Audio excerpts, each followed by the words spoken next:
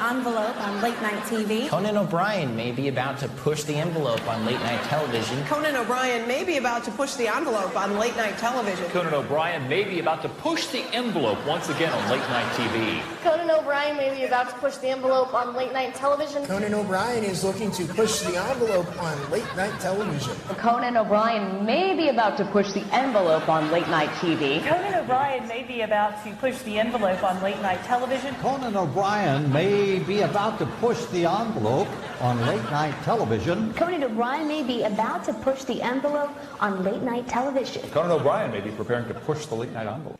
And welcome back to the show. I scream, you scream. You know the rest. I scream, you scream, you know the rest. I scream, you scream, you know the rest. I scream, you scream, you know the rest. Well, I scream, you scream, you know the rest. I scream, you scream, well, you know the rest. I scream, you scream, well, you know the rest. I scream, you scream, well, you know the rest. Got it. I scream, you scream, you know the rest. I scream, you scream, we all know the rest. I scream, you scream, you know the rest. I scream, you scream, well, you know the rest. I scream, you scream, you know the rest. I scream, you scream, we all know the rest of it, right? I scream, you scream, well, you know the rest. I scream, you scream, you know the rest. I scream, you scream, and you know the rest. I scream, you scream, you know the rest. I scream, you scream, well, you know the rest. Well, I scream, you scream, well, I think you know the rest. I scream, you scream, you know the rest. I scream, you scream, and everybody knows the rest. I scream, you scream, well, you know the rest. I scream, you scream, you know the rest. I scream, you scream, and you know the rest. I scream, you scream, you know the rest. I don't find that funny. I find it scary.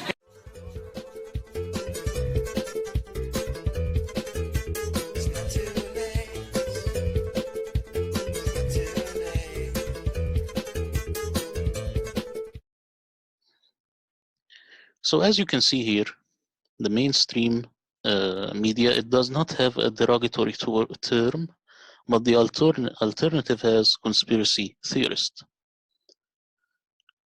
There is a derogatory term for the alternative media, but none for mainstream media.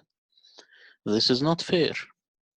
That's why I suggest a new derogatory term for mainstream media, just like the CIA did, in order to balance things out. I suggest mainstream maniacs. This hashtag you can use, maybe. It will grow. So mainstream maniac and conspiracy theorist, this is the bad words. If you want to respect the person, it will be mainstream and alternative. Now we are good to go. Okay. The year 1976, what happened? There was a 60 minutes interview about the swine flu and the swine flu vaccine. And you can see this part. Remember the swine flu scare of 1976? That was the year the U.S. government told us all that swine flu could turn out to be a killer that could spread across the nation. And Washington decided that every man, woman, and child in the nation should get a shot to prevent a nationwide outbreak, a pandemic. I don't need another flu shot. I had a flu shot last year. A swine flu epidemic may be coming. Swine flu? Man, I'm too fast to let it catch me. You'll want to be protected, especially if you're elderly or chronically ill. Get a shot of protection, the swine flu shot. Well, 46 million of us obediently took the shot. And now 4,000 Americans are claiming damages from Uncle Sam amounting to $3.5 billion because of what happened when they took that shot. By far the greatest number of the claims, 2/3 of them, are for neurological damage or even death. This virus was the cause of a pandemic in 1918 and 1919 that resulted in over 500,000 deaths in the United States, as well as 20 million deaths around the world. See how easy it is to... Thus, the U.S. government's publicity machine was cranked into action to urge all America to protect itself against the swine flu menace. Influenza is serious business. During major flu epidemics, millions of people are sick and thousands die. Well, this year you can get protection. The vaccines are safe, easy to take, and they can protect you against flu. So roll up your sleeve. Protect yourself. One of those who did roll up her sleeve was Judy Roberts. She was perfectly healthy, an active woman, when in November of 1976, she took her shot. 2 weeks later, she says, she began to feel a numbness starting up her legs. By the following week, I was totally paralyzed. So completely paralyzed, in fact, that they had to operate on her to enable her to breathe. And for 6 months, Judy Roberts was a quadriplegic. The diagnosis? A neurological disorder called Guillain-Barré syndrome. This disease can even kill.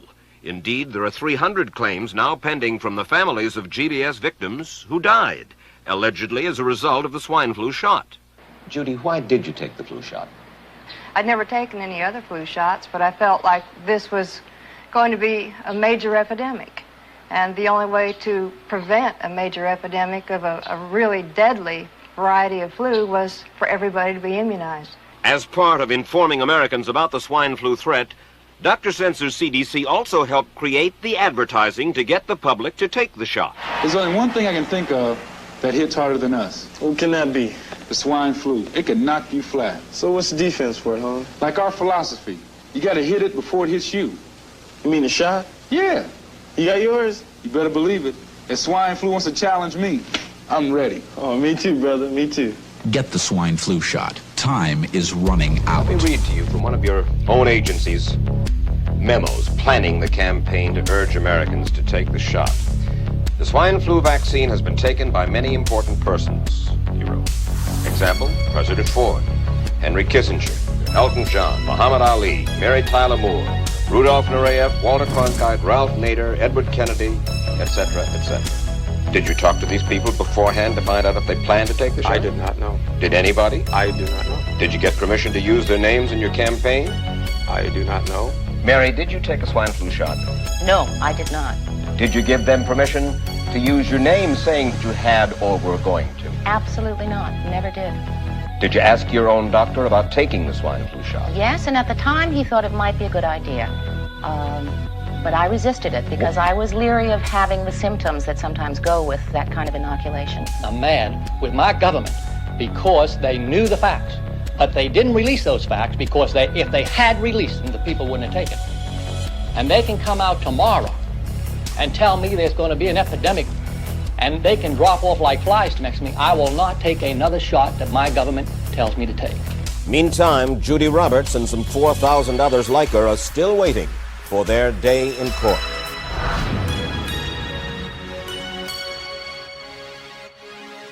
So roll up your sleeve. Protect yourself.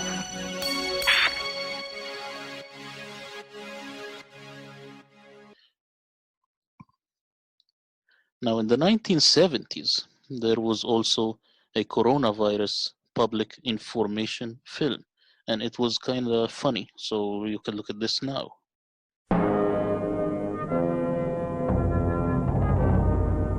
Coronavirus is a deadly coughing disease that hangs about in the air and is passed from person to person. You must always stay alert, and if you feel like you can sense coronavirus, get indoors, fast.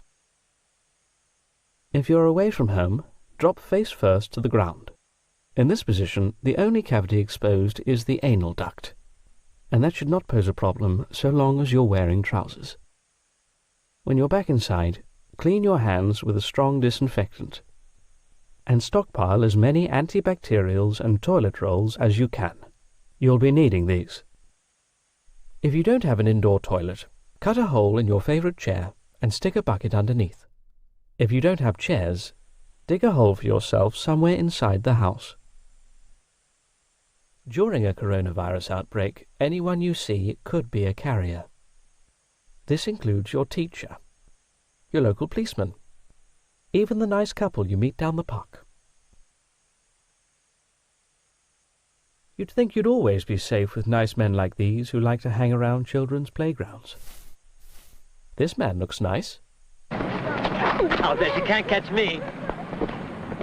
But look a bit closer. He's a carrier. You probably feel safe inside a car, but even a car can be a carrier.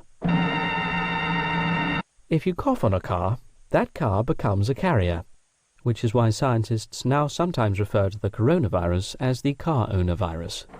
Hello, young lady. This girl doesn't know it, but if she gets into the car, she'll become a carrier. No, thank you. Janet, would you like to know why you shouldn't have gotten into that car? It could have put you in great danger.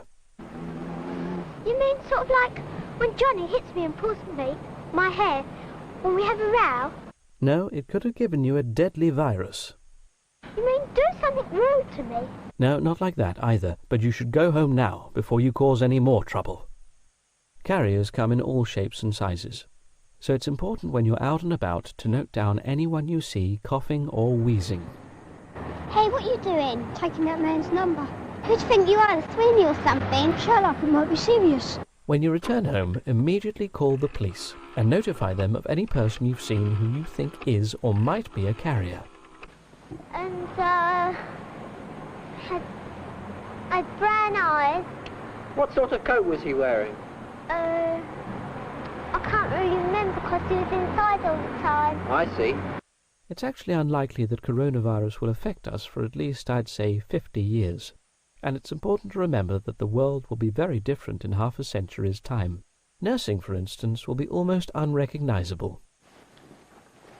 They certainly won't be muddling around with these old gadgets. We expect hospitals will look something like this. And our world leaders won't be human beings. They're more likely to look like this. Ultra-intelligent supercomputers, processing vast quantities of information faster than any human mind. So with these men in charge, coronavirus should be stopped in its tracks in no time. Are you ready, Hugo? We're all set here, sir. Now, jumping to 1981. HIV made the first jump from primates to humans. This is what they said. So the first AIDS was in 1981. This topic is discussed in great detail in a documentary called Fauci's First Fraud. So what happens is, Fauci said that HIV causes AIDS, and this is, as we know now, it is a hoax. HIV does not cause AIDS, and you can see very clearly in the video. HIV and AIDS, actually, we only hear these things in America. I never heard of someone in the Middle East get AIDS. This is not because there are no gays. It's because this is only in America. The people who are actually dying and having a lot of problems, it has to do with the drug that Fauci gave them called AZT, and they used to use a lot of poppers back in these times. So the guy could say in the bar or in the club, last order for drinks and poppers. These poppers, nitric oxide, nitric acid, is very harmful, and this is what does what you call AIDS. Now, who was the first one to go very hard against Fauci at this time was the inventor of the PCR test. Yes, that PCR test. His name is Kary Mullis. Okay. Surprisingly, in the same year, 1981, we have this novel, and it's called The Eyes of Darkness. It says that there will be a bioweapon called Wuhan 400. Now, this doesn't mean anything. It doesn't mean that this guy is a prophet. It just means that they knew that Wuhan, China, back in the day, had this very high-level laboratory. Fast forward to year 2000, the Bill and Melinda Gates Foundation was actually founded. 2006, you have this film called Fatal Bird Flu, Pandemic in America TV movie. And it was an ABC 2-hour TV movie, which aired on 2006. This all has to do with conditioning the crowds. Some people say this is predictive programming. No, it's just conditioning the crowd to have an alternative reality. In June 2006, Gates announced his plans to transition out of a day-to-day role with Microsoft. Now, segment 2 is swine flu and the attack of the pigs. Swine flu was a hoax, and we now know that. We laugh at that now. The swine flu hoax was stopped almost single-handedly by Dr. Wolfgang Woodard, the chairman of the Parliamentary Assembly of the Council of Europe Health Committee. And here is a clip from RT. He explains exactly how he defeated that and defeated the WHO. Is under scrutiny once again as pharmaceutical companies are being accused of hyping up a false pandemic. The Council of Europe is putting the virus on its winter agenda, which is now underway. The COE's head of health also claims the World Health Organization colluded with major drug companies and changed the definition of pandemic. Dr. Wolfgang Wodarg says it ensured maximum profits but no risks for the firms. Now countries like Britain, France, and Germany have stockpiles of vaccines lying unused as infections spread far less than the panic surrounding it. And now let's hear from Dr. Wolfgang Wodarg, who's in Strasbourg. Hello, Dr. Wodarg. What's your evidence that drug firms created a false alarm over swine flu? The WHO has installed a private-public partnership with the pharmaceutical companies some 8 years ago. They started, and it seems that the pharmaceutical industry is has very successfully influenced the work, because they made a lot of profit with 2 false alarms of the WHO. First, it was the birds flu alarm, which never happened. Birds flu did not exist as a disease spread from one human being to the other. And the second now was the swine flu alarm, which was just a normal flu as we experience every year, even milder than most of the years. And nevertheless, they succeeded to make such a big marketing out of it, using scientifics who were at their hand and using our governments, impressing them that they made contracts with marketing commitments which cost us billions worldwide. Okay, now you implicate the World Health Organization in this, but even though swine flu hasn't spread as much as it was touted, it still fits the definition of pandemic. Is the WHO so wrong in this stance? Yes, the WHO had a definition of a pandemic, and a pandemic is something very special, which is big morbidity and a high mortality. And this was in the definition before, in 2004, 2005. You can read it in the WHO websites and in the papers. And this year, they suddenly dropped those 2 characteristics. They said nothing about the severeness of the disease, which is spreading, and they said nothing about the mortality, which is very essential for such a definition. And as the WHO was at the trigger to give the alarm for all which was prepared before, the WHO is the institution which has the biggest responsibility in this case. Well, the nature of a forecast is an educated guess. Isn't that better than being cautious and unprepared? I didn't understand this question, pardon. Could you repeat it, please? Yes, I said the nature of a forecast is an educated guess. And is that better, in your opinion, than being cautious and unprepared? I think we have to see that the WHO is transparently working, and that the interest between the public interest on one side and the economic interest are that they are separated. And we have to make recommendations. Our governments have to go to WHO and have to be in the World Health Assembly. They have to tell WHO how to work better and with higher quality in future. Okay, one last question, Dr. Wodarg. What's the Council of Europe going to do to get answers from drugs firms on this?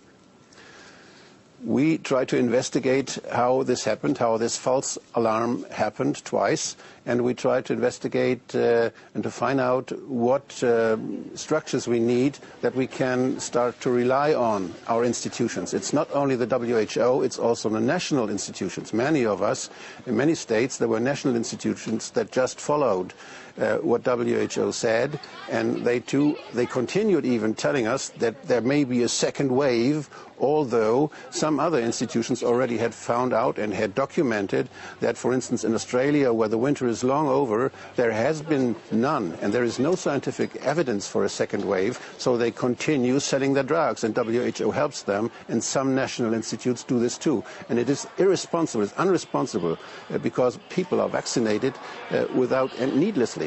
And it makes a damage to people. There may be side effects, and it costs a lot of money, but I think the side effects and the giving children to vaccination, which is not necessary, when it's even not proved that the vaccinations of children help something, and the vaccines are not tested with children. So there's so many things happening, and WHO is just covering all this and saying this is a good thing. It's incredible what's happening. All right, well, thank you very much. Dr. Wolfgang Bodarg, who heads the Health Committee at the Council of Europe. Hopefully we'll find some answers to those questions. Now, there are a lot of songs also that went against the swine flu hoax. Here is one. The CDC says more than 1 million Americans are already infected. It's perfectly safe for children to get vaccinated. The swine flu's coming back like a viral attack. It's like 7 to 6. You gotta cover your back, but not with the vaccine. Don't give in to that, because those medical quacks are making money off that. They wanna inject you, infect you with the vaccine. They say they protect, but they reject your immunity. And if you protest, they arrest you and they lock you down. Can't have people like that walking around contagious. The truth is outrageous. Don't you know the drug companies made this flu? And if you're thinking you wanna evade this, then you gotta say this. Don't inject me, don't infect me. Don't stick that needle in my arm and chemically wreck me. Don't inject me, don't infect me. Don't stick that needle in my veins and medically wreck me. Don't use me, don't abuse me. Don't push your medical lies and try to confuse me. Don't trick me, don't you dick me. With that needle in your hand, don't you dare try to prick me. Don't you know the swine flu is made by man? Pharmaceutical scam. It's all part of the big brother population plan. But the thing I don't understand is why they're in Mexico City in an unmarked military van. They don't want you to see the remedies. You can stop influenza with vitamin D for free. Herbal medicine is all that you need, but they can't charge a $50 fee unless they inject you, they infect you. They stick a needle in your arm and chemically wreck you. They use you, they abuse you. They say they're saving your life while they really confuse you. What?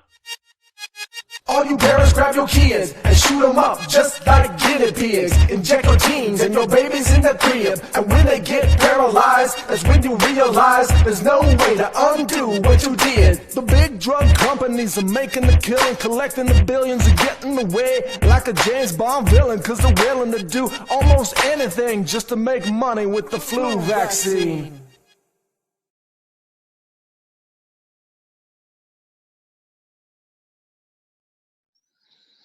Mainstream media acknowledges swine flu as a hoax, and this is very important because when they know it's a hoax, then they admit it. This is when the crowd actually feels relaxed. So here is a clip from CBS News.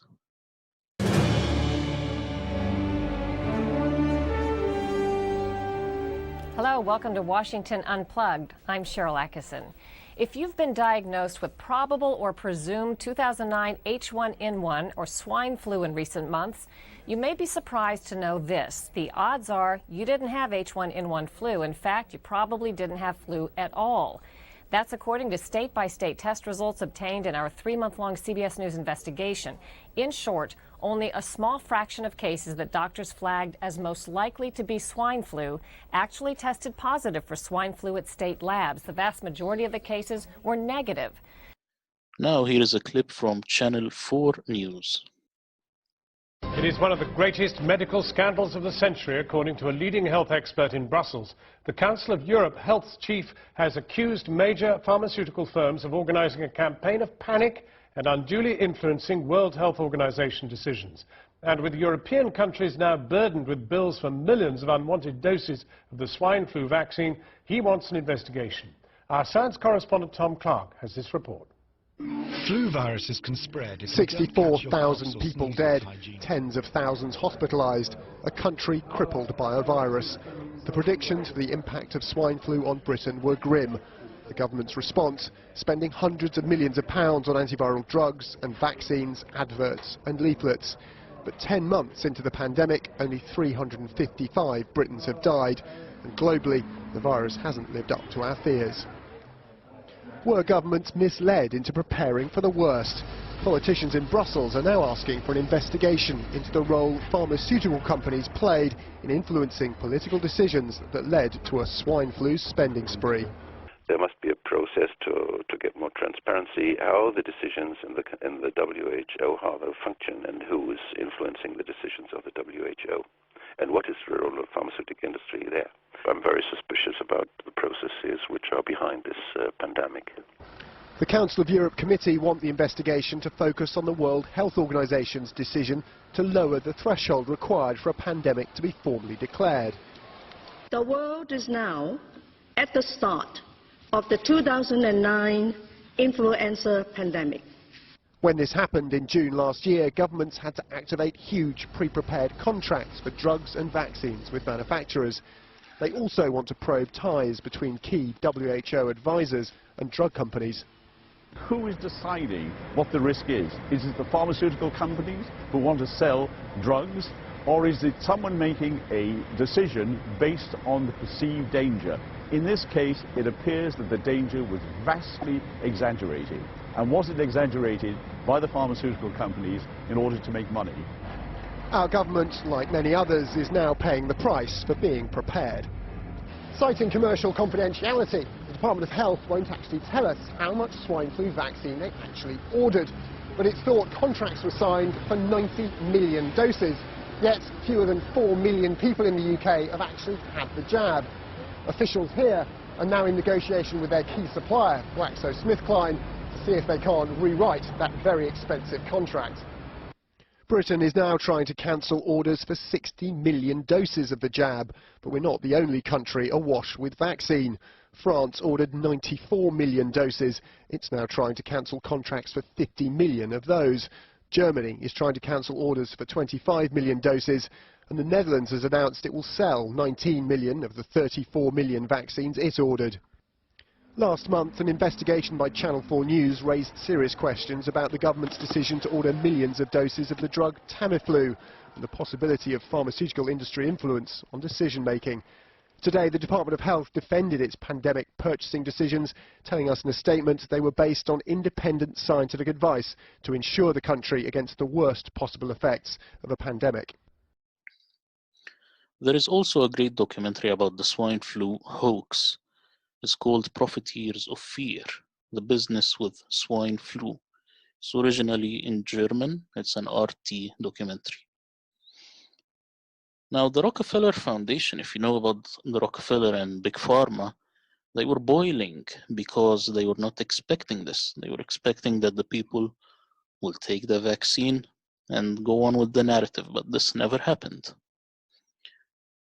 Then they wrote a 10-year plan for a future supposed pandemic.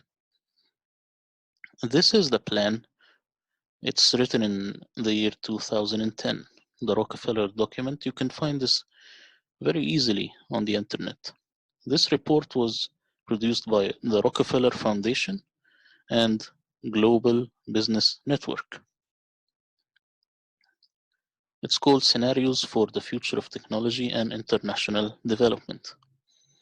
Now, if you look at the document, you will find zeros and ones, and this big spiral going here. Zeros and ones, it means digital.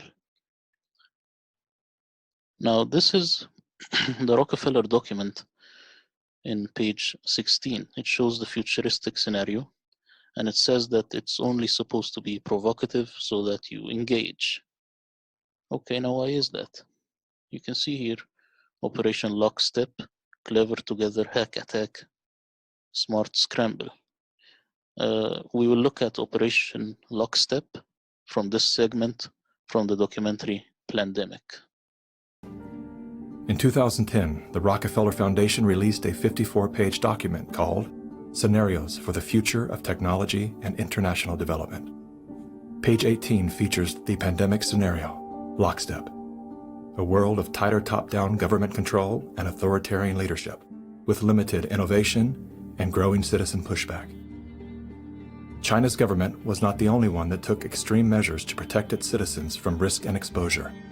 During the pandemic, national leaders around the world flexed their authority and imposed airtight rules and restrictions, from the mandatory wearing of face masks to body temperature checks at the entries to communal spaces like train stations and supermarkets.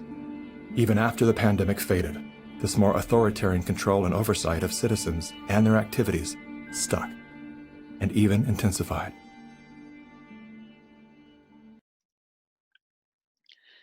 Surprisingly, also in the year 2010, Sylvia Brown, who says she is a psychic and she knows the future, says, in around the year 2020, a severe pneumonia-like illness will spread throughout the globe, attacking the lungs and the bronchial tubes and resisting any known treatments.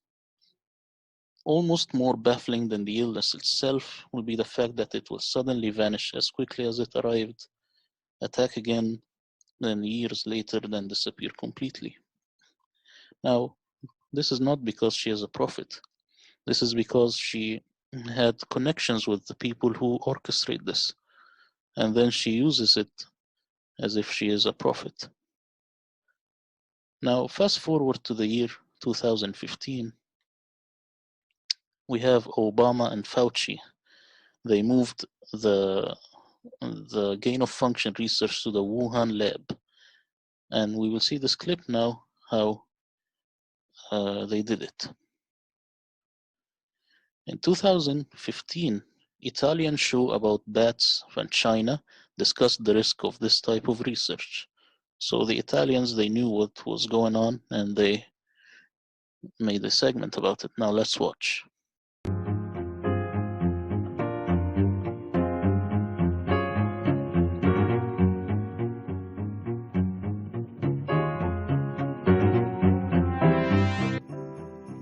Scienziati cinesi creano un supervirus polmonare da pipistrelli e topi. Serve solo per motivi di studio, ma sono tante le proteste. Vale la pena rischiare? È un esperimento, certo, ma preoccupa tanti scienziati e un gruppo di ricercatori cinesi innesta una proteina presa dai pipistrelli sul virus della SARS, la polmonite acuta, ricavato da topi. E ne esce un supervirus che potrebbe colpire l'uomo, resta chiuso nei laboratori, ovvio, serve solo per motivi di studio, ma vale la pena correre il rischio, creare una minaccia così grande solo per poterla esaminare? Maurizio Menicucci. Vecchio quanto la scienza, il dibattito sui rischi della ricerca. In fondo è il mito di Icaro che cade per avere sfiorato il sole con le ali di cera progettate dal padre Dedalo. Lo rilancia un esperimento realizzato in Cina dove un gruppo di studiosi è riuscito a sviluppare una chimera, un organismo modificato innestando la proteina superficiale di un coronavirus trovato nei pipistrelli della specie, piuttosto comune, detta naso a ferro di cavallo, su un virus che provoca la SARS, la polmonite acuta, anche se in forma non mortale, nei topi. Si sospettava che la proteina potesse rendere l'ibrido adatto a colpire l'uomo e l'esperimento lo ha confermato. È proprio questa molecola, detta SHCO14, che permette al coronavirus di attaccarsi alle nostre cellule respiratorie scatenando la sindrome. Secondo i ricercatori, inoltre, l'organismo, quello originale e a maggior ragione quello ingegnerizzato, può contagiare l'uomo direttamente dai pipistrelli senza passare per una specie intermedia come il topo. Ed è appunto questa eventualità a sollevare molte polemiche. Proprio un anno fa il governo USA aveva sospeso i finanziamenti alle ricerche che puntavano a rendere i virus più contagiosi, ma la moratoria non aveva fermato il lavoro dei cinesi sulla SARS, che era già in fase avanzata e si riteneva non così pericoloso. Secondo una parte del mondo scientifico, infatti, non lo è. Le probabilità che il virus passi alla nostra specie sarebbero irrilevanti rispetto ai benefici, un ragionamento che molti altri esperti bocciano. Primo perché il rapporto tra rischio e beneficio è difficile da valutare e poi perché, specie di questi tempi, è più prudente non mettere in circolazione organismi che possano sfuggire o essere sottratti al controllo dei laboratori. In 2016, Hillary attacked Trump. She and John Podesta, the guy of her campaign, and they said the Russian collusion. Now, this was to discredit Trump so that he loses the election. Now, she and her lawyers, she failed to prove it. Trump then won the election. A detailed documentary about this matter is The Plot Against the President. Now, in 2016, Trump won the election. 2017, Fauci, he did a talk And he basically said that there will be a surprise outbreak for the next administration. Look at the dates. This is January 10, only 10 days before the inauguration of Trump. Now let's watch. Given, as you heard from the introduction, that I have been around for a while and have had the opportunity and the privilege and the pleasure of serving in 5 administrations, I thought I would bring that perspective to the topic today, is the issue of pandemic preparedness. And if there's one message that I want to leave with you today, based on my experience, and you'll see that in a moment, is that there is no question that there will be a challenge to the coming administration in the arena of infectious diseases, both chronic infectious diseases in the sense of already ongoing disease, and we have certainly a large burden of that, but also there will be a surprise outbreak. There will be a surprise outbreak. There will be a surprise outbreak. And I hope by the end of my relatively short presentation, you will understand why history, the history of the last 32 years that I've been the director of NIAID, will tell the next administration that there's no doubt in anyone's mind that they will be faced with the challenges that their predecessors were faced with. In January 20, 2017, Trump is officially in office. Now, this same year, this document was actually produced by the Johns Hopkins Center for Health Security. It's called the SPARS Pandemic 2025-2028, a futuristic scenario for public health risk communicators. Now, why is this important? We will see throughout the whole presentation. The word SPARS actually has to do with SARS. So they use the word SARS, they just twisted it to SPARS so that it's something fictional. Now, 2019, Bill Gates, he did this document, Netflix Pandemic, How to Prevent an Outbreak. He financed it and also played a role star. It aired in 2020. Oh, and by the way, when did Bill Gates become a philanthropist? We watch this video. According to legend, young Bill Gates built his computer empire out of his garage. Reality tells another story, that Bill Gates was born into wealth and privilege. Both his grandfather and great-grandfather were banking moguls. His father, William Gates Sr., was a prominent Seattle-based lawyer and political lobbyist. Through his father, Bill Gates learned the ins and outs of law and politics and how to manipulate those governing forces. I'm Bill Gates, chairman of Microsoft. Bill Gates dropped out of college to start Microsoft. He is credited with inventing the operating system that became Windows. However, he played no part in the invention of Windows. The fact is, he bought an existing operating system from Seattle Computer Products, had it modified, then licensed it to IBM. That didn't stop him from taking all the credit. I don't see Bill Gates as this great creative person. I see him as an opportunist.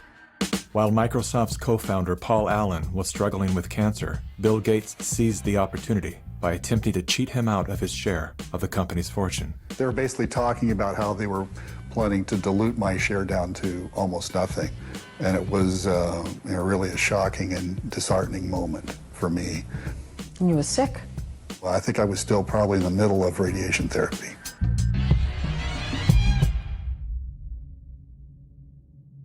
Gates' business strategies came under fire in 1998 when the United States Department of Justice sued Microsoft for antitrust violations. This is tape 3 of the videotape deposition of Bill Gates on September. During the 18-month trial, Gates gave hours of videotape testimony. What were the non-Microsoft browsers that you were concerned about in January of 1996? That month. Yes, sir. And what about it? What non-Microsoft browsers were you concerned about in January of 1996? I don't know what you mean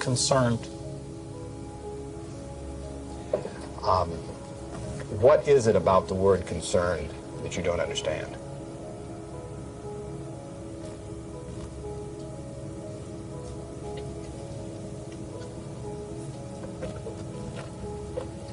I'm not sure what you mean by it.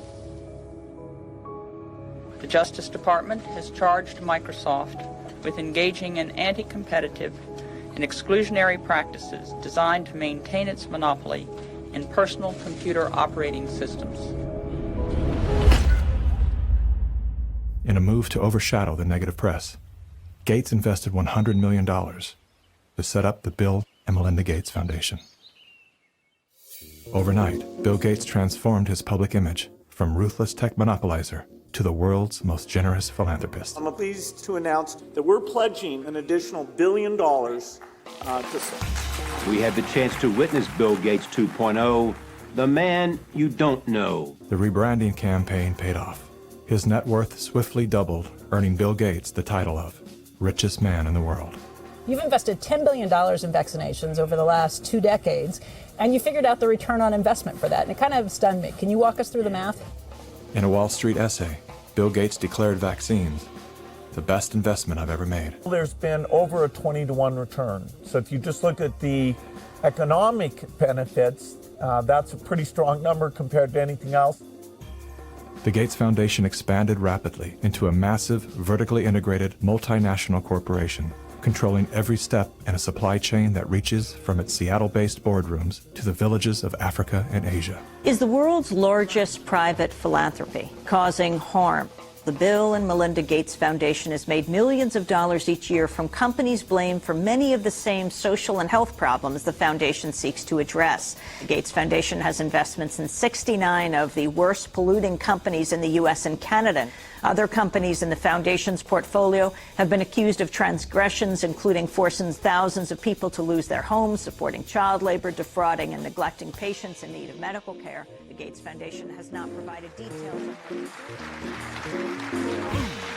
William H. Gates III and Melinda French Gates. As a top donor to both the WHO and the CDC, no one man has more power than Bill Gates to influence and control the health and medical freedom of all people. Normalcy only returns when we've largely vaccinated the entire global population. Would you raise your hand, please? Do you solemnly swear the testimony you're about to give in the matter now pending should be the... A shocking new report from the New York Times sheds light on the connection between Microsoft founder Bill Gates and the late Jeffrey Epstein. You report these two men met at least 6 times. Well, I believe there were more. This included visits to the mansion, seeing each other in Seattle, flying on Epstein's plane. When flight logs revealed that Gates had been a passenger on the Lolita Express, he claimed that he didn't know that the private jet belonged to Epstein. He also denied that he and Mr. Epstein were involved in any business deals. However, an expose by the New York Times revealed that not only did Bill Gates initiate a relationship with Jeffrey Epstein well after he was convicted of sex crimes, but the two were also involved in the process of co-founding a multi-billion-dollar charitable fund. Why would they ever set up a charitable trust benefiting Jeffrey Epstein? That it was all about philanthropy, that Bill Gates just wanted to find new sources of money. Why would one of the richest men in the world choose to partner with the world's most notorious pedophile? A deeper dive into Epstein's world revealed that the two men had more in common than meets the eye. Like Gates, Epstein was a billionaire philanthropist with a passion for science, health, education, and children. The Jeffrey Epstein Foundation donated millions of dollars to top universities, science institutes, medical schools, early education programs, youth initiatives, and international peace accords. On October 2019, before supposed COVID-19, Event 201 took place. Watch. On behalf of our center and our partners, the World Economic Forum and the Bill and Melinda Gates Foundation, I'd like to extend a very warm welcome to our audience here in New York, as well as our larger virtual audience participating online today. The Event 201 scenario is fictional. Today's scenario is going to simulate meetings of a multi-stakeholder group called the Pandemic Emergency Board. We're at the start of what's looking like it will be a severe pandemic. And there are problems emerging that can only be solved by global business and governments working together. There's been some conspiracy theories that are around about the potential that pharmaceutical companies or the UN have released this for their own benefit. And maybe this is a time for us to showcase some cases where we are able to bring forward some bad actors and leave it before the courts to decide whether they have actually spread some fake news. A new coronavirus. Infected people got a respiratory illness with symptoms ranging from mild flu-like signs to severe pneumonia. In related news, a significant demand for personal protective equipment like N95 masks and gloves are on the rise. Patients are overwhelming healthcare facilities. People are avoiding public spaces out of fear of infection and in compliance with public health recommendations. Our U.S. affiliate has just released polling results on public expectations for a vaccine, and 65% of those polled are eager to take the vaccine, even if it's experimental. I'm not optimistic about having a vaccine in time to be relevant during this pandemic. With enough money and political will, anything is possible. Penalties have been put in place for spreading harmful falsehoods, including arrests. If the solution means controlling and reducing access to information, I think it's the right choice. What exactly are the risks and benefits of staying home from work? Absolutely, we need to save lives, but we literally cannot afford a heavy-handed response that suffocates our economy. The world saw large-scale protests and in some places riots. This led to violent crackdowns in some countries and even martial law. The public lost trust in their respective administration. Economists say the economic turmoil caused by such a pandemic will last for years. The societal impacts, the loss of faith in government, the distrust of news, and the breakdown of social cohesion could last even longer. We have to ask, did this need to be so bad? Now, at September 18, 2019, at Tayahni Airport, Wuhan, there was an exercise about the alleged infection of a passenger with the coronavirus, just to practice. Here is the news, and here it is in English. So, as you can see, folks, it was going to be called COVID-20. Why 2020? Because after 10 years, there will be 2030, which is a global reset agenda. This is clear now. Any country will tell you, what about 2030? This was originally a long-term plan of 10 years, as we saw from the Rockefeller document. But there was an unexpected plot twist which made this pandemic start at 2019. I mean, who the hell goes in the office and says, I have a 9-year plan? You usually make 5 years, 10 years, 15 years, and so on. So what is this plot twist? You see, in Hong Kong, there were protests right before the so-called pandemic. And the protest began with a set in the government headquarters at 15 of March 2019. It went on, and after the conflict at Chinese University and the siege of Polytechnic University, the unexpected landslide victory of the pro-democratic camp in the Distinct Council election in November, and the COVID-19 pandemic in early 2020 brought a little respite. These are the protests. Look at the numbers of the people. Peaceful Hong Kong protesters, just look at the numbers. Here they were writing signs in English so that other countries would notice. Don't shoot us, don't shoot our kids, because the government were shooting them. If you look at the numbers, very large protests. And here they were actually pleading to President Trump to save them. Make Hong Kong great again. That's in China. Please liberate us, Mr. President. Defend our constitution. As you can see, Trump pictures in China. And you see here the amount of people. 2019 protesters went against horrible air pollution. Always in China you have these protests against the horrible air pollution. People were dying from the air conditions. That further escalated and protesters wanted a regime change. Now, if you know anything about protest, it escalates rather quickly. And they wanted a president like Trump. This stabbed the Chinese government deeply in their chest. The Chinese government wanted to silence the protest. They couldn't because people were not going back home. They wanted to crush them the old school way, but they couldn't. You know, too much media and stuff. It's not tangible like before. So they planned with the American deep state operatives, Nancy Pelosi would be one of them, about their last resort, which is prematurely launching this pandemic so that people would fear for their lives and then self-quarantine. They did, and it worked. They did it in 2019 because they had to. The Wuhan lab and the US deep state are strongly tied, as we have seen before. This then is used to demonize Trump as the incompetent president so that the American people would lose faith in him, and more importantly, that the Chinese people would lose faith in him.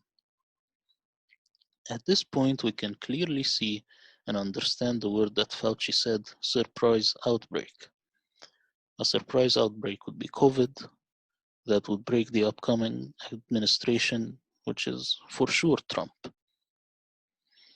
Now, here the Chinese government, they started to arrest people and take them to places where actually their family don't know where did they go. They hid them in these buses. Desperate families were sending videos to other countries begging them to intervene. Stop killing us, as you can see here. You see the number of the protesters, very large. The Chinese government then built a massive prison, or you can call it a hospital. Now, this hospital that they built very quickly, it has these bars. Where in the world do you find a hospital with these metal bars? What is the patient gonna do? The Chinese government made the prominent players in the protest disappear. Some were taken to the new hospital or prison, and you can see clearly in this video. Watch.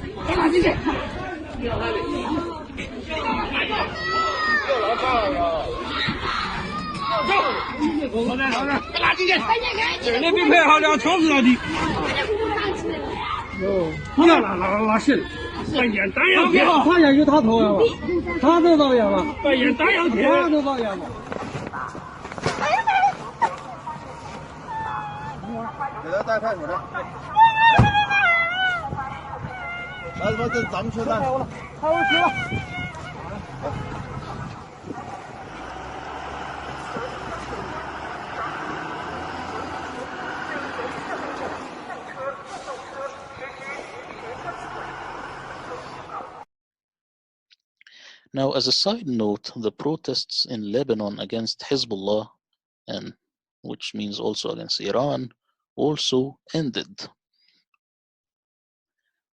As you can see, these are supposedly doctors, but you see they are carrying rifles and weapons. And you can see these protesters who are supposedly patients on the floor. I don't know if this guy is killed, but why in the world would a doctor step on someone like this? This is the Secret Service of the Chinese government. And the masses were forced to quarantine, and this ended the protests. You can see here, no one on the street, not in Hong Kong, not in Wuhan. You can see now a quarantine. They even locked the doors, as you can see here, so that you can't go out. Also clear here. Also here, so that you can't go out of your home. The Democrats, along with the Chinese, then plotted a plan to impeach Trump so that the Chinese people would lose faith in him and forget about him. This would be a win-win situation for the Democrats and the deep state. So we know that the Democrats, they hate Trump to begin with, and the Chinese people, of course, not the people, the Chinese government, they also don't like Trump because he is like pro-America and he doesn't want to open the borders and stuff. And he called out China multiple times before he became president. So of course they don't like him. So in December 18, 2019, notice the dates. Trump first impeachment. And this happened here, abuse of power and obstruction of Congress.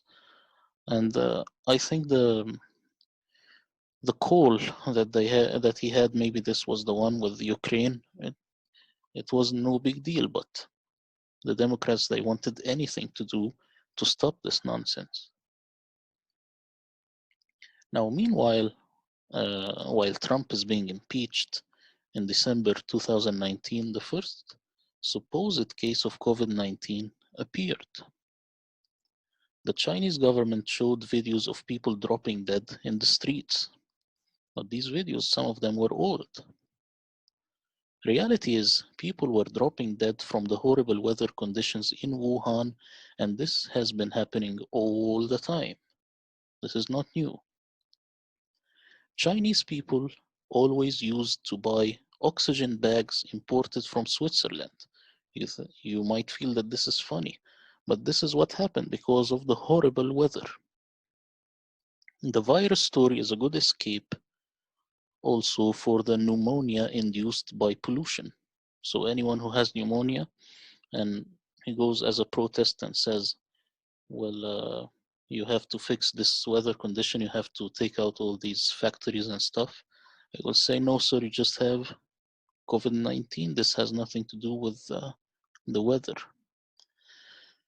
This is a picture of Wuhan. Just type pollution in Wuhan in Google and you will see. You can't see your neighbor from the other side. This is how polluted it is.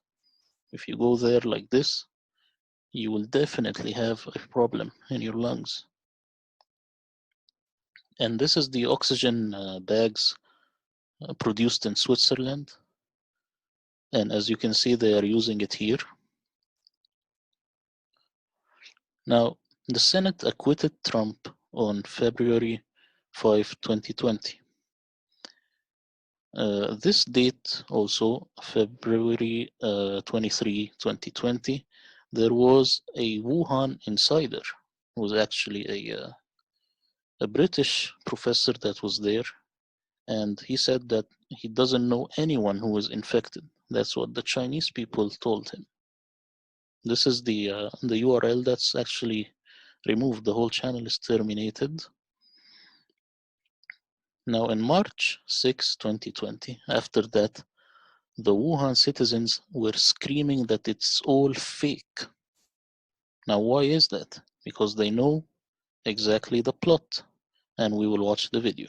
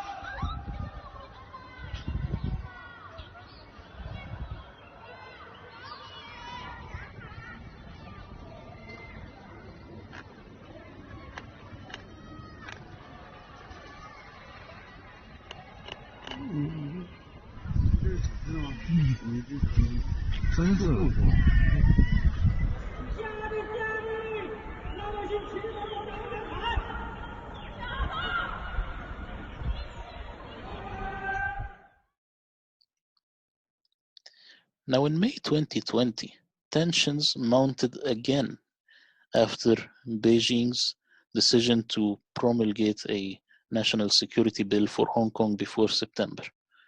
So again, but they oppress it better now with the whole COVID story. Segment 4, COVID-19, a virus that wasn't. Now, your belief system will dictate your position, whether you like it or not. Deep inside you, you have determined your position on the issue regardless of the data. If you are a liberal or atheist or general left-winger, you will most likely believe that COVID-19 came by a natural cause. I say most likely because, of course, there are people who don't. If you are a right-winger, most likely you will believe that it's a bioweapon that leaked out of the Wuhan lab. Now, this is an Egyptian doctor. He is an atheist, and this is what he has to write about COVID-19, why he believes it's a natural phenomena, and I actually translated it so that you read it. You can just pause and read it. So what are actually the origins of COVID-19? We have three scenarios. The option one, that it was a natural cause, it jumped from bat to man. Option 2 would be the bioweapon. And there is a third option that's never discussed on TV. Let's look at the natural cause explanation. Patient 0 caught the virus at an animal market. This is the official narrative.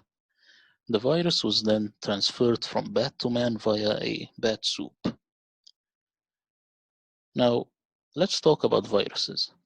Some viruses only affect animals like cats and bats. Other affects human being. Some viruses cannot jump from animals to human being. Those who can are called zoonoses. They have a specific receptor binding domain, this on the right, in which they can enter the human cells via ACE2 receptors. Bats are not in this category. The official narrative that a human being ate an infected bat is false. Now, why is that? First, the virus would have to jump from bat to man. Then it would have to reproduce and feed on human cell material, which is impossible for it to fully adjust to bat cells. Because if it jumps, you're not a bat. It has a lot of other stuff to do.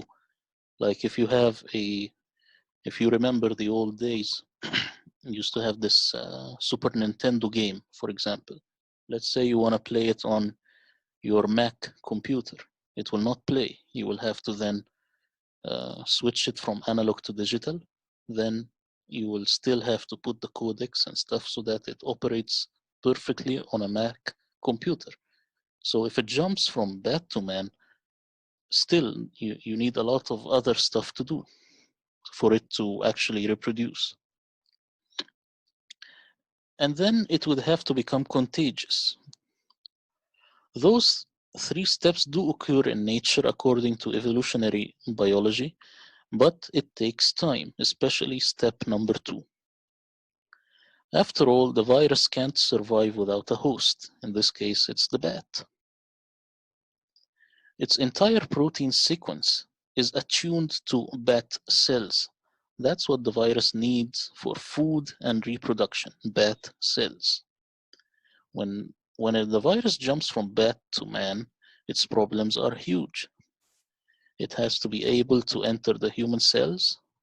Then it has to get acquainted to its new host, which is a human being, so that it actually eats its cells and start to multiply to turn into a flu.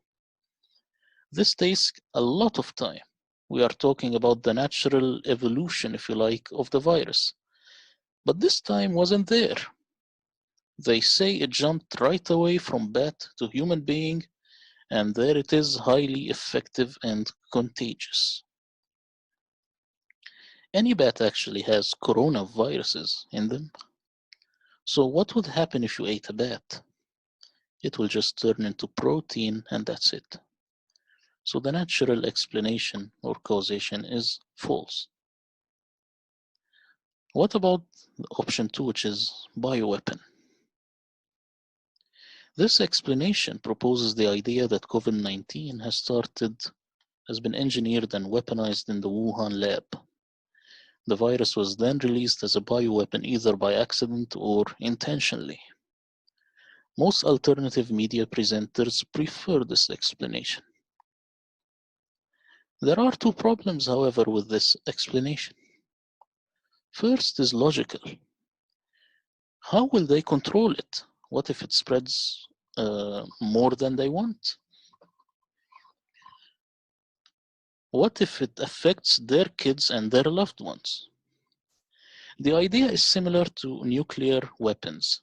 Iran would love to nuke Israel, but they would never do it. Why? Because they will be paying a heavy price from the media and the whole world. It's not that tangible, even if you like to do it. So no matter how evil and psychopathic you are, you would still think twice about such actions.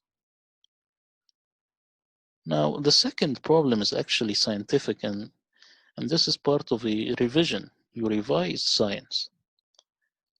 Viruses actually don't spread and are not contagious. There is a book called The Invisible Rainbow by Arthur Furstenberg, and it discusses the fact if viruses are actually contagious, and he looks deeply at the Spanish flu, and he made a really good job at that.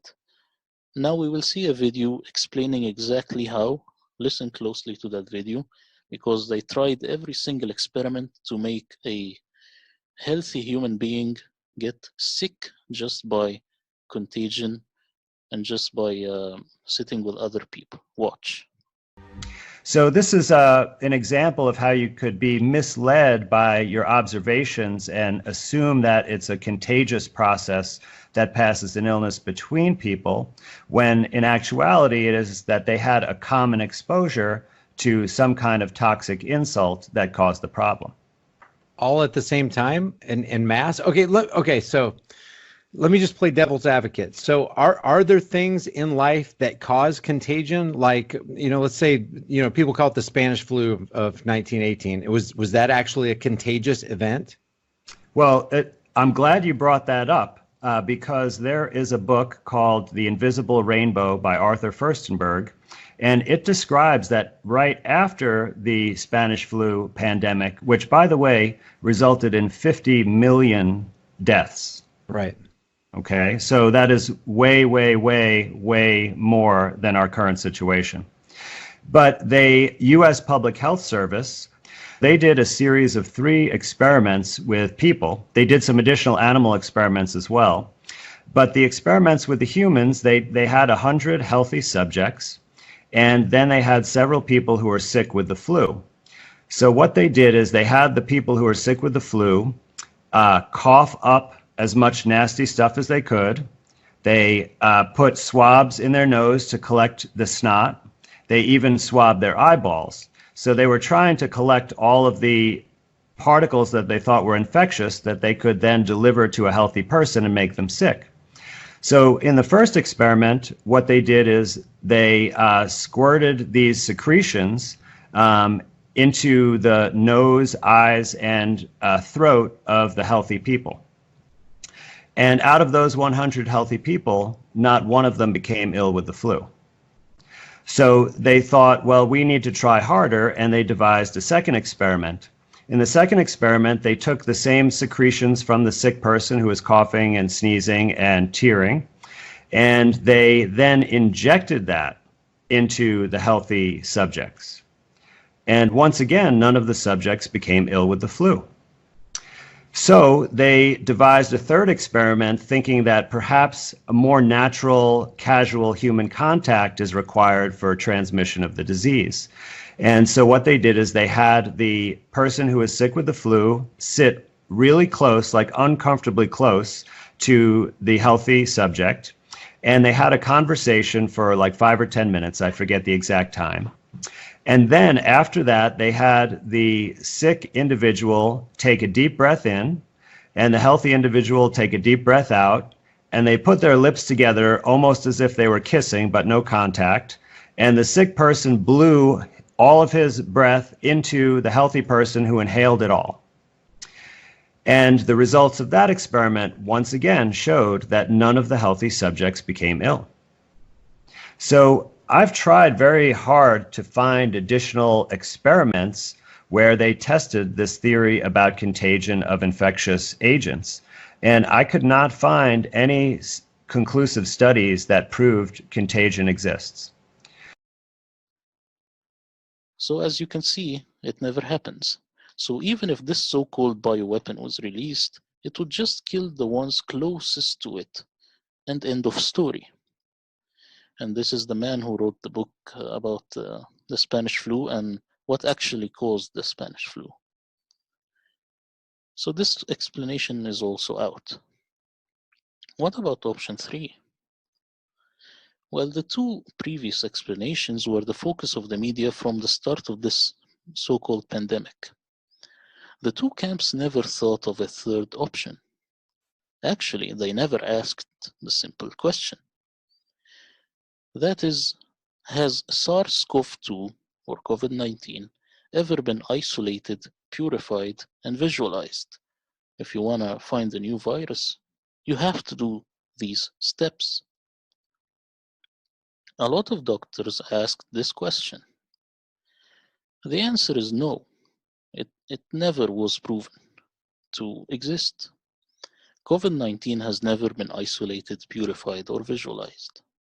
In other words, COVID-19 does not exist. Well, who else knows that? Here is a doctor who have come to the same conclusion and will sue the CDC for fraud because all the samples that he found were only influenza A and influenza B. Nothing was actually different than that. Watch the video. I have a PhD in virology and immunology. I'm a clinical lab scientist and have tested 1,500 supposed positive COVID-19 samples collected here in Southern California. When my lab team and I did the testing through Koch's postulates and observation under a scanning electron microscope, we found no COVID in any of the 1,500 samples. What we found was that all of the 1,500 samples were mostly influenza A and some were influenza B, but not a single case of COVID, and we did not use the BS-PCR test. It's polymerase chain reaction test. Celia Farber does wonderful journalism on the topic. I did videos on this channel for that. We then sent the remainder of the samples to Stanford, Cornell, and a few of the University of California labs, and they found the same results as we did. No COVID. They found influenza A and B. All of us then spoke to the CDC and asked for viable samples of COVID, which CDC said they could not provide as they did not have any samples. We have now come to the firm conclusion through all our research and lab work that the COVID-19 was imaginary and fictitious. The flu was called COVID, and most of the 225,000 dead were dead through comorbidities such as heart disease, cancer, diabetes, emphysema, etc. Then they got the flu, which further weakened their immune systems, and they died. I have yet to find a single viable sample of COVID-19 to work with. We at the 7 universities that did the lab tests on these 1,500 samples are now suing the CDC for COVID-19 fraud. The CDC has yet to send us a single viable, isolated, and purified sample of COVID-19. If they can't or won't send us a viable sample, I say there is no COVID-19. It is fictitious. The 4 research papers that do describe the genomic extracts of the COVID-19 virus never were successful in isolating and purifying the samples.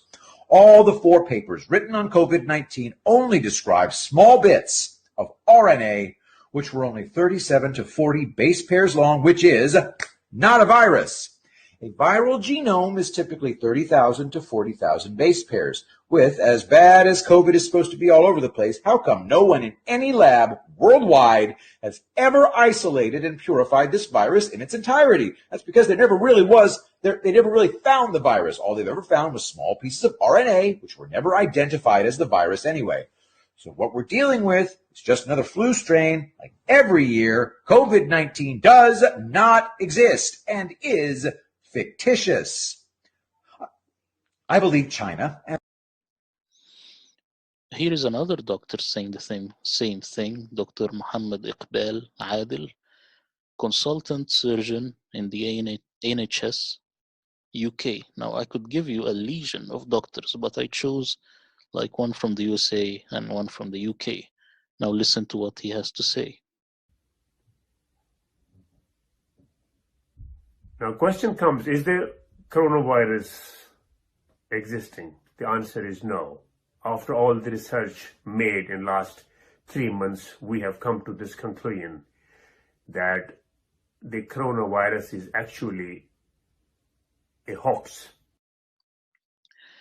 Who else knows? The CDC actually. The date of this document is July 13, 2020. And you can see this is the front page. It's on the fda.gov.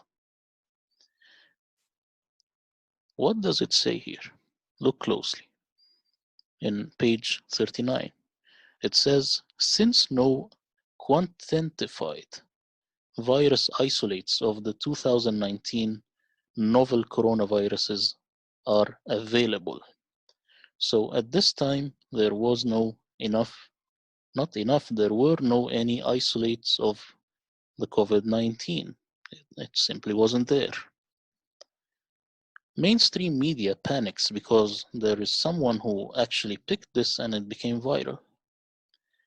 Mainstream news, the CDC, Johns Hopkins University, were baffled by the idea that someone actually noticed this and that the report went viral on October 2020. This made them replace the PDF with an edited version of the sentence. After they edited the PDF, they gave the task for independent fact checkers to debunk the story. When I first just researched this on Google, this is the first thing that actually popped, the quant. It says, what have we found out? We searched the article and it says this guy's a self-proclaimed truth paper. The publication gave space to anti-vaccination groups and individuals who spread conspiracy theories, and that the report went viral in 2020.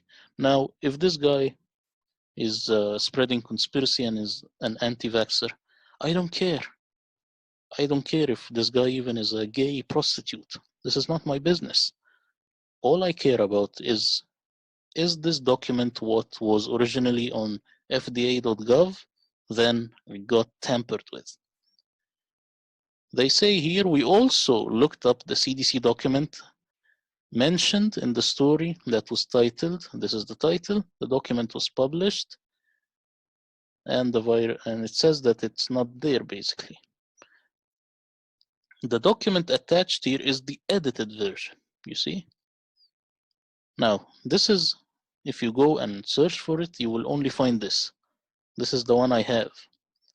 It says, since no quantified virus isolates of the 2019 novel coronavirus were available for the CDC use at the time the test was developed and this study conducted. You see? because they know they're in trouble. Now, if we see them side by side, this is the original version, this is the edited version. Who else knows Russia?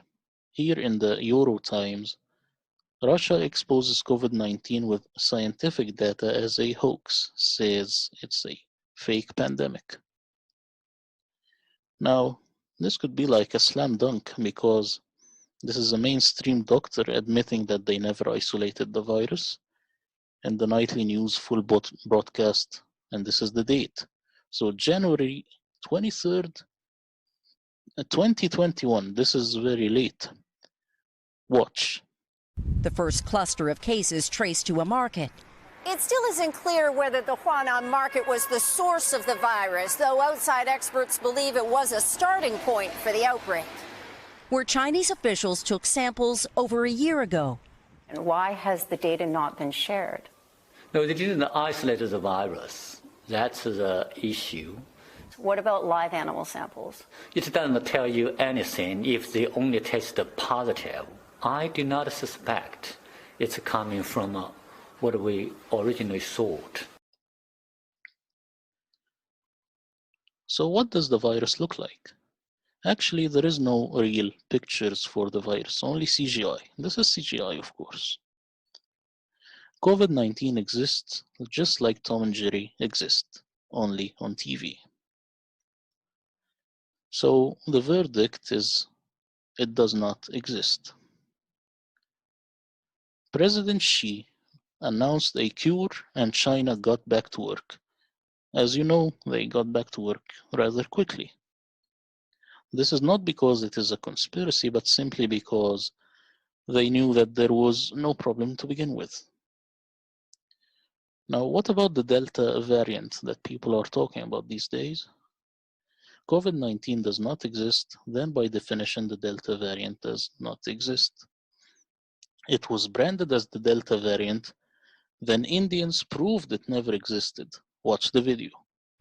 Now, the government of India has issued an interesting advisory to all social media platforms to remove content that names, refers to or implies the Indian variant of the coronavirus, saying that there is no such variant that has been cited by the World Health Organization. So the B1617, which is being called the Indian variant or the variant that was first found in India, the government of India has now issued an advisory to social media platforms to remove any such references. Sunil Prabhu joins us with the very latest. Sunil, no such variant according to the WHO, says the Indian government. That's right. I think technically the government of India is correct about the fact that they don't want any social media platform, and that's the reason why they've invoked the new income tax, the new IT laws, the information technology rules, to tell all social media to remove any kind of reference to that B1617 variant that you're talking about, which is now seen as the Indian variant, not to refer to it as the Indian variant at all. But having said that, as you're well aware, across the world, global media have been referring to it as the Indian variant, just like we did to the UK variant when it first came out in October to December of last year. So it's in that same backdrop that, variants get the country's name, country of origin's name, or where it's first reported. But the government of India quite clear that they don't want this to be seen as an Indian variant and have given a notification under the information technology rules, which makes it compliant on all social media to adhere to it and ensure that they don't refer to the B1617 as the Indian variant. This made the WHO rebrand it as Delta, claiming that calling it Indian is racist. So the real reason is that the Indian people don't go after them again. There is also Delta Plus, so like iPhone and iPhone X, you see, they just name what they like. This new branded Delta variant still doesn't exist, as the Indian reporter shows us. Watch the video.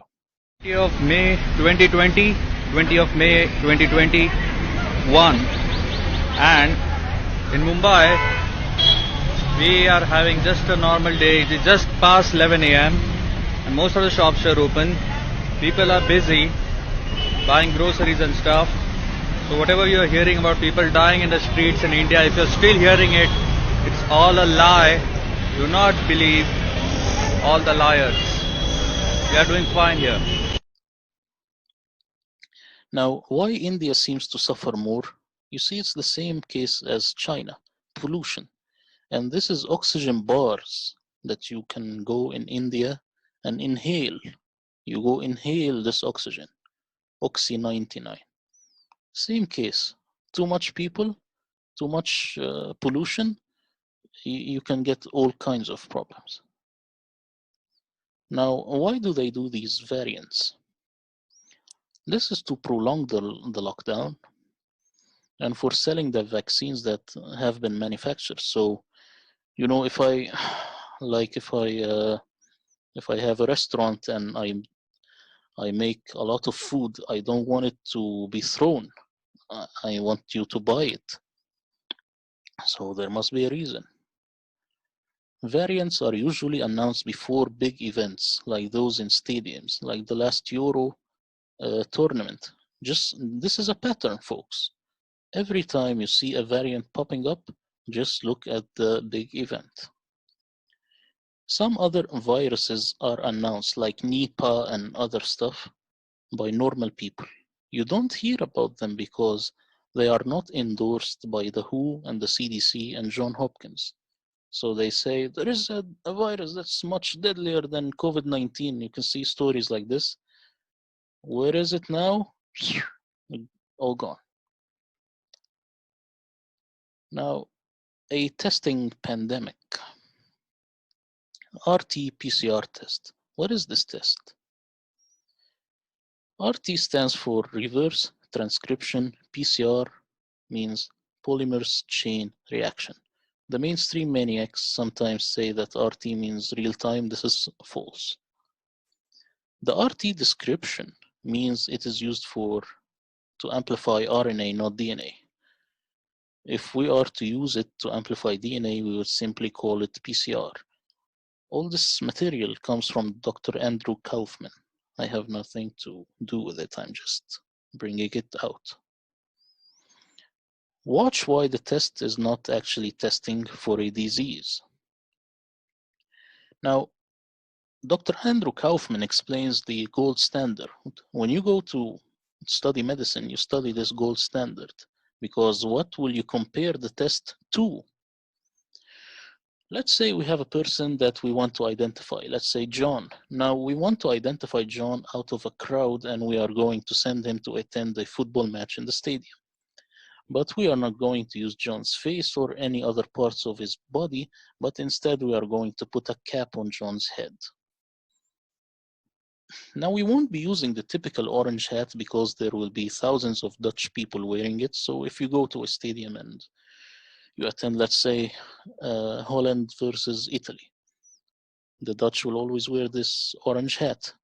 We will have a unique orange hat, but with blue stripes on it, okay? And then he will go to the stadium, then we will send 10 people into the stadium looking for him, for that hat. So when we do this, we actually find 6 of those hats. So we go and identify if any of these people are actually John. Actually, it turns out that none of them is John because John doesn't like wearing hats. What's the moral of the story? That association does not prove causation. In other words, we should have first asked John, would you be comfortable wearing this hat all the time? This is the correct logic. And we also have to know, did other people buy this hat or is it a unique hat? So as you see, it could be very misleading and it could have a lot of false results based on this method. When you are evaluating a new test, you need to compare it to the gold standard. That's how you know if it's actually valid. With this COVID-19 test, there has been not any gold standard that has been compared to, because supposed COVID-19 has never been isolated or purified or visualized, as we said before. And this is Dr. Andrew saying this. So in other words, if we were able to take people who were ill with this so-called virus and take out their lung fluids from that and purify out the virus particle that we can identify, and once we purify that, we can actually take the genetic material right from the particle. So we know where it came from. We know it didn't come from anywhere else because we now have the pure sample of these particles. Only then we would be able to have a gold standard. This never happened with COVID-19 and the PCR test. Problems with the PCR test. It is not testing for the virus, it is testing for a sequence of RNA. There is no gold standard. COVID-19 has never been purified and visualized, only visualized from one patient inside a human cell, and this is we will talk about that later. RT-PCR never tested against gold standard. Thus, accuracy of test unknown, estimated 80% false positive rate. Now, there is also adding insult to injury. It's not just this problem that there is no gold standard. There is another problem. If we want to know all the information about something, the best one to ask him would be the inventor of it. Kary Mullis, the guy who invented the PCR test, who went hard against Fauci in the 80s, this same guy. Kary Mullis declares that the PCR test doesn't tell you if you are sick, also declares that use of PCR cycles above 35 is meaningless. Funny enough, Anthony Fauci also says the same thing. All the PCR tests used worldwide today are above 35 cycles, meaning almost 100% false positive. This video explains all of this, and the credit for Thought Crime on YouTube. Listen closely. Watch Kary Mullis, the inventor of the PCR test. Watch Fauci when he says that over 35 cycles, you are basically getting all false positive. Watch. The PCR test is the most commonly used test for COVID-19 worldwide. Positive tests from PCR have created a statistic of rising cases globally that serves as the premise for continued lockdowns and other measures. The PCR-derived statistic has even inspired the pharmaceutical industry to produce a vaccine in record time for worldwide distribution. So it's probably worth understanding the basics of PCR technology. Dr. Kary Mullis received a Nobel Prize for inventing the polymerase chain reaction technique in 1993, which became a central technique in biochemistry and molecular biology. Mullis's technique works by replicating a section of DNA many times to create a polymer, which is a large molecule made up of repeated subunits of the same small molecule. These fractal megamolecules make it easier to find and study a DNA sample.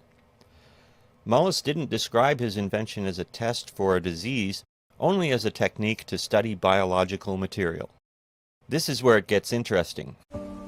Each replication of the original molecular sample is called a cycle. The more cycles used, the less accurate the test is.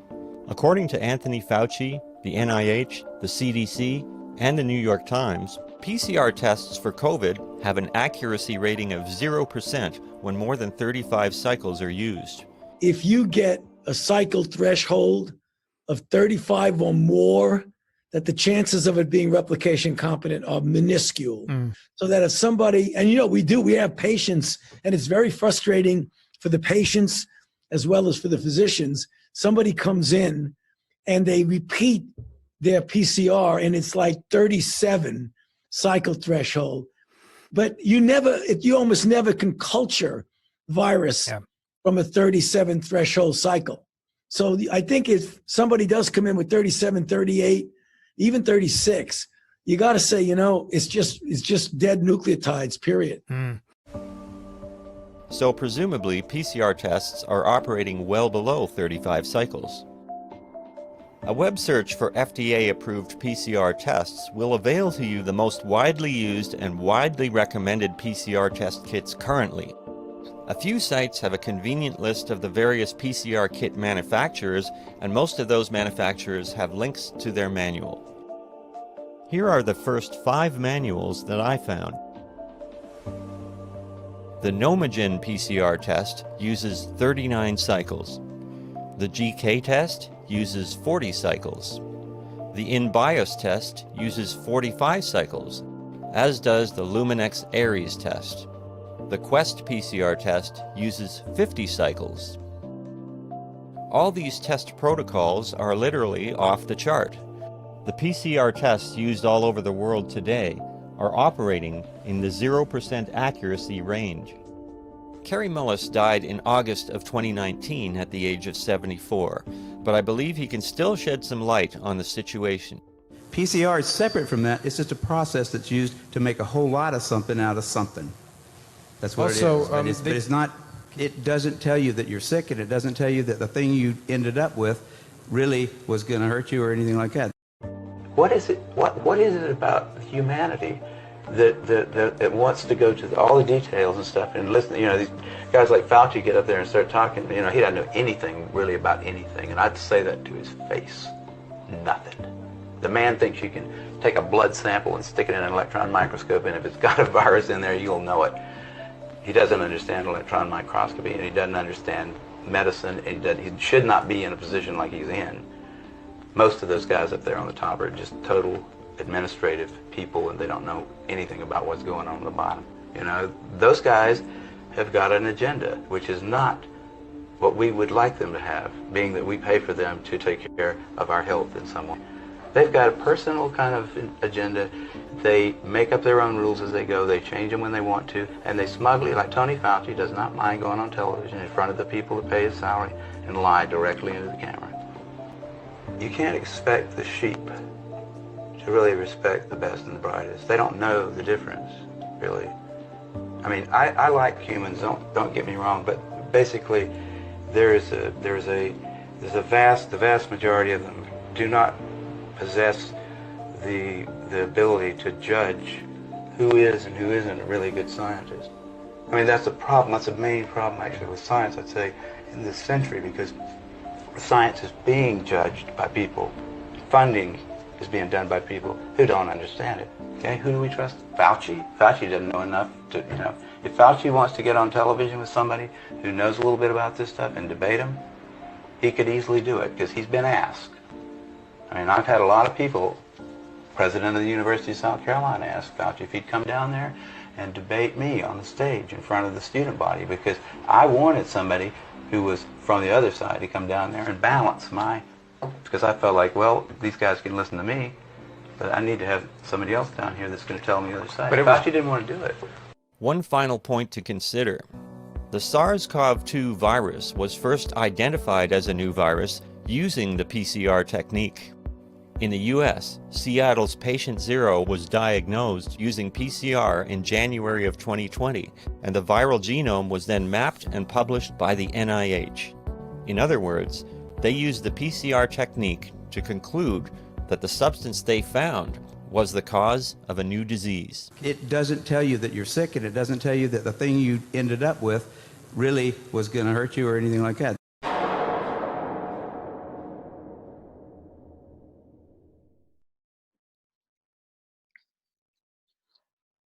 So why did the CDC recommend over 35 cycles despite knowing it to be 100% inaccurate? For 2 reasons. One, they have to, because it is the only way to get a ton of false positives, thus creating the illusion of a pandemic. 2, it will make Trump look very incompetent with all this growing number of cases. Actually, in the Middle East, when we watch TV, they all used to say that. They used to say we don't have as much cases as in the USA, and Trump has very big problems to face. Here is a video of a hospital that diagnosed the lady with COVID-19 without even testing. Watch. Here it take 24 hours. You feel what I'm saying? They didn't swab me or test me or nothing to look what the fuck papers say. Reason for visit, fever. Diagnosis, COVID-19. They didn't test me for this shit. He told me I had it, bro. He didn't test me for it. He told me I fucking had it, bro. He told me I fucking had it, bro. Come on now. Come on now. Look at what my temperature was. I ain't even had no temperature when I went in that bitch. Come on now. But because I told him I can't taste and smell, he know I got it. Oh, well, that's the number one symptom that's been going around lately is not the smell or taste. So I'm not gonna say, we're just gonna say you have it and quarantine you for 2 weeks. That's exactly what he said, bro. We're just gonna say you have it. We're just gonna tell you have it. So they diagnosed me with coronavirus. Here is a Memphis man's mother tests positive for COVID-19 from a test taken in June, but she died in February. Watch. A Shelby County man wants to know what is going on at the health department. His mother passed away 6 months ago. So why would he get a letter saying his mom is positive for COVID-19 and needs to self-isolate? Troy Whittington is baffled. This letter arrived from the Shelby County Health Department for his mother, Sandra Whittington. The letter says she's been diagnosed as COVID positive and needs to isolate. But according to her obituary, the 66-year-old died February 16th. That was weeks before the first case of COVID-19 was even detected in Shelby County. I'm just having a hard time understanding how they can say someone has COVID-19 when they're not even alive. It's been 6 months, almost 7, since she passed away. There was no testing that was done at that time. On her death certificate, it was stated what the cause of death was, and it was not COVID-19. It was COPD. Whittington says when he called the health department, he was told she took a COVID-19 test June 20th. Whittington says this situation makes him question not only the Shelby County Health Department's COVID-19 statistics, but statistics across the country. I tried to call the health department this morning, asked them why this is going on. She said she would have to get a supervisor. She was sorry for the mistake, or that she couldn't tell me any information until she got a supervisor, and I haven't heard back from them. Whittington would also like to point out if his mom had been alive and tested positive in June, why did it take so long for the notification to go out? We're talking 2 months later, she needs to be quarantined for 10 days. Well, we've already got 60 days from the time of the test to get the letter out to her, which is unacceptable. A spokesperson for the Shelby County Health Department says around 5 o'clock this evening, the department director called the Whittington family to apologize. We're told protocols have been put in place so something like this won't happen again.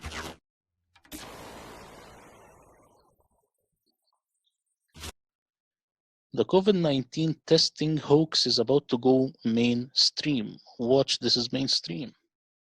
The most recent issue, getting back COVID-19 test results that aren't even yours. I get a phone call asking for me, and I said, yes, this is Mindy Clark, and they said, well, we want you to know that your test was positive.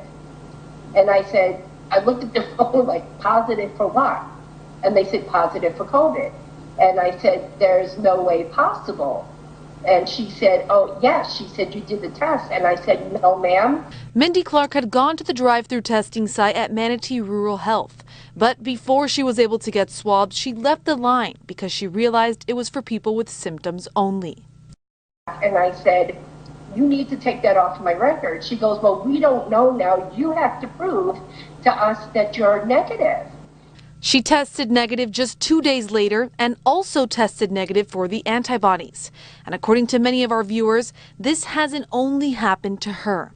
Clark says if she and many others have been incorrectly identified as positive in the state system so easily, how accurate are the numbers that are released daily? So who tests positive for COVID? Coca-Cola. Yes. This man from Austria Parliament showed in front of all the people that Coca-Cola actually tests positive for COVID-19. Watch. Hier live während meiner Wortmeldung einen Corona-Test durchführen, sehr geehrte Damen und Herren, damit Sie sehen, wie wertlos und fehlgeleitet diese Massentestungen sind. Bei diesem Tagesordnungspunkt geht es aber nicht grundsätzlich um die Corona-Tests, sondern auch um den von uns Freiheitlichen eingebrachte Ministeranklage gegen den Gesundheitsminister Herrn Anschober. Sehr geehrte Damen und Herren, in diesem Zusammenhang, im Zusammenhang mit dieser Ministeranklage, sind Sie heute hier als Abgeordnete quasi die Geschworenen. Auch wenn er nicht hier ist, links neben mir die Ministeranklagebank. Und sehr geehrte Damen und Herren und Zuseher zu Hause, die Österreicherinnen und Österreicher, Sie sind die Zeugen. Was man nämlich dem Gesundheitsminister, aber auch seinem Kumpanen, dem Kanzler, zur Last legen kann, die Beweislage sozusagen, ist erdrückend. Und zwar begonnen von den absolut absurden Massentestungen, die zurzeit durchgeführt werden, die nichts anderes sind als eine groß angelegte Umverteilung von zig Millionen Euro Steuergeld von der Bevölkerung in Richtung Pharmaindustrie bis hin zur Einschränkung und zum Ausverkauf unserer Freiheitsrechte kann es so nicht weitergehen. Sehr geehrte Damen und Herren, und da bin ich auch schon bei den Massentestungen. Ich habe hier mitgebracht einen Test direkt aus einem Ministerium, mit dem auch die Massentests in einem Ministerium durchgeführt werden und, sehr geehrte Damen und Herren, den Patienten unter Anführungszeichen handelsübliche Cola. Und ich darf jetzt den Test insofern durchführen, dass ich dieses Cola nehme und auf den Massentest, den Sie auch verwenden, auftrage.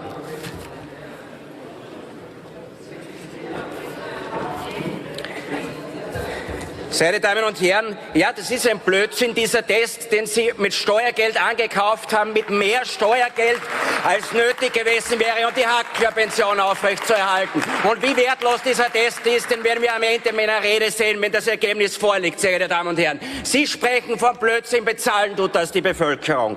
Aber weiter im Text. Nicht nur, dass Sie hier eine groß angelegte Umverteilung anlegen vom Steuerzahler in Richtung Pharmaindustrie und Co. Durch Ihren unstrukturierten Lockdown haben Sie Firmenpleiten, eine Wirtschaftskrise, eine Sozialkrise ausgelöst. Sie haben Existenzen zerstört, von Familienunternehmen bis hin zu betroffenen Arbeitslosen. Sehr geehrte Damen und Herren, Sie nehmen unseren Kindern die Bildung, das haben wir heute schon gehört. Und Sie zwingen unsere Kinder, Masken zu tragen, obwohl wir mittlerweile wissen, dass die Masken in den Schulen überhaupt nichts bringen. Sie behandeln unzählige Patienten nicht mehr,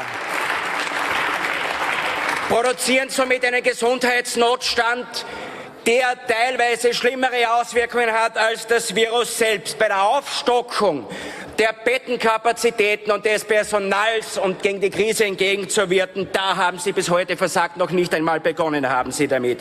Und, sehr geehrte Damen und Herren, Sie haben unser Land in eine Diktatur Light geführt und errichtet und Österreicherinnen und Österreichern Grundrechte genommen.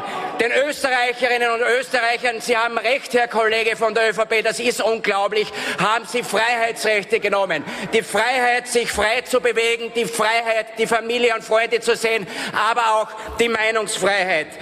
Die Meinungsfreiheit insofern, dass wenn jemand zu Recht Ihren Maßnahmen kritisch gegenübersteht, dann machen Sie die Bürger in Österreich, die Österreicherinnen und Österreicher verächtlich. Sie denunzieren die Bevölkerung als Covidioten, als Gefährder, als Aluhutträger, wenn man zum Beispiel die Fragwürdigkeit ihrer Tests in Frage stellt und die Korrektheit ihrer Tests in Frage stellt. Und konkret hat der Gesundheitsminister auch seinen anvertrauten Rahmen der Möglichkeiten in rechtswidriger Weise schuldhaft überschritten, indem er Verordnungen erlassen hat, die gesetzlich nicht gedeckt waren, sehr geehrte Damen und Herren.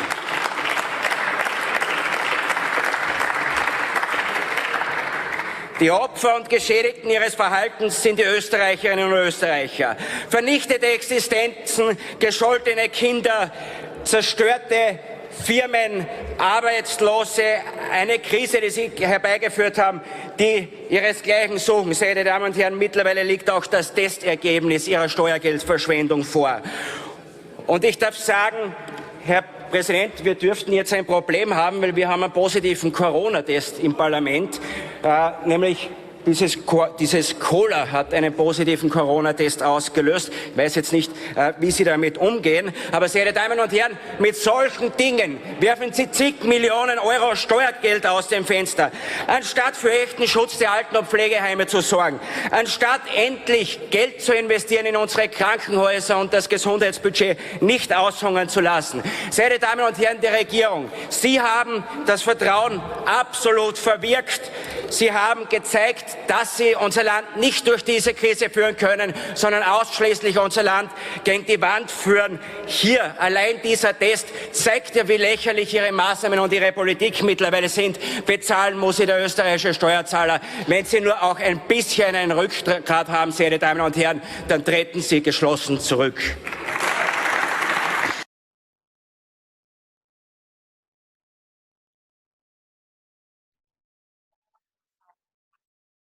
What else tests positive? Kiwi. Yes, watch this video as a scientist tests positive the kiwi. La superficie, lo passiamo sulla frutta, in questo senso, come se fosse un naso, no? 5-6 volte di rotazione. Lo immergiamo profondamente nella provetta. Facciamo ruotare 5-6 volte.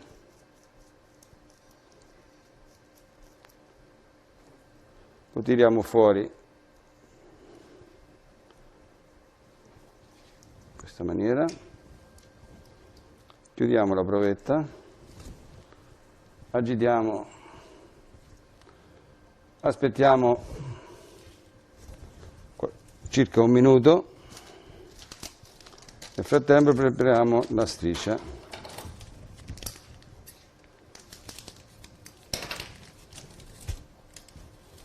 Questa è la striscia dei test, che è scritto sopra il Covid-2, SARS-CoV-2, dove adesso fra qualche minuto metteremo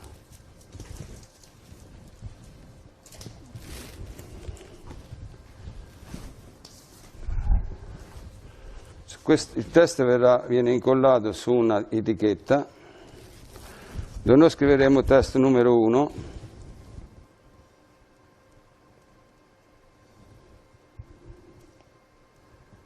kiwi, e dal momento in cui metteremo la goccia dentro al test dobbiamo aspettare dai 15 ai 20 minuti. Molto importante che la lettura la facciamo entro questo range di tempo, da 15 a 20 minuti. Oramai è passato il minuto delle agende.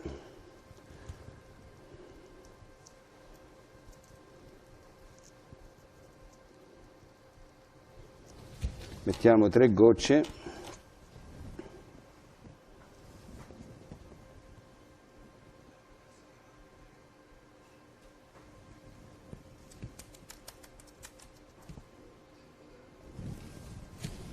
E dobbiamo aspettare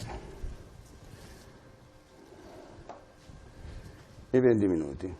Parte il cronometro. Nel frattempo, come si vede, la sostanza che abbiamo trattato con il reagente sta migrando verso la parte di lettura. In questo momento siamo in grado di poter fare la prima lettura. Se potete venire, questo è il kiwi positivo. Kiwi è venuto positivo. Sì? Professor Scoglio, il kiwi è venuto positivo. Pazzesco.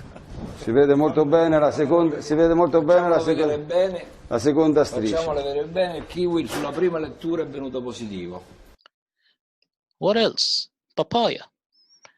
The Tanzanian president of Tanzania, actually conned the WHO, and he sent samples of many different things that are not even human. And the results, some of the stuff came back positive. Watch.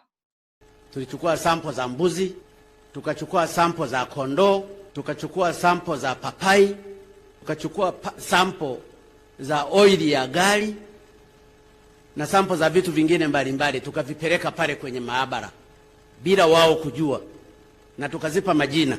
Sample ya oil kwa mfano iliyotoka kwa gari tulilipa jina ya Jabiri Hamza mwenye miaka 30, male. Ile ilileta negative. Tulipopeleka sample ya fenesi ambalo tuliipa jina la Sara Samuel miaka 45, female, matokeo yake yalikuwa unconclusive. Tulipopeleka sample ya papai tukaipa jina Elizabeth Anne miaka 26, female, papai lile lilikuwa positive kwamba lina corona. Maana yake maji mle ndani zilizotolewa mle kwenye papai ni positive. Tulipeleka sample ya ndege Kware, imekuwa positive. Tumepeleka sungura, ikawa determinant. Tumechukua mbuzi, akawa positive. Tukachukua kondoo, akawa negative, na kadhalika na kadhalika. Sasa ukishaona umepeleka sample ukamwambia huyu ni binadamu, halafu ikaji ikaletewa positive kwamba ina corona, maana yake labda mapapai yote yale nayo yangewekewa isolation. Ukipeleka mbuzi za sample nazo zikawa positive, maana yake mbuzi wote tulionao hapa labda by assumption, au huyo mbuzi waliopelekwa nao walitakiwa wapewe kwenye isolation. Ukipeleka fenesi likawa positive, makamasi yake yale ambalo tuliyapa jina la Elizabeth, maana yake Elizabeth fenesi, nayo mafenesi yalitakiwa yawekwe isolation. Kwa hiyo ukishagundua kitu hiki, lazima ujue kuna mchezo wa ajabu unafanyika kwenye vipimo hivi, kwamba kuna mambo ya ajabu yanafanywa katika nchi hii. Aidha wahusika wa laboratory ile wamenunuliwa na mabeberu,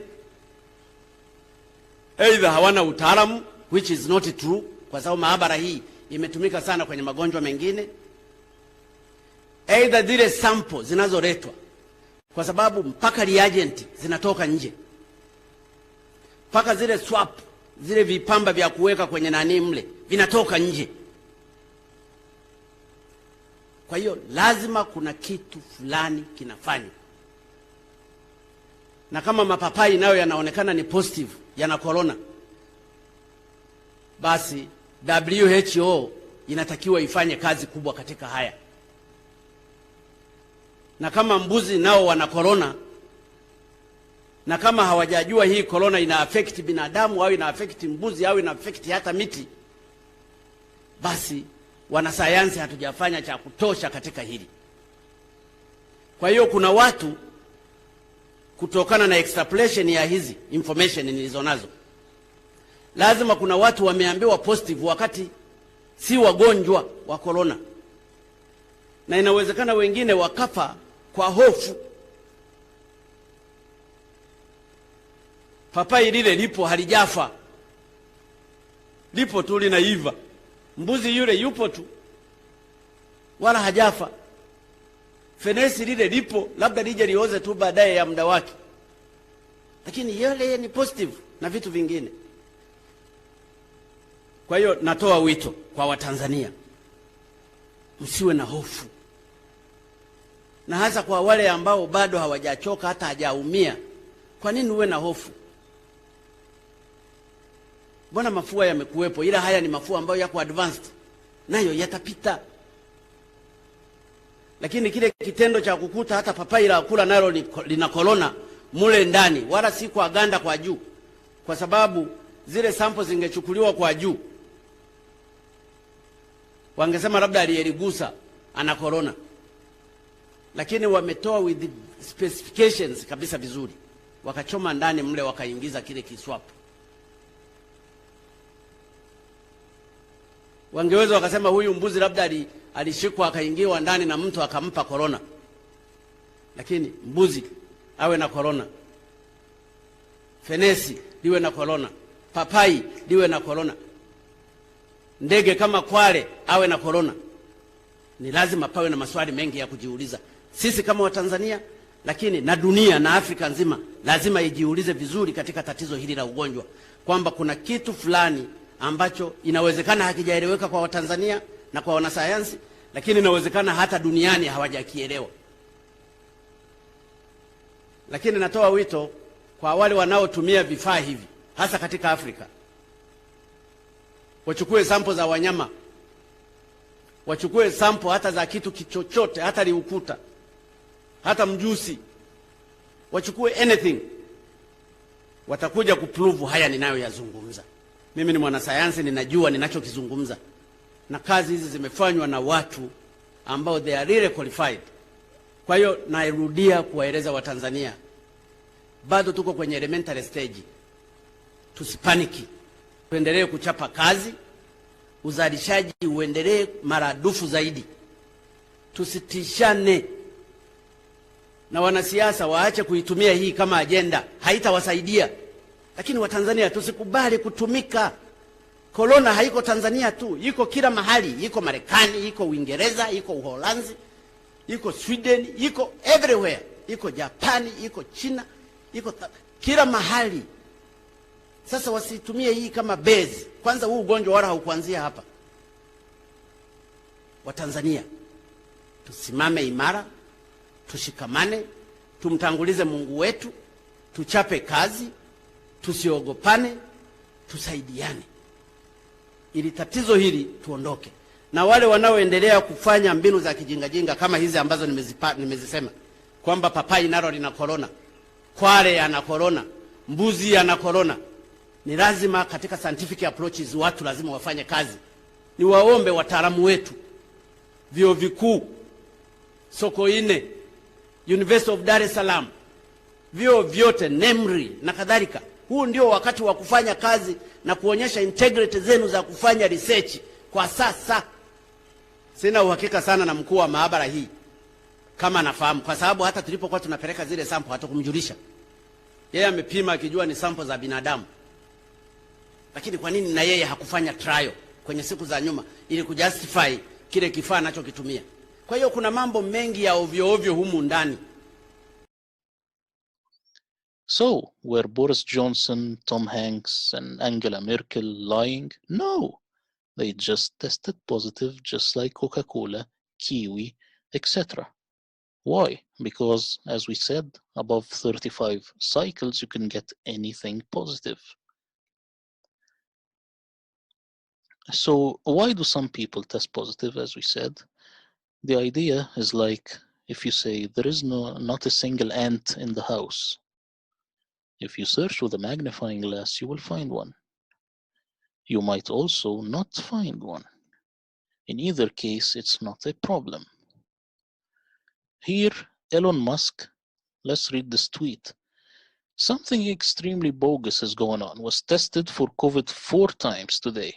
2 tests came back negative, 2 tests came back positive, same machine, same test, same nurse, rapid antigen test from BD. How about that? That's what I'm telling you. The test has nothing to do with testing for the virus. This is what the inventor said. This is I think this is a singer, a rap singer. Erika Badu shares unusual COVID-19 test results.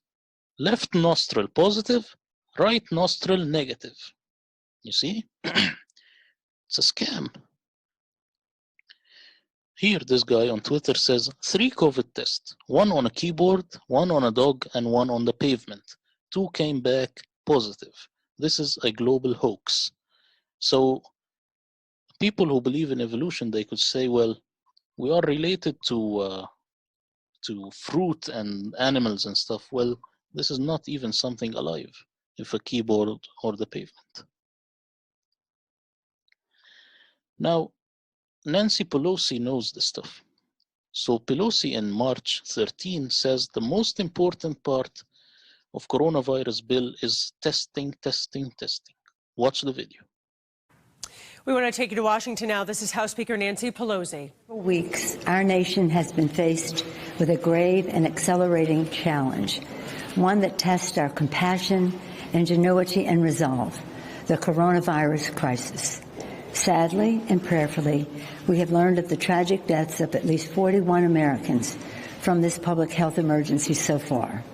The American people expect and deserve a coordinated, science-based, and whole-of-government response to keep them and their loved ones safe. A response that puts families first to stimulate the economy. To put families first, last week the House passed a strong bipartisan $8.3 billion emergency funding package of entirely new funds.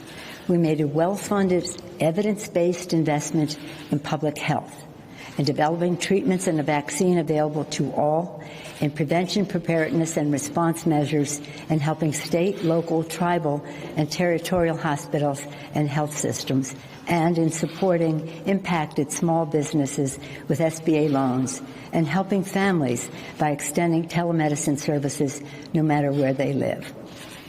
Democrats' swift action to pass this emergency funding was essential to our nation's long overdue response. Next, Senate Democratic leader Schumer and I, last weekend, called for further action to put families first. Today, we are passing a bill that does just that, the Families First Coronavirus Response Act, which is focused directly on providing support for America's families, who must be our first priority. The three most important parts of this bill are testing, testing, testing.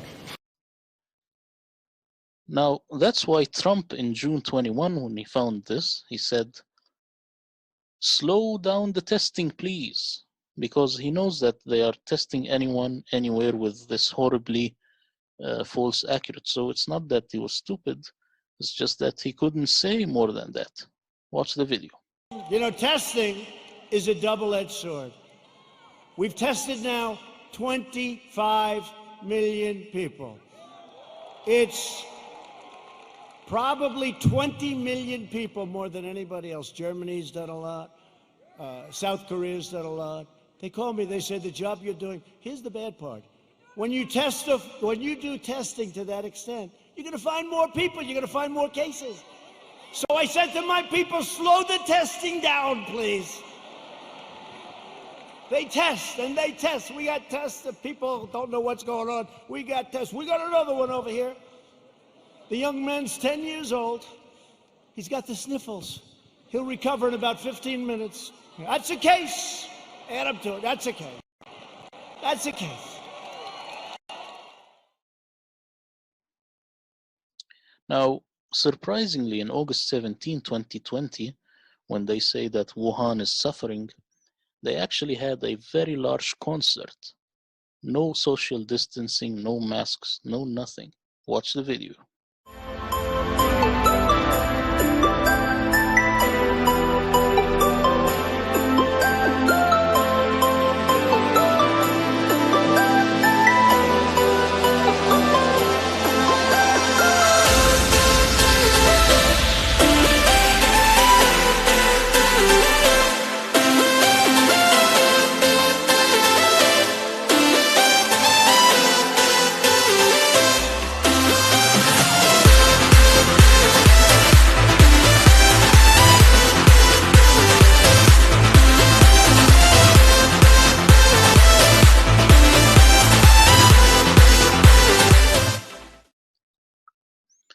Was China playing us?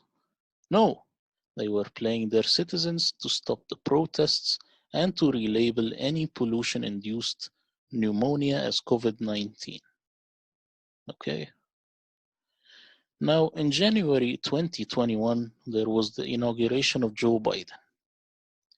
Right after Biden's inauguration, the CDC made the PCR amplification much lower when Biden stepped in, so that it shows that COVID cases are lowered, and thanks to his wisdom also, and thanks to the vaccines. So they lowered it. Not very low so that you don't get any negative, but they lowered it much lower.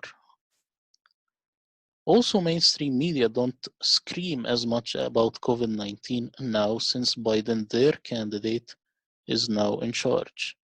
And I will show you why I say their candidate. I have a video to prove that. They now focus on climate change, just as the video said. The guy would, you will see this video now from CNN, very important person. He said in the Project Veritas video, watch. So I'm standing here at 30 Hudson Yards. Warner Media is in right there. That's CNN's corporate headquarters. We're in New York City. Jim Sciutto just walked out. Funny enough, I asked him about the videos we have just obtained of a CNN director, Charlie Chester, on tape. For years, we've heard that CNN is the most trusted name in news, but a CNN director is on tape telling us that they're propaganda, helping a certain political candidate, employees admitting what we've always known to be true. This time, it's on tape. Look what we did. We got Trump out. I am 100% going to say it. And I 100% believe it, that if it wasn't for CNN, I don't know that Trump would have got voted out. I really don't think so. Oh, really? I think if COVID hadn't happened, it wouldn't have mattered what covered, and Trump would still be in office. I came to CNN because I wanted to be a part of that. So Chester says that CNN is responsible for getting Trump out of office and helping Biden through his term. Listen to this tape. Chester and Hoffman believe CNN managed to get Trump out of office, their words, and Chester calls CNN propaganda. Yeah, I mean, like Trump, we did it. Like when Trump was, I don't know, like his hand was shaking or whatever like that. We brought in like so many medical people to like all tell a story that like it was all speculation. That he was like neurological damage, like that he was losing it. He's unfit to, whatever. We were creating a story there that we didn't know anything about. So that's I think that's propaganda. We had nothing else to run with at that time. We were like just taking shots off the bow, just hoping something would hit. I guess I have a confession. I worry about Biden and his health, I guess. Your news health? What? No, I said Biden, our president. Like I want to just like literally, I just want to like take care of him and make sure he's okay. Like he's definitely the whole thing of him running during the entire run for the campaign, showing him jogging was obviously a deflection of his aid, and they're trying to make it like I'm healthy. Is that what we did? I don't know. Like, what do you mean? We would always show shots of him jogging, and that I'm healthy, blah blah blah, and him in aviator shades, and like you paint him as a young geriatric. I like so many arguments about like my dad be like, you're voting in Kamala Harris because he's gonna die in the presidency, and I'm like, that can die. Right, I don't think he's gonna But die. I'm okay with that. Right. I'm okay with that. I think she could She'd be probably a bitch. be better, but She probably could be a bitch in like a board meeting, and you'd hate her as a boss. But she's real and better than what we've had. Right. Regardless. Yeah. I don't see. I think we got him through this term. Even after Biden was sworn in, CNN still seemed to maintain a bias in the reporting, according to Chester. And then so there are complaints that like we're not covering that Biden tripped up the stairs. Oh, did you? Like we talked about it briefly, but you talk about that briefly. You don't make that a huge story. okay, so but the fact that we talk about the Trump tripping is a bigger nuance. It's a nuanced conversation because that's a sign. Did we harp on Trump tripping? I think we talked about it a little bit. As long as we talk about it a little bit with Biden, then I think we're Like we didn't cover it at all on Don. Like we didn't talk about it. Whereas if it had been Trump tripping up the stairs. Chester didn't just take credit for Trump's loss. He also alleges it was CNN's, quote, focus. They were focused on getting Trump out of office. Chester also believes that in the current news cycle, there is, quote, COVID fatigue. Chester saying that CNN has a game plan to fix that fatigue. I think there's just like a COVID fatigue. So like whenever a new story comes up, they're going to latch onto it. They've already announced inner office that once the public will be open to it, we're going to start focusing mainly on climate, climate like global warming, and like that's going to be our next like I don't know, like what's the word I'm looking for? It's going to be our focus. Like our focus was to get Trump out of office, right? Without saying it, that's what it was, right? So our next thing is going to be for climate change awareness. What does that look like? I don't know. I'm not sure. I have a feeling it's just going to be like constantly showing videos of like decline in ice and weather warming up and like the effects it's having on the economy and really Who diving into decides that? the head of the network, like just Who's that? Is that Zucker? Zucker, yeah. I imagine that he's got his council and they've all like discussed like where they think So that's like the next. pandemic like story like that will beat to death. But that one's got longevity. You know what I mean? It's not like there's a definitive ending to the pandemic, or like it'll taper off to a point that it's not a problem anymore. Problem I think is going to take years, so they'll probably be able to milk that for quite a bit.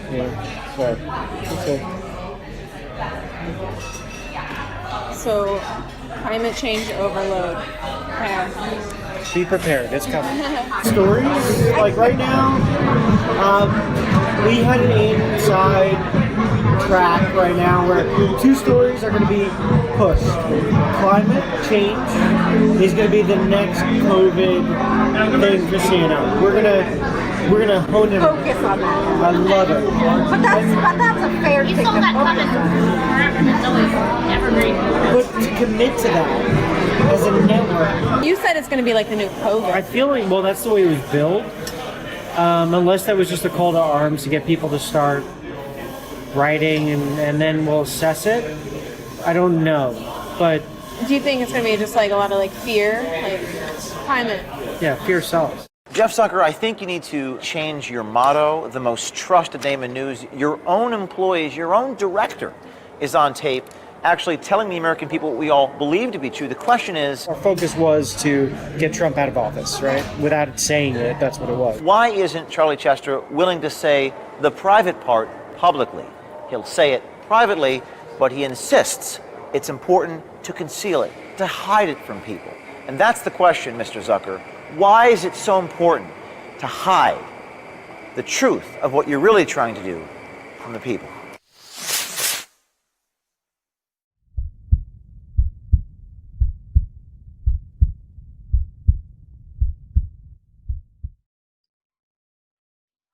Oh, do you remember the anal swab? Please don't forget about the anal swab. They say that they are much better for detecting the virus. I don't know why they stopped it. They never used it. Oh, and by the way, did Kary Mullis, the PCR inventor, Fauci's most notable critique, die a natural death? Some suspect otherwise. This is a report by Greg Rees about the nature of the event. Watch. Dr. Kary Mullis was awarded the Nobel Prize for his invention of the polymerase chain reaction, the PCR. The PCR is a method of analysis and wasn't designed to test for a virus. Mullis explains why. And with PCR, if you do it well, you can find almost anything in anybody. It starts making you believe in the sort of Buddhist notion that everything is contained in everything else, right? I mean, because if you can amplify one single molecule up to something that you can really measure, which PCR can do, then there's just very few molecules that you don't have at least one single one of them in your body, okay? So that could be thought of as a misuse of it, just to claim that it's meaningful. The PCR test can potentially find anything you are looking for, depending on how high you turn it up. And this is exactly what has been done. The official protocol given for the PCR testing of COVID-19 created a floodgate of false positives to skew the results. They call it asymptomatic because it's a lie. These people don't have symptoms because they don't have COVID-19. They do it today because they've done it in the past and always gotten away with it. 30 years ago, Anthony Fauci, head of the NIH, made a name for himself by pushing for higher doses of the deadly drug AZT, an old cancer chemotherapy too dangerous for approval, onto AIDS patients. Kary Mullis was hired to measure HIV in people's blood samples with his PCR. He was working under the premise that HIV was the probable cause of AIDS. But when he went looking for the proof, he found there was none. They just made it up. What is that paper? Who do I go to for that? And I looked around, I asked a couple of virologists at that company, and they said, no, you don't have to reference. I said, I have to reference that because I don't know where that came from. How do I know that? And it turned out that nobody knew it. And I was getting really freaked about that. That's when I first started saying, they don't know. Nobody really knows. This whole thing is a big sham. Mullis pointed out how the CDC was losing money and how the HIV-AIDS connection brought their profits back in the black, and how the men at the highest levels were all in on it. Kary Mullis knew these men were dangerous. They don't want people like me walking up and asking them those kind of questions, and they're willing to go to great lengths to prevent that. They're out on a limb. I wouldn't want to be there with them. But he was still outspoken. When ABC's Nightline approached him about doing a documentary on his work, Mullis convinced them to cover the HIV debate after nearly a decade of ignoring it. In a 1994 interview with Celia Farber for Spin magazine, Kary Mullis expressed how he really wanted to expose Anthony Fauci and Robert Gallo. He said that he'd be willing to chase the little bastard from his car to his office, a Nobel Prize winner trying to ask a simple question from those who spent $22 billion and killed 100,000 people. It has to be on TV. I'm not unwilling to do something like that. Unfortunately, not many people were listening back then. And on August 7th, 2019, just about 3 months before the first utterance of COVID-19, Kary Mullis, age 74, a Nobel Prize winner, inventor of the PCR test, a man who was once willing and eager to expose Anthony Fauci, quietly died of pneumonia. The timing of it all is mysterious to many of us.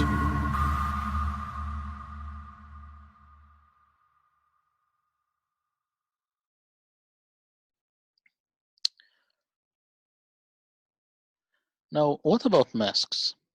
You see, the pores of the masks are way bigger than the particles of the virus, the so-called virus. So they will just slip through the holes and they will come at you. Fauci knows the problem. That's why he recommended double masks, because he knows that the masks really don't work. The only mask that would work would look like this. Shredder of the Ninja Turtles, this iron mask, you see? But I prefer this, Batman. What do you think? Write in the comments, what do you think? So they don't work, and here is a doctor who actually tried it with vaping. Watch. So without further ado, let's cut to the chase and take a look at an ordinary surgical mask, and I'm using a vape. As you can see, that vape, which has aerosols the same size as COVID-19 or larger, goes through and around a surgical mask. Now, if we take a cup mask and have a good look at it, here we go. Notice it goes right through the mask easily and goes in every direction. The aerosol is not affected by the mask in any material. Now we look at a surgical mask with a foam strip to protect above and keep my glasses from fogging. Lo and behold, the aerosols go all around it. Has no effect on me spreading aerosols to you. Now a cloth mask I borrowed from my wife.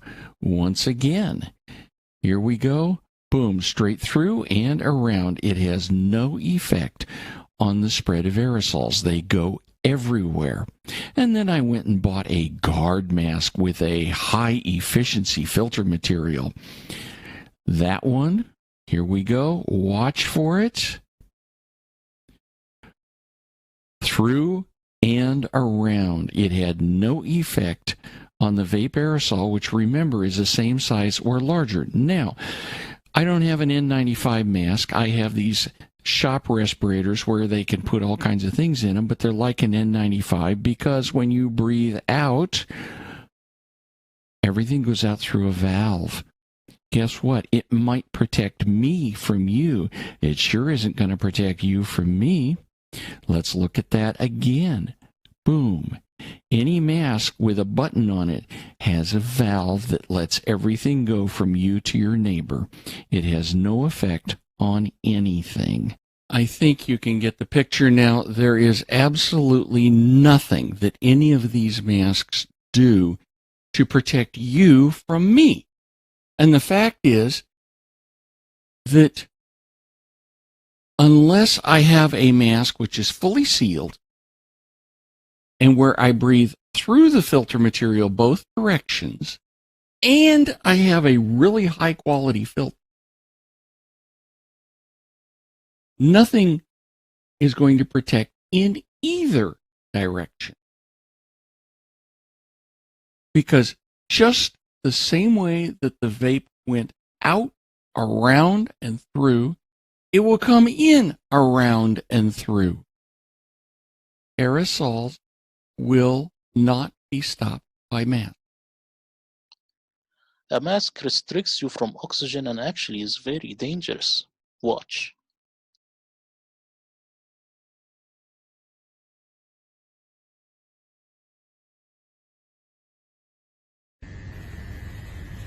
We'll do a little test here today. A lot of people are saying they're getting headaches and stuff from wearing the mask that they're requiring us to wear pretty much everywhere we go. And I'm going to test oxygen level under a mask using an OSHA-approved air quality monitor that tests for oxygen levels, hazardous gas levels, LEL, CO, NH3, H2S, stuff like that. This monitor's bump tested every day. It's calibrated every 30 days. OSHA requires 19.5% oxygen to work in a space. Look it up. Normal oxygen levels is anywhere from 20 to 21, right in that area. So I'm going to do a little test here. I'm going to put the sampling tube at the corner of my mouth, and I'm not exerted. I'm just standing here. So we're going to put it right here. That's going straight to the air quality monitor. And we'll see what the oxygen level is.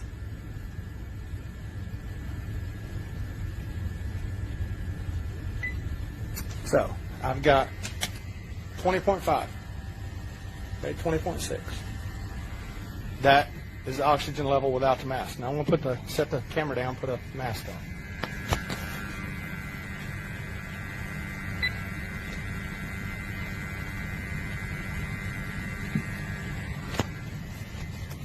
Okay? Do the same test hose in the same spot.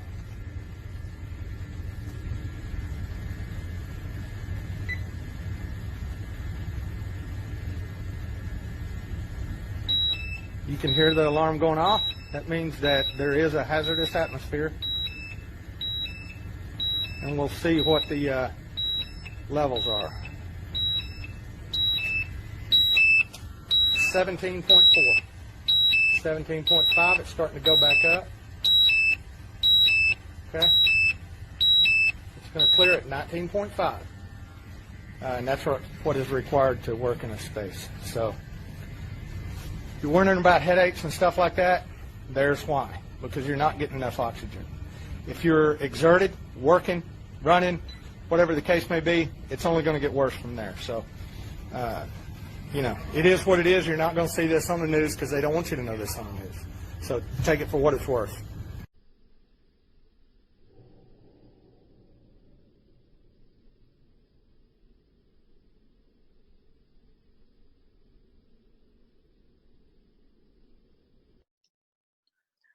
Remember that in March 2020, Fauci said that masks don't work. This is in the 60 Minutes interview. And also his leaked emails show that masks don't work. He said so.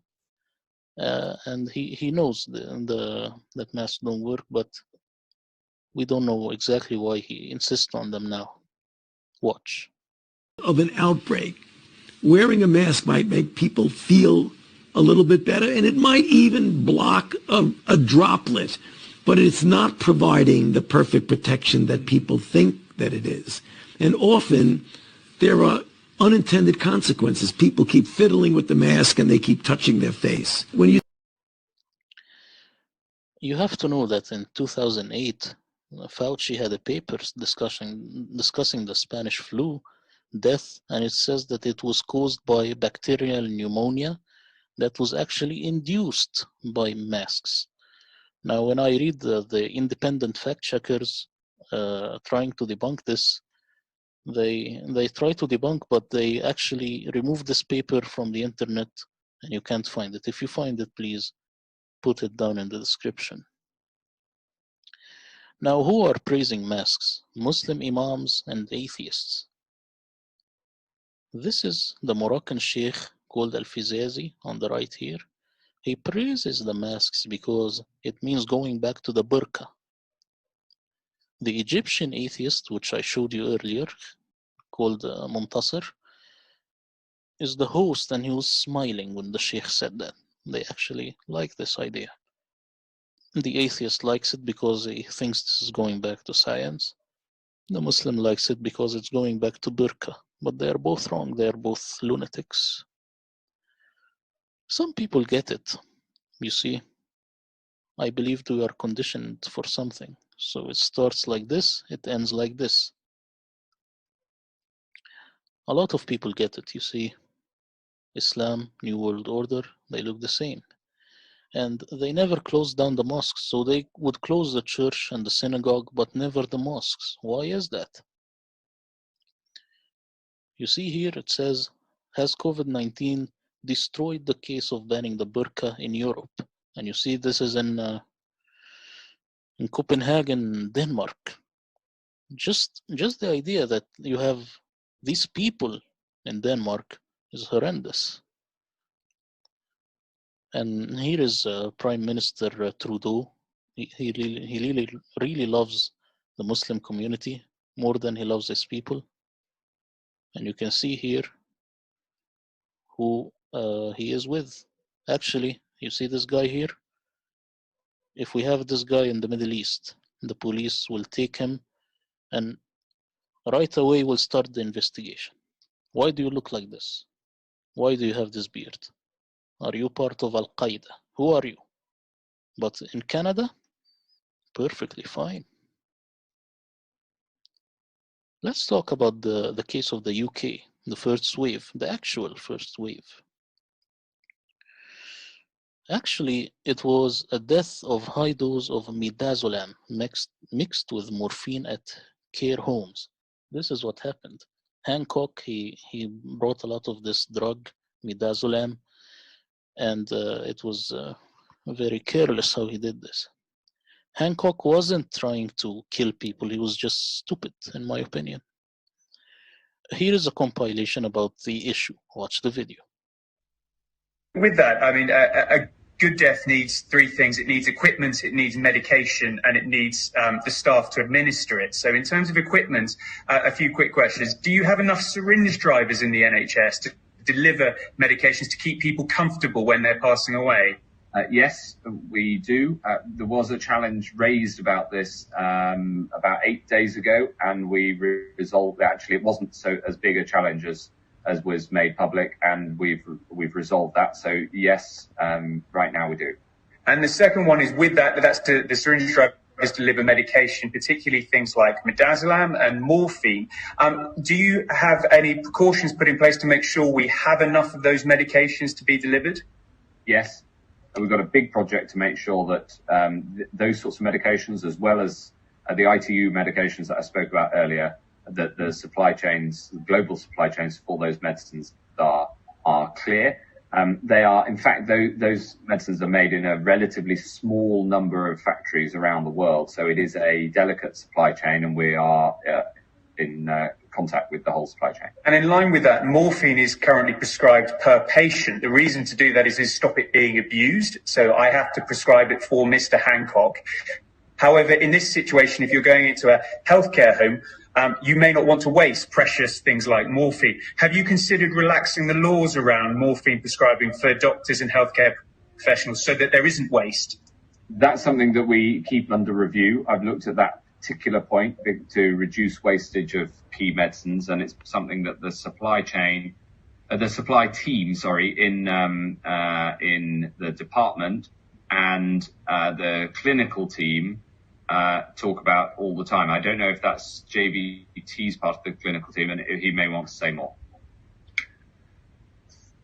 Thank you. I've nothing really to add on that. Okay.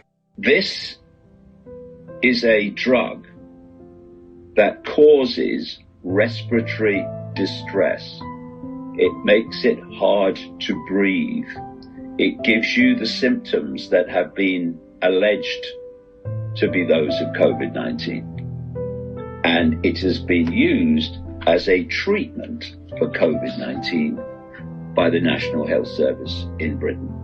And what goes on the death certificate at the end of this story? COVID-19. And during the pandemic, there are some key people, one of them has just left office, who have expedited this process, who have ordered additional doses of midazolam, for example, as I mentioned earlier, 2 million doses, by the way. And they have used the pandemic to increase the number of deaths significantly. It's encouraged doctors to end patients' lives prematurely, without their consent and without their knowledge. Patients are usually sedated with morphine and midazolam via the use of a syringe driver and are deprived of nutrition and fluids until they eventually die from starvation or dehydration. Involuntary euthanasia en masse. About the midazolam that's been purchased from France and the huge amounts and where it's gone, and we're actually following that up now with our barrister and Matt Hancock. That's the kind of thing we want on this page. Did you all come out when the do not resuscitate order was on the elderly and the elderly were being euthanized? Yes, they were. In the care homes and hospitals, when the sales of morphine and midazolam during that first lockdown went through the roof, and it states, there's all government documents how we purchased all of the midazolam that France had. Where's the police investigation for the midazolam sales and how many of our elderly were given this cocktail because it's used in end-of-life care, anesthesia, yes, and the sales went up. Where are the cops investigating that? Nowhere. Has done an absolutely spectacular job getting to the bottom of what she said to me right at the beginning. She believed to be evidence that they were bumping off people in care homes using midazolam. Well, a few days after it was confirmed that we can now prove the same kind of bulletproof correlations again and again between the death spikes in the care homes and the administration of midazolam as we can with the COVID vaccines and the supposed COVID death spikes. Since that happened, Hancock's resigned. It's about a drug called midazolam, which is used in the execution process in the United States. And it's a sedative which, if given in big enough amounts, will kill you. And the UK government in the spring of 2020 stockpiled years of supply of this midazolam. And it was used on old people in the April period and before enough, but crucially in that April period. It was used on old people in unprecedented amounts. That's why they stockpiled it, because that's what they were going to do. And vast numbers of old people died. And what went on their death certificate when they died of murder? COVID-19. Policino said, midazolam depresses respiration and it hastens death. It changes end-of-life care into euthanasia. This is the very drug they stockpiled in the same period. Matt Hancock, the Health Secretary in Britain, who ordered vast amounts of an end-of-life drug called midazolam and then used it in quantities never seen before. And all these old people in the care homes and elsewhere that it was used upon were said to have died of COVID-19 and not the midazolam. And that was called the first wave.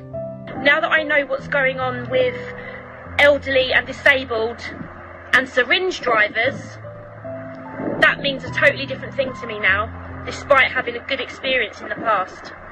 That means something totally different to me now. And if you don't know what I mean about what's going on with elderly and disabled people and syringe drivers, you will do. There will be nurses, doctors, consultants, healthcare assistants right now that know exactly what I'm talking about.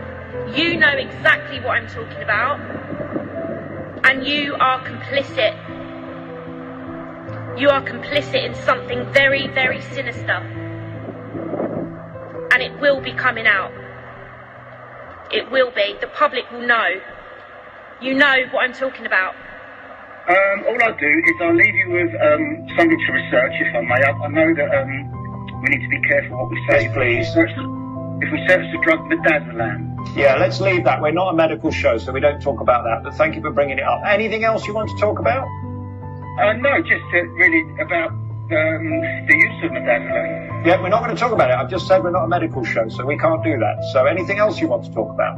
No, I just want to talk really about the loss of our loved ones. Good, we can talk about that. And I think it's something a bit more sinister's gone on.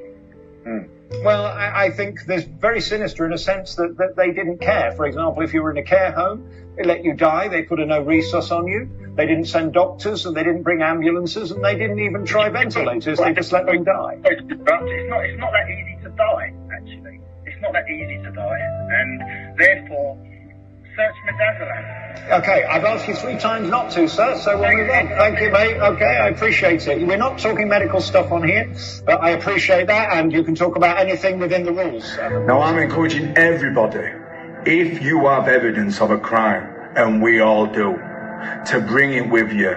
Anything you want. Freedom of information requests, evidence that midazolam has been misused for euthanasia, anything. If you can make it personal against these criminals and tie somebody on a personal level to it, fantastic. This is the information we need to bring.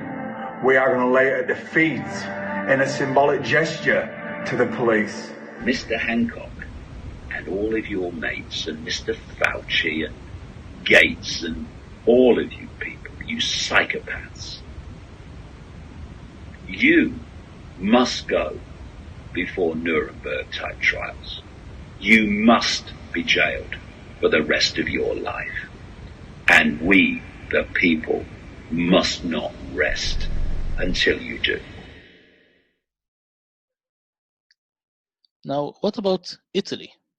People were screaming about Italy. Italy has the oldest population in Europe and one of the oldest in the world. Italy always had a very high percentage of smokers. This is why every winter the ICUs are filled with people with severe respiratory diseases, as well as the heart and vascular diseases. This is a fact. Now, a misunderstanding happened, as usual. The problem is, as soon as the so-called COVID-19 patients came in, it was decided that they be put in ICUs.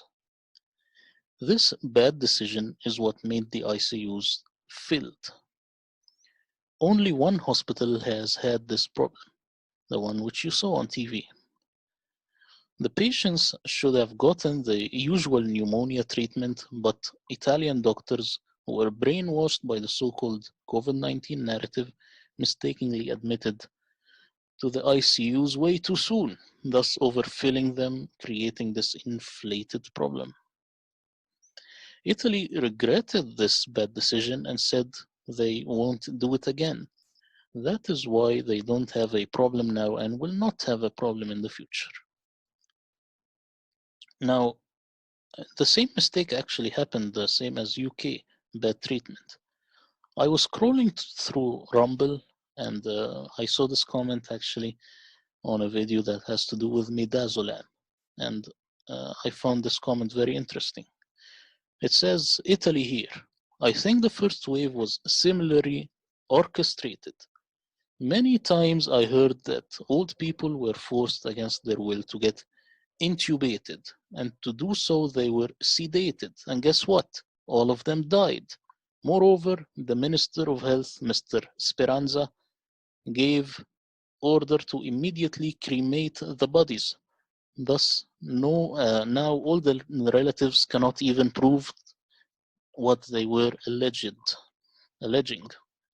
Remember on TV we heard that the people can see their parents, they cannot see their loved ones. Yes, I will tell you why now.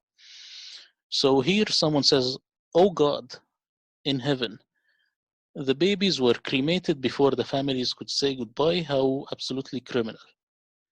Now he comments, the Italian guy, he says, a few thousands of bodies were cremated directly with no whatsoever responsibility for the families to give them their last farewell. Yes, they were old people, not babies. Just in the very first moments of the initial outbreak, March 2020, the excuse was that in the beginning they didn't know how much the virus was contagious. Exactly what I'm telling you. It's a misunderstanding. They didn't know. They say, well, let's put them on these drugs quickly. Let's intubate them. Let's try and save them. So families never got to see the bodies because if they checked them and did autopsies, it would be clear that the doctors killed them based on a misunderstanding. The doctors didn't want to kill them. They just did a horrible mistake. Okay. Now, in the Italian parliament, a lot of politicians in the Italian parliament destroyed the COVID hoax narrative and destroyed the numbers. You won't hear this on TV. You will hear it here and now, though. Watch the video. Siamo alla vigilia del 25 aprile e occorre essere uniti contro le dittature e uniti nella verità. Non facciamo di questa l'aula della menzogna. Non il 26 febbraio, ma il 9 marzo, la scienza qua evocata, diceva che il virus era poco più che un'influenza. Quella scienza è quella a cui si è ispirato questo governo. È detto, è stato detto, è documentato, è stato detto, non mentite. Allora dite la verità. Non fate di questa l'aula della menzogna. Almeno qui si applichi il principio di Giambattista Vico, verum ipsum factum. E allora avete sentito e avete dato i numeri, li voglio dare anch'io, no Dattis, no Pagani.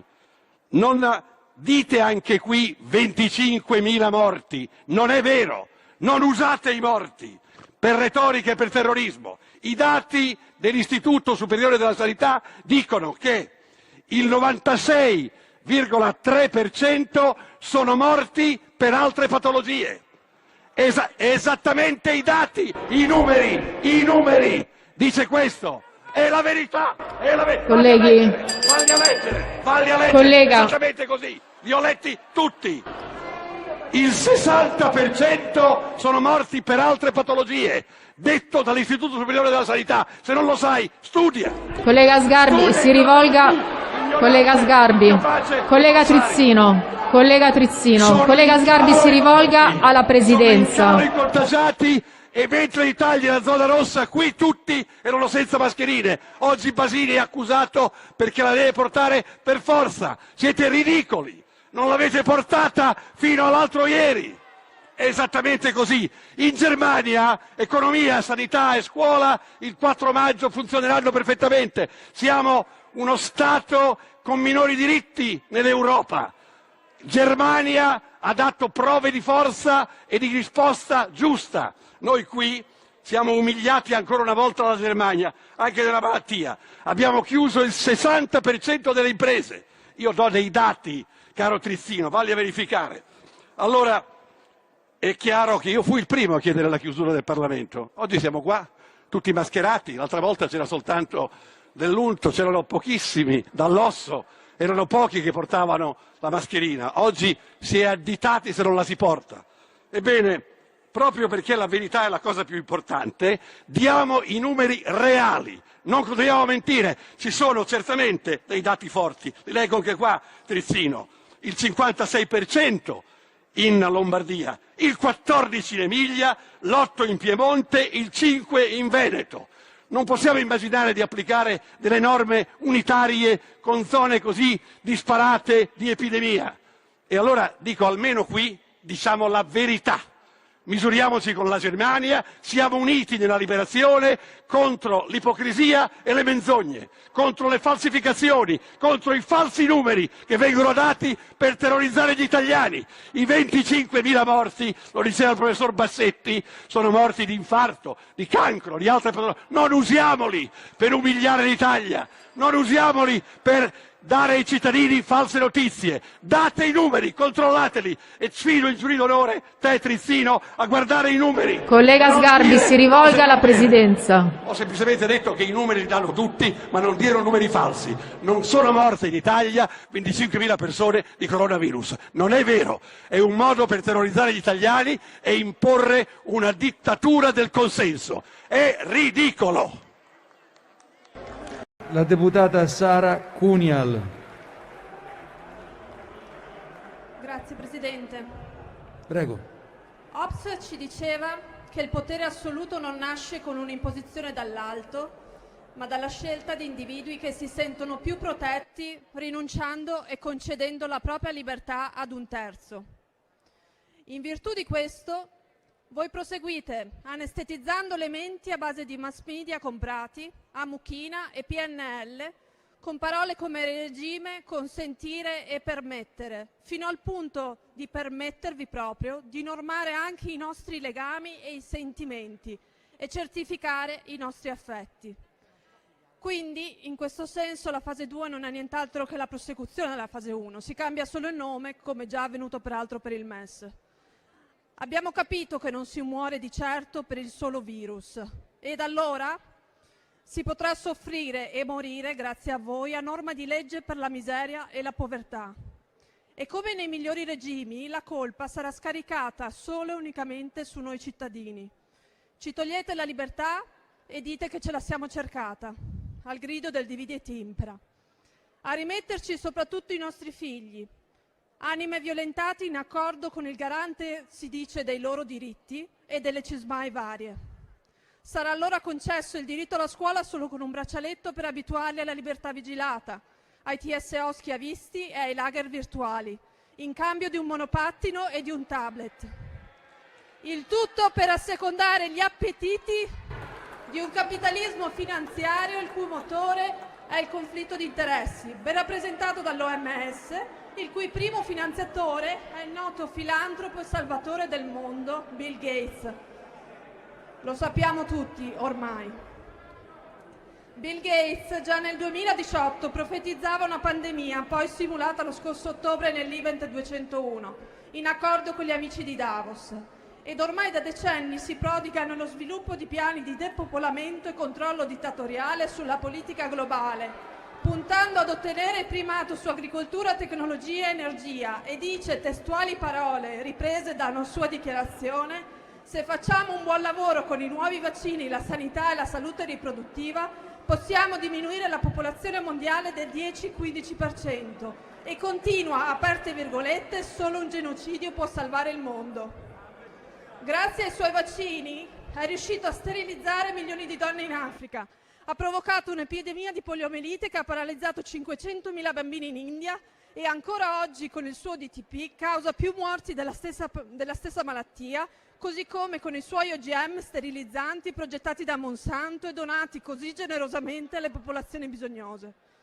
Il tutto mentre sta già pensando di distribuire il tattoo quantico per il riconoscimento vaccinale e i vaccini ad mRNA come strumenti di riprogrammazione del nostro sistema immunitario, oltre a fare diversi affari anche con le multinazionali che possiedono le infrastrutture 5G negli Stati Uniti. E allora in questa tavola imbandita c'è tutto il deep state in salsa italiana. C'è la Sanofi che insieme alla già collusa Glaxo, gli amici per intendersi di Ranieri Guerra, di Ricciardi e del noto virologo che noi paghiamo a 2.000 euro ogni 10 minuti per le presentazioni in RAI, sigla accordi con le società di medicina per l'indottrinamento dei medici del futuro, facendosi beffe della loro autonomia di giudizio e del loro giuramento. Ci sono le multinazionali high-tech come la Romana Engineering, amica tra l'altro del nobile Mantoan, o la Bendy Spoons della Pisano, per il controllo e la gestione dei nostri dati sanitari rispetto dell'agenda europea ID 2020 di identificazione elettronica che ricorre proprio alla vaccinazione di massa per ottenere una piattaforma di identità digitale, tra l'altro in continuo con la cessione dei dati già avviata da Renzi all'IBM. Renzi che ricordo nel 2016 tra l'altro ha dato un più 30% al Global Fund proprio di Gates. Ci sono gli amici di Aspen come Sasson e Colau che con i suoi report di 4 pagine da 800 euro l'ora senza alcuna revisione scientifica ci detta la sua politica da generale del Bilderberg ben lontano dal campo di battaglia. Ma l'elenco è lungo, molto lungo. Ci sarebbe anche la Medtronic di Arcuri, eccetera, eccetera. Il contributo italiano all'Alleanza Internazionale contro il coronavirus sarà di 140 milioni di euro, di cui 120 a Gavi Alliance, proprio la no profit creata dalla Fondazione Gates. E sono solo la parte dei 7,4 miliardi di euro recuperati dalla Commissione europea per trovare i vaccini contro il coronavirus, che serviranno proprio a quanto sopra descritto. Nulla ovviamente per la sieroterapia, che ovviamente ha il terribile effetto collaterale di costare pochissimo, tanto meno per non parlare della prevenzione, quella vera, che riguarda il nostro stile di vita, la nostra alimentazione e il nostro rapporto con l'ambiente. Il vero obiettivo di tutto questo è il controllo totale, il dominio assoluto sugli esseri umani ridotti a cavia e schiavi, violandone sovranità e libero arbitrio. Il tutto tramite i vostri inganni travestiti da compromessi politici. Allora, mentre voi stracciate il codice di Norimberga con TSA, multe, deportazioni, riconoscimento facciale e intimidazioni, avallate dallo scientismo dogmatico protetto dal nostro pluripresidente della Repubblica, che è la vera epidemia culturale di questo Paese, noi fuori con i cittadini moltiplicheremo i fuochi di resistenza in modo tale che vi sia impossibile reprimerci tutti. Le chiedo gentilmente, Presidente... Colleghi deputati, questo è un Parlamento libero dove ciascuno ha diritto di esprimere le proprie opinioni e ognuno è tenuto a rispettarle. Se non le condivide, a sua volta ha la libertà di manifestare il proprio pensiero. Basta con questo atteggiamento. Grazie, Presidente. Prego, concluda. Concludo. Chiedo a lei, Presidente, di farsi portavoce di un consiglio al nostro Presidente Conte. Caro Presidente Conte, la prossima volta che riceve una telefonata dal filantropo Bill Gates, la inoltri direttamente alla Corte Penale Internazionale per i crimini contro l'umanità. Diversamente ci dica come dovremmo definire l'amico avvocato che prende ordini da un criminale. Grazie. Do you remember this horror picture was circulating on the internet? It says over 200 doctors and nurses dead in Italy. God protect the world from this virus. And you see people are sad and all these comments. Looks brutal, right? Well, it's straight out of Grey's Anatomy. If you like to watch Netflix, watch the video. The coronavirus outbreak has undoubtedly shaken the entire world, with the death toll increasing day by day. From common people to politicians and celebrities, the virus infection isn't sparing anyone. Even many medics have become victims of the deadly COVID-19 while treating patients all over the world. Now, a photo showing a group of doctors and nurses lying on the floor has surfaced online. The image appears to have been taken at an operation theater, and netizens share it, claiming it to be that of the medics, who died from COVID-19 in Italy. Over 200 doctors and nurses dead in Italy. God protect the world from this virus # let's spray for Italy, reads one of the captions shared with the photograph. Some bodies among the 200 doctors in Italy who died yesterday of coronavirus. Very sad indeed. Only God can deliver the entire world from these, another social media user commented. The photo said to be that of medics, who have become victims to the virus attack, is not true. The people seen in the image are not real medics, and none of them is dead. It is in fact a still from the popular American medical television series Grey's Anatomy. It is from the Season 3 episode 14 aired on 1 February 2007. The episode can be viewed on Amazon Prime and the scene can be seen from 21:19 minutes of the episode. Even Facebook has flagged it as false information, confirming that the image is not associated with the coronavirus outbreak. What about this image? Sad. Coffins lined up of dead bodies. You know what's more sad? That this scene is from the movie Unlocked, 2017. It's not real. In this 2-minute video, the death numbers of Italy will be debunked. Watch. Hello and welcome to the most recent Ogster video cast. In this one, in the next few minutes, I'm going to debunk that COVID-19 exists, but it existed in Italy this year. I'm going to use this as my data source, Europe.eu. I download it in an Excel format every day. This gives us this raw data for all the countries. I cleaned it up just looking for the Italian information. There is the cleaned information, date, population, cases, and number of people that died. I'm now going to try to convert that into a graph. As you see, it's not possible because of the population size. So I'm going to introduce scale. I've reduced this down to 1 to 1,000 the size. It's not very clear here, the case and deaths, so let me clean that up.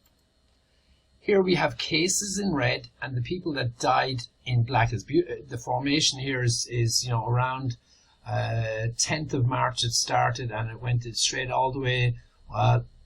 It ended at the end of April basically for the Italians. So this idea of scale is, what I'm saying is, it has to be clear to everyone, is think of Italy as a 3D block. I'm going to divide that up into 1,000 parts. 999 parts are free of COVID-19, have no risk of it, is not present. And in that one last little block of 1/1000 is what I'm showing you graphically. Basically there's nothing. Now, there's the number of dead here in black. Let me increase that by 5.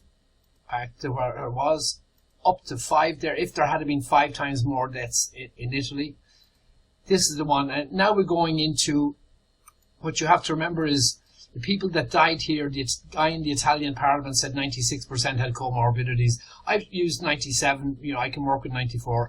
And I'm now going to remove it. And this is also going to remove COVID-19 from Italy. Boom, it's gone. The line is gone. There's nothing. It's completely gone. Nothing. Zero. I'm going to zoom in on that about 15 times, and there's traces here, yeah, around in March. Yeah, you can see them there. That's Italy debunked in less than 2.5 minutes. Italy never liked the lockdown. This is a little off topic. Italians have always had great music taste. So I just chose this video for you to prove a point. Listen.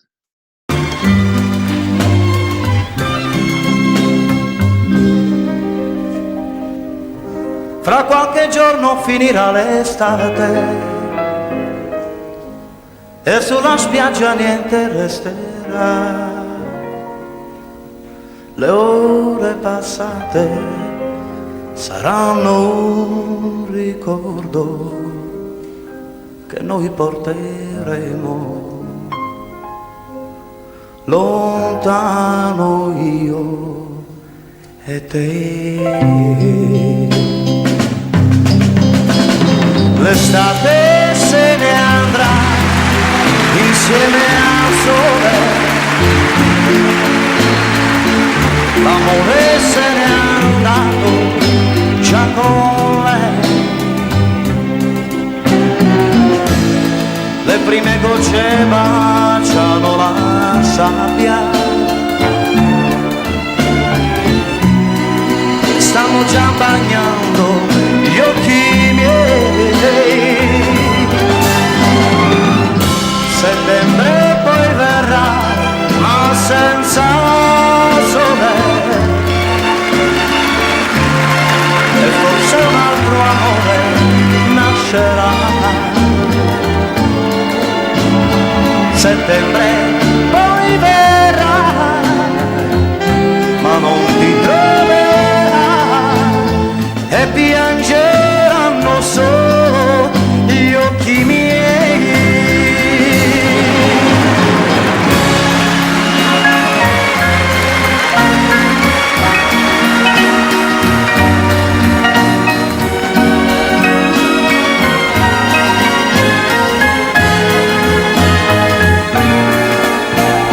Settembre poi verrà, ma non ti troverà, e piangeranno solo gli occhi miei.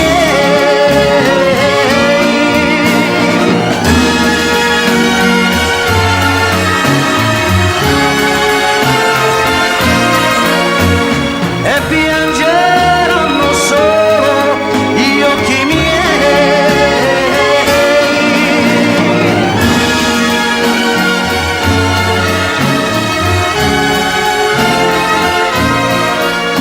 E piangeranno solo gli occhi miei.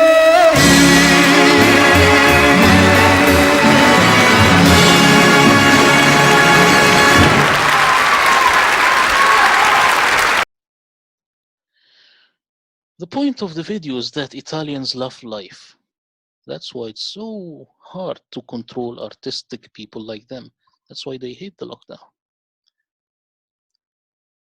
Remember the New York case? First, Cuomo praises Trump's response when he told him about the ventilators and stuff. Watch. Fact is, every time I've called the president, he's quickly gotten on the line. When we asked to get support for that Mercy ship in Southern California, he was able to direct that in real time. What the federal government did, working with states, was a phenomenal accomplishment.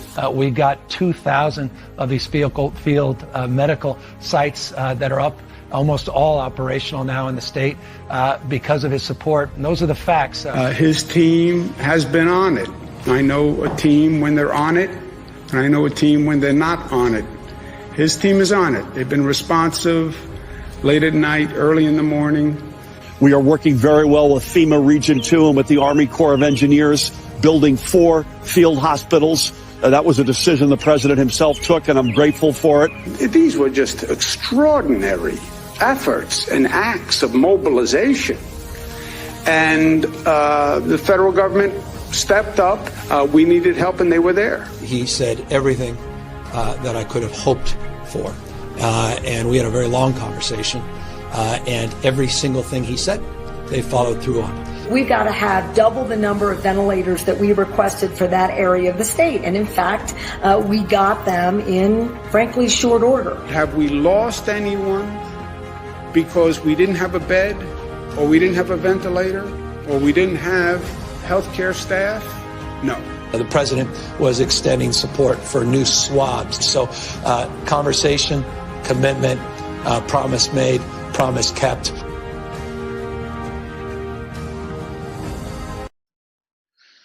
Now what happened? Deep state, including Pelosi, of course, are angry that Trump didn't fall for it and actually responded way better than expected. Deep state talked with Cuomo and convinced him to change his views and speech about Trump 180 degrees. Watch. Cuomo wanted highest death numbers in New York, especially by ventilators. He also purposely banned hydroxychloroquine from the protocol. For one reason. Trump is originally from New York. This would hit his credibility forever. It is a perfect story. Now, there is this insider nurse, I'm sure you've heard about it, called Nurse Erin. She was ill-nursed hospital nurse Erin caught the attention of mainstream media also, Fox News. Watch. Well, no governor let more people die from coronavirus than Andrew Cuomo did. His policies killed thousands. Now, a nurse has released shocking undercover video footage of what actually happened in New York's hospitals, and she joins us after the break.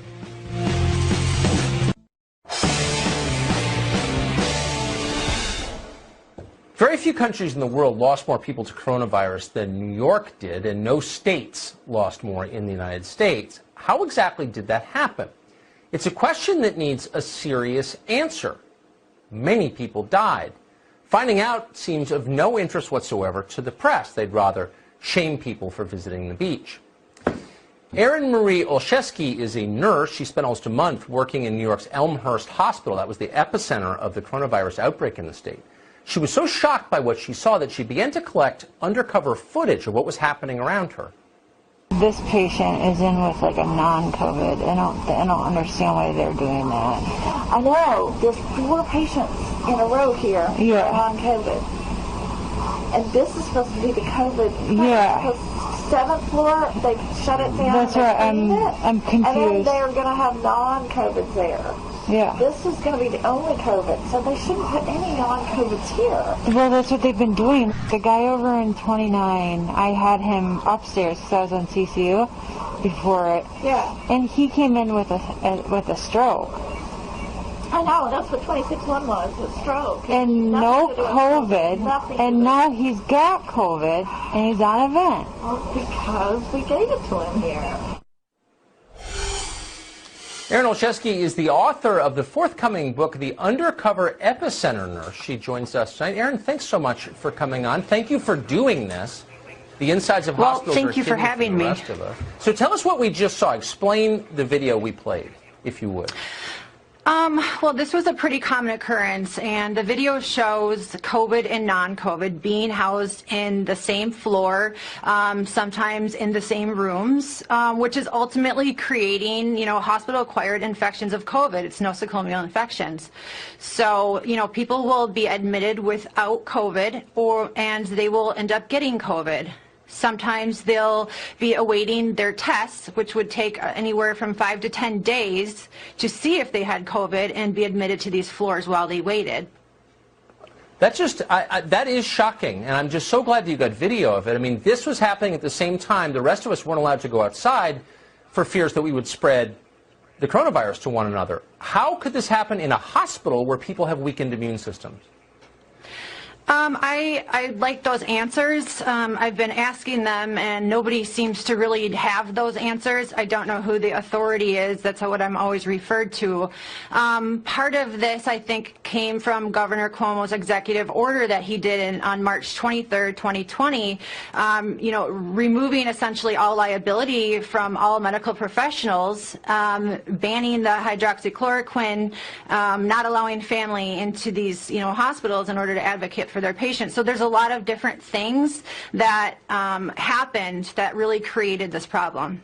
It's so interesting that you mentioned not allowing family in to advocate for their relatives. That was a factor in this, it sounds like. It's a huge factor, and that's what I'm having a really hard time with, because nurses, we're supposed to be reporting, anything that we see unethical. It's part of our job. And yes.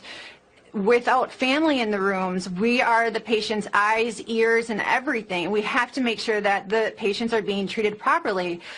Anybody and any nurse or anyone that would question anything would be sent home. I was one of them, and nobody ever wanted any of this out. And it's all hearsay if you don't have proof. So I needed to get the proof, because it is so absolutely unbelievable that without it, people couldn't even fathom this. I think this is a scandal. I don't use that word lightly. You were sent home for complaining about a policy of putting COVID patients with people who weren't infected. That's shocking. Correct. for asking questions. They would tell us that, you know, be good, behave, don't ask any of these questions, or you're going to be sent home. And I have recording of that as well. You know, I was there for just under a month, so a lot of this is all well documented. Yeah, it certainly is. And if it wasn't, no one would believe you. So good for you. And thank you for coming on tonight, Erin. Congrats on the book. Well, thank you very much for having me, Tucker. Of course. Appreciate it. Thanks. She also says that Iraq was better in treating than in USA. Watch. I compare this hospital to a third world country. I've been in a third world country hospital in Iraq. The Iraq hospital is better than this one, and that says a lot. I've been there. I've been in both hospitals, and this is in the United States, and this hospital is treating low income, mostly people, and it almost makes me feel like they think these people are disposable, and they're not. They're people. You know, people are not disposable, you know, especially the ones that are struggling day in and day out, the hard workers, you know, like trying to reach that American dream, and they're not given a chance because they're brought to this place where nobody cares. Here is a doctor from MIT explaining exactly how a ventilator actually kills a patient. Listen closely. Well, what are they doing with those people? Well, here's a person, supposedly COVID, whatever it is, doesn't matter. They're in a crisis situation, which means their lungs are filling up with water, edema, fluid. And so that little alveoli, one of those alveoli, let's say, has fluid in it. It's half filled. And let's just take simple physics, simple Boyle's law. You have a structure which has a certain volume, and now it has less volume. Well, the pressure is going to increase. So now you're putting hot, I mean, these ventilators are not just oxygen. They're actually pumping air, pressure. So what are you going to do? So the edema is taking place in the lungs. And what is that? It's caused by the cytokine storm. Your body is in a reflexive, overreactive state. It's eating away at its own tissues in some sense. And then now you're putting more pressure in. And there's a beautiful paper I shared which really shows how the high pressure ventilation exacerbates that. So that's why you're basically, one of those doctors was saying that you're basically drowning people in their own fluid. Oh, and by the way, remember the footage of the crowded ICU in Italy? Well, it was used 3 more times in different parts of the world, especially New York. Watch. Organize our emergency room and our hospital in 3 levels of intensity, as you saw. This is the main hospital in Bergamo in Lombardy province. It's one of the most advanced hospitals in Europe. Desperation in New York as coronavirus cases there continue to skyrocket. Governors plead for help while President Trump urges America to reopen by Easter. It's all hands on deck in America's hospitals. We'll talk to medical workers coming out of retirement. Crowded subway cars may have accelerated the spread. New York's governor says FEMA gave the state 400 ventilators. To that, he said this. What am I going to do with 400 ventilators when I need 30,000? Medical professionals say they'll reach breaking point if the number of positive cases keeps rising.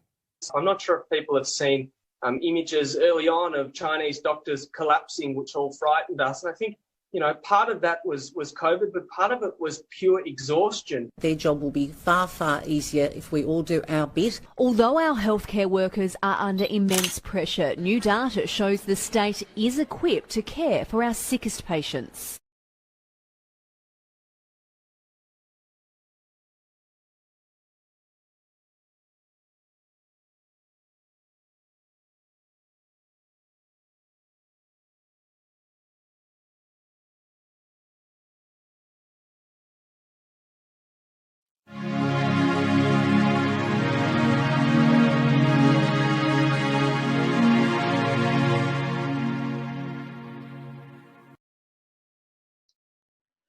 people know that Cuomo is the one who killed them.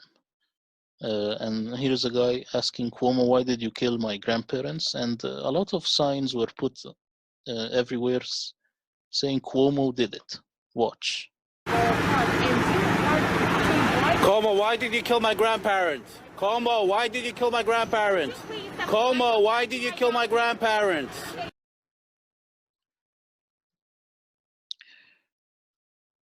So what's really the COVID deaths? John Hopkins, they made a study that's correct, and they deleted it. This video will show you exactly what happened. Watch. So in case you missed it, on November 22nd, Johns Hopkins published this article in their newsletter called A Closer Look at U.S. Deaths Due to COVID-19. And this article got a lot of attention, a lot of shares, and was deleted a couple days later. Not because of any factual errors, but because it was basically saying that COVID-19 is not the disaster we're being told it is. Luckily, I saved a PDF copy of it before they deleted it, so let's dive in. According to new data, the US currently ranks first in total COVID-19 cases, new cases per day, and deaths. Genevieve Bryand, Assistant Program Director of the Applied Economics Master's Degree Program at Hopkins, critically analyzed the effect of COVID-19 on U.S. deaths using data from the CDC in her webinar titled COVID-19 Deaths, A Look at U.S. Data. From mid-March to mid-September, U.S. total deaths have reached 1.7 million, of which 200,000, or 12% of total deaths, are COVID-19 related. Instead of looking directly at COVID-19 deaths, Bryand focused on total deaths per age group and per cause of death in the U.S., and used this information to shed light on the effects of COVID-19. She explained that the significance of COVID-19 on U.S. deaths can be fully understood only through the comparison to the number of total deaths in the United States. After retrieving data on the CDC website, Bryand compiled a graph representing percentages of total deaths per age category from early February to early September, which includes the period from before COVID-19 was detected in the U.S. to after infection rates soared. Surprisingly, the deaths of older people stayed the same before and after COVID-19. Since COVID-19 mainly affects the elderly, experts expected an increase in the percentage of deaths in older age groups. However, this increase is not seen from the CDC data. In fact, the percentages of deaths among all age groups remained relatively the same. The reason we have a higher number of reported COVID-19 deaths among older individuals than younger individuals is simply because every day in the U.S., older individuals die in higher numbers than the younger individuals, Bryand said. Therefore, according to Bryand, not only has COVID-19 had no effect on the percentage of deaths of older people, but it has also not increased the total number of deaths. This data suggests that, in contrast to most people's assumptions, the number of deaths by COVID-19 is not alarming. In fact, it has relatively no effect on deaths in the United States. This comes as a shock to many people. How is it that the data lie so far from our perception? To answer that question, Bryand shifted her focus to the deaths per causes ranging from 2014 to 2020. There was a sudden increase in deaths in 2020 due to COVID-19. This is no surprise because COVID-19 emerged in the U.S. in early 2020, and thus COVID-19 related deaths increased drastically afterward. Analysis of deaths per cause in 2018 revealed that the pattern of seasonal increase in the total number of deaths is a result of the rise in deaths by all causes, with the top three being heart disease, respiratory diseases, influenza, and pneumonia. This is true every year. Every year in the U.S., when we observe the seasonal ups and downs, we have an increase of deaths due to all causes, Bryand pointed out. When Bryand looked at the 2020 data during that seasonal period, COVID-19 related deaths exceeded deaths from heart diseases. This was highly unusual since heart disease has always prevailed as the leading cause of deaths. However, when taking a closer look at the death numbers, she noted something strange. As Bryand compared the number of deaths per cause during that period in 2020 to 2018, she noticed that instead of the expected drastic increase across all causes, there was a significant decrease in deaths due to heart disease. Even more surprising, as seen in the graph below, this sudden decline in deaths is observed for all causes. This trend is completely contrary to the pattern observed in all previous years. Interestingly, as depicted in the table below, the total decrease in deaths by other causes almost exactly equals the increase in deaths by COVID-19. This suggests, according to Brian, that the COVID-19 death toll is misleading. Brian believes that deaths due to heart disease, respiratory diseases, influenza, and pneumonia may instead be recategorized as being due to COVID-19. The CDC classified all deaths that are related to COVID-19 simply as COVID-19 deaths. Even patients dying from other underlying diseases but are infected with COVID-19 count as COVID-19 deaths. This is likely the main explanation as to why COVID-19 deaths drastically increased while deaths by all other diseases experienced a significant decrease. Throughout the talk, Brian consistently emphasized that although COVID-19 is a serious national and global problem, she also stressed that society should never lose focus of the bigger picture, death in general. The death of a loved one from COVID-19 or from other causes is always tragic, Brian explained. Each life is equally important, and we should be reminded that even during a global pandemic, we should not forget about the tragic loss of lives from other causes. Everybody heard about the fact that only 6% of the COVID-19 deaths have no other underlying condition. And the data that I looked at is consistent with that. And the graph that I drew of the COVID-19, those account for all COVID-19. So whether COVID-19 was on the death certificate reported as the main cause or not. Or underlying. So yeah, I've been talking about the inflated numbers for quite some time. A lot of people have actually. You had Elon Musk on Joe Rogan bring up the fact that there was the $13,000 incentive to write COVID-19 on the death certificate. And you didn't even need a positive COVID-19 test to do so.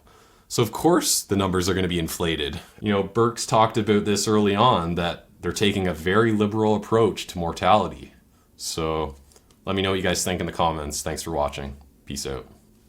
We've taken a very liberal approach to mortality. Let's say the virus caused you to go to the ICU and then have a heart or kidney problem.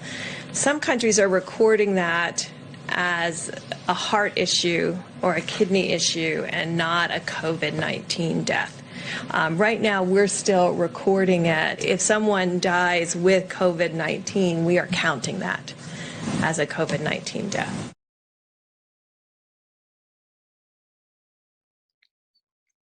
Even the CDC admits that only 6% died of COVID alone. Watch this report. The latest numbers from the CDC reveal hospitals have been counting patients who died from serious pre-existing conditions as COVID-19 deaths. One America's Pearson Sharp has more as the CDC counts over 51,000 patients who died from heart attacks as opposed to coronavirus.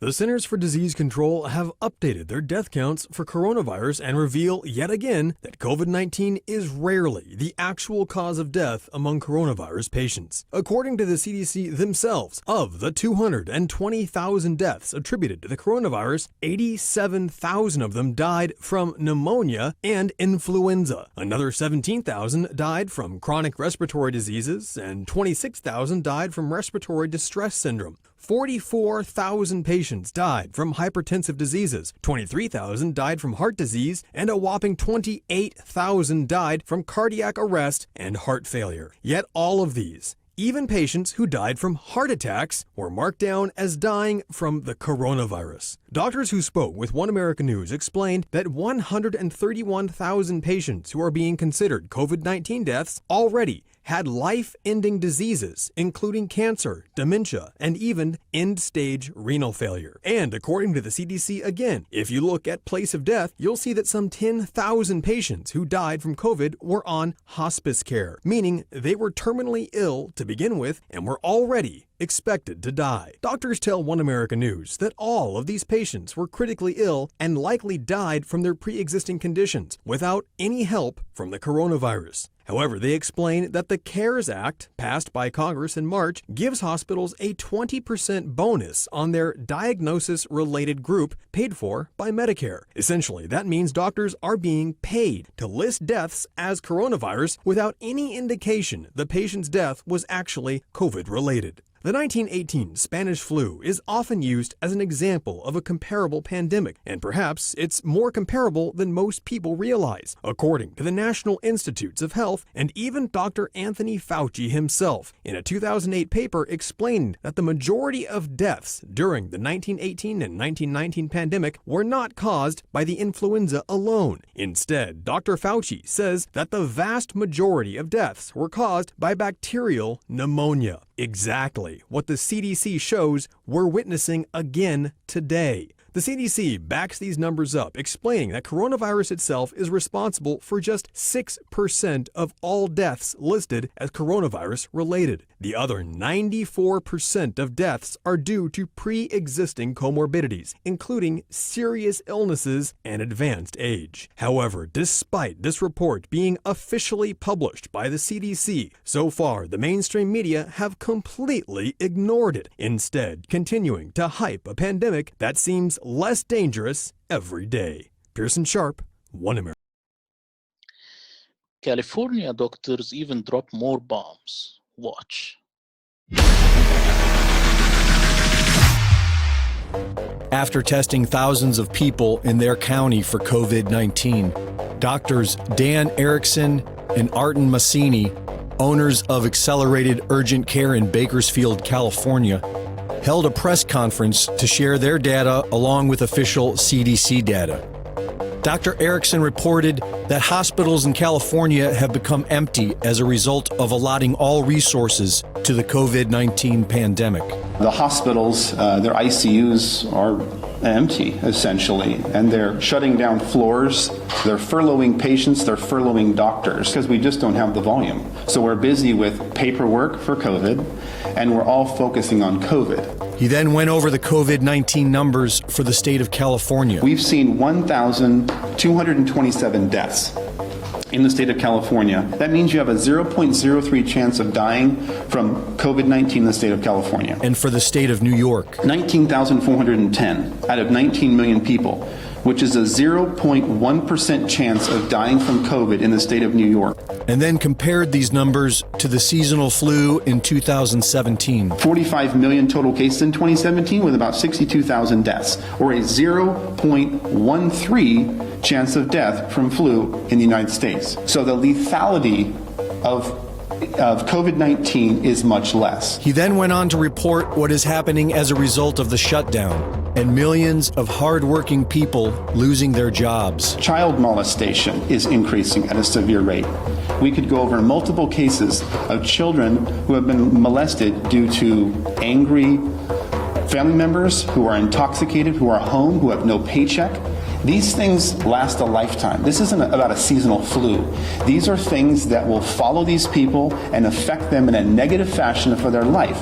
And these are for me talking to ERs, talking to my doctors, and talking to people across the country and finding out what they're seeing. Spousal abuse, alcoholism, anxiety, depression, suicide.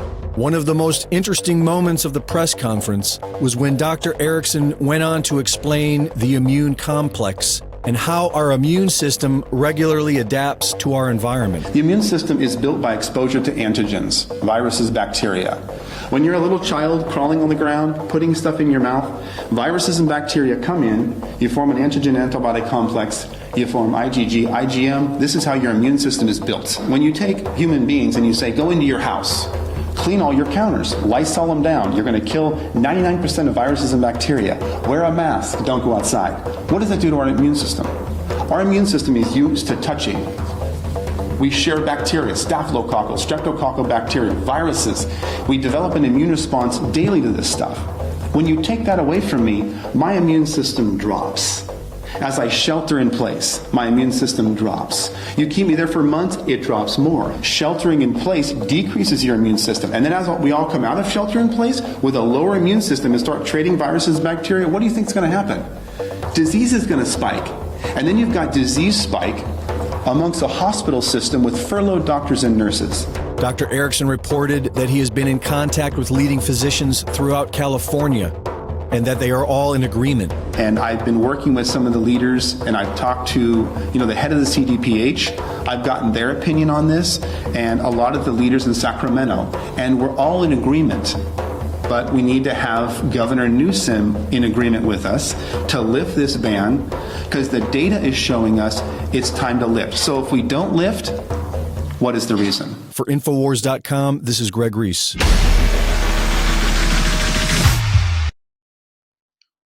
Now, there is such news that's sad to my heart. You see this guy, 69-year-old retired Milwaukee police lieutenant, died from COVID-19. Very sad. But this is even more sad, that the same guy died at the University of Memphis. He's a professor.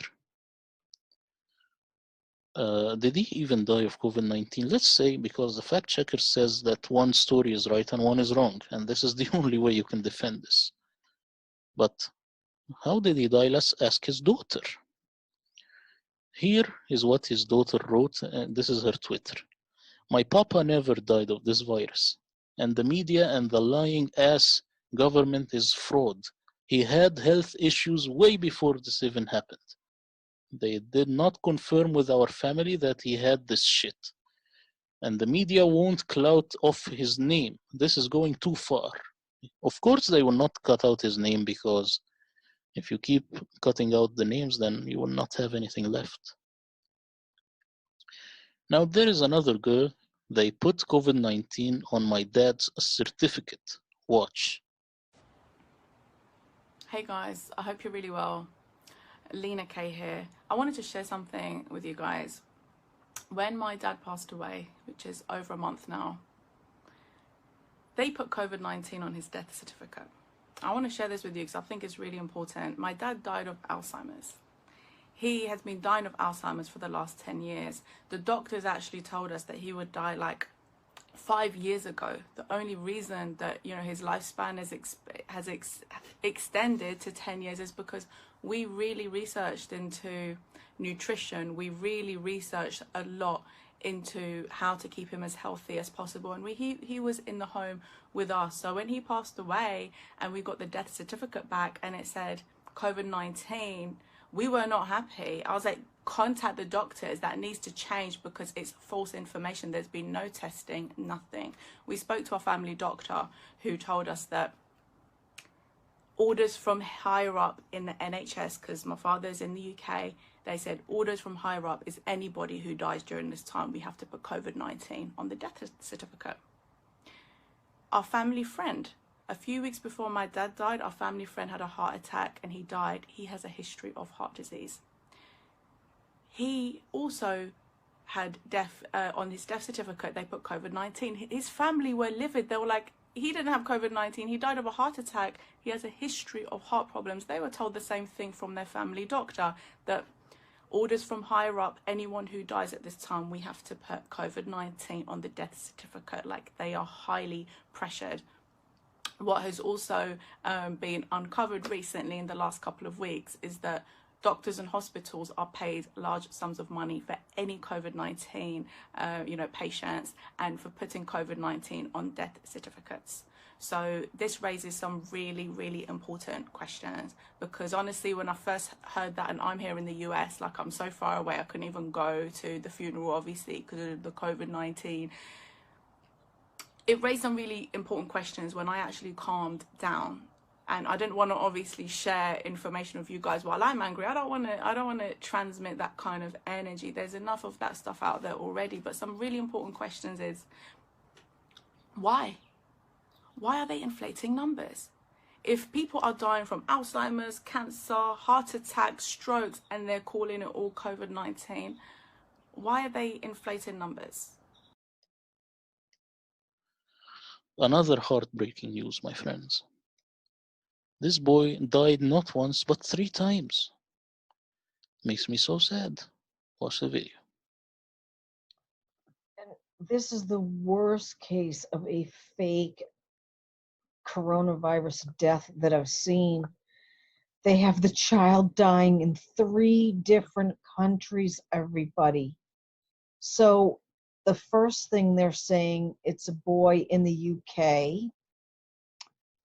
And then in this one, they're saying in Portugal, it's a boy of 14.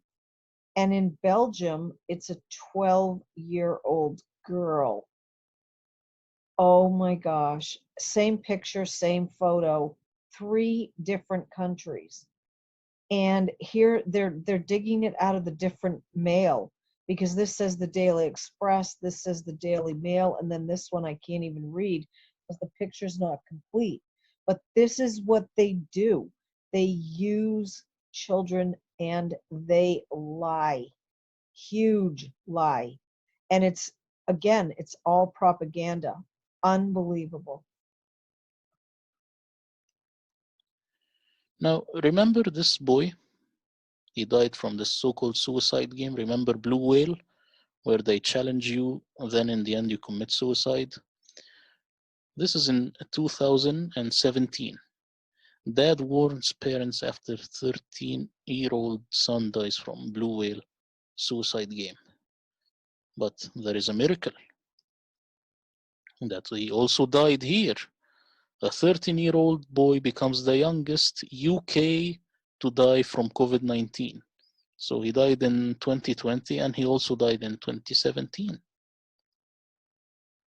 Now, folks, you have to take your jab, right? Take it once, take it twice, take it 3 times, take it 4 times, take it 5 times, 6 times, 7 times.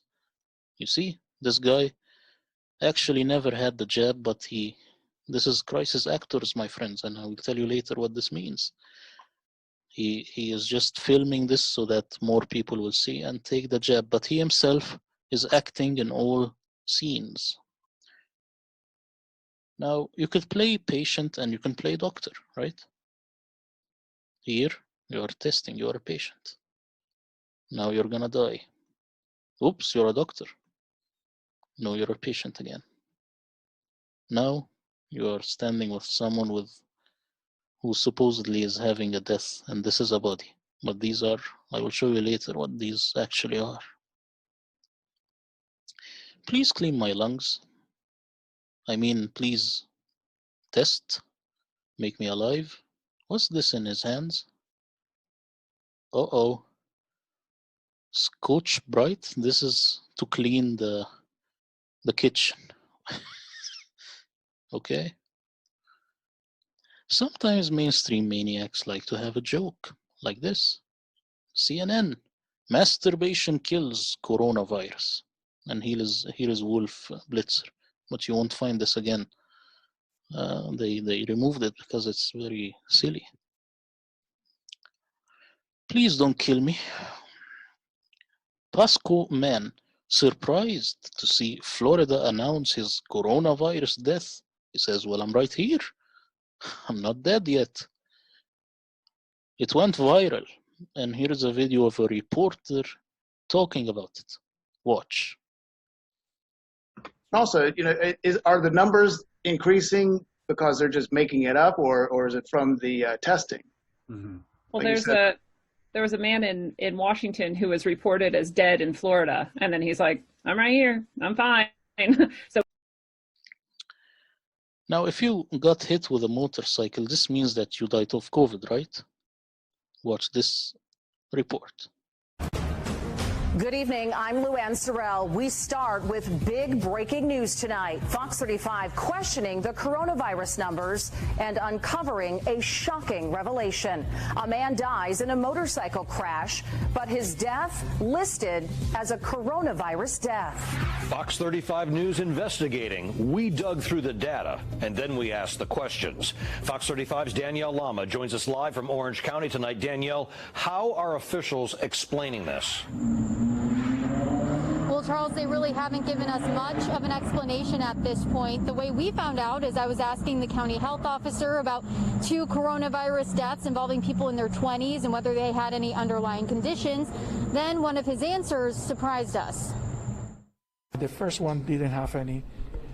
He died in a motorcycle accident. New questions tonight about the accuracy of the state's coronavirus death numbers. Orange County Health Officer Dr. Raul Pino telling us one person reported to have died from COVID was killed in a motorcycle accident. So was it removed from the data? I don't think so. I have to double check. We were arguing. We were discussing and trying to argue with the state. Not because of the numbers. I mean, it's 100 it's not make any difference if it's 99. Yeah. But the validity that the fact that the individual didn't die from COVID-19, died in a crash. But you can actually argue that it could have been the COVID-19 that caused him to crash. So I don't know the conclusion of that one. We looked into it, and there are still 2 people in their 20s on Orange County's data list for COVID deaths. So is this a contradiction to how the state says it's counting deaths? The Florida Department of Health sending Fox 35 a statement saying a COVID death is determined if COVID-19 is listed as the immediate or underlying cause of death or listed as one of the significant conditions contributing to death, or if there's a confirmed COVID-19 infection from a lab test and the cause of death doesn't meet exclusion criteria like trauma, suicide, homicide, overdose, motor vehicle accident, etc. The only thing that I could say to people is that the data that I'm providing you with is the data that we consume from the state, and we are offering you the best data that we have. And Dr. Pino tells us that the medical examiner's office has to sign off on all COVID-19 deaths. We also reached out to that office and have not heard back. Reporting live in Orlando, Danielle Lama, Fox 35 News. I told you about crisis actors. This is straight off Wikipedia. A crisis actor or actor patient or actor victim is a trained actor, role player, volunteer, or other person engaged to portray a disease victim during emergency drills. Emergency drills. Now, you can see here, very nice makeup and stuff. This is a drill, this is not reality. And I want to tell you something. When I was in college, we used to do such emergency drills. Why is that? Because let's say a fire started in college. How will we cooperate? Will we panic and just keep going against each other? Or will we know exactly where to go out and how with perfect cooperation? So every year we would do this drill. So that's if it happens in real life, we would have good cooperation. Now, my college, they used to record that on video. I don't know why, but it's like archiving. So they used to record some lectures and some of these emergency drills, and people would look at them. Now, what happens is you can take this drill, these videos, and you air them on the media, and it's real when actually it's a drill. It's just acting. Okay. Here is setting up fake pandemic footage in Israel, and you will see exactly how this is done. Watch the video.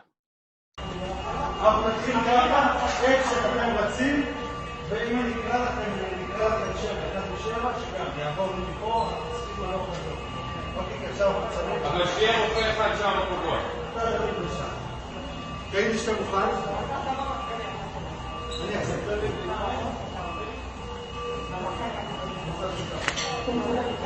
בוא תשים להם, שתשמת את זה,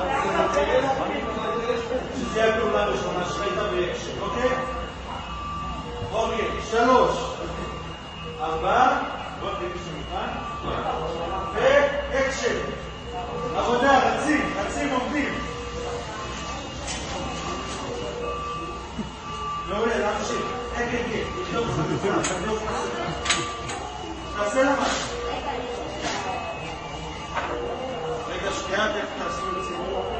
קפלנו, אחי. מה קרה?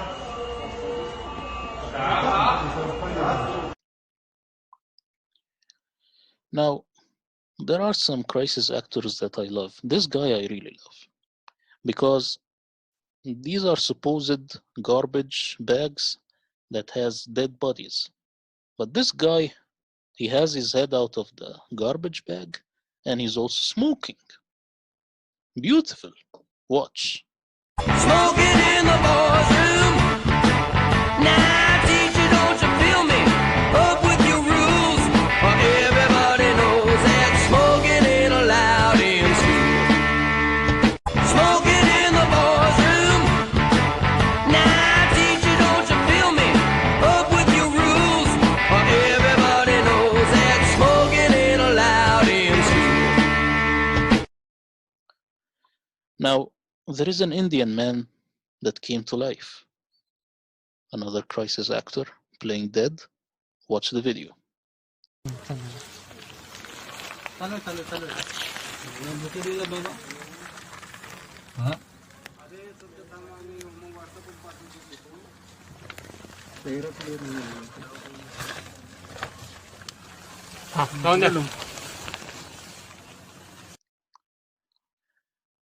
How about labeling a homeless man dead when he actually is alive? Watch this video.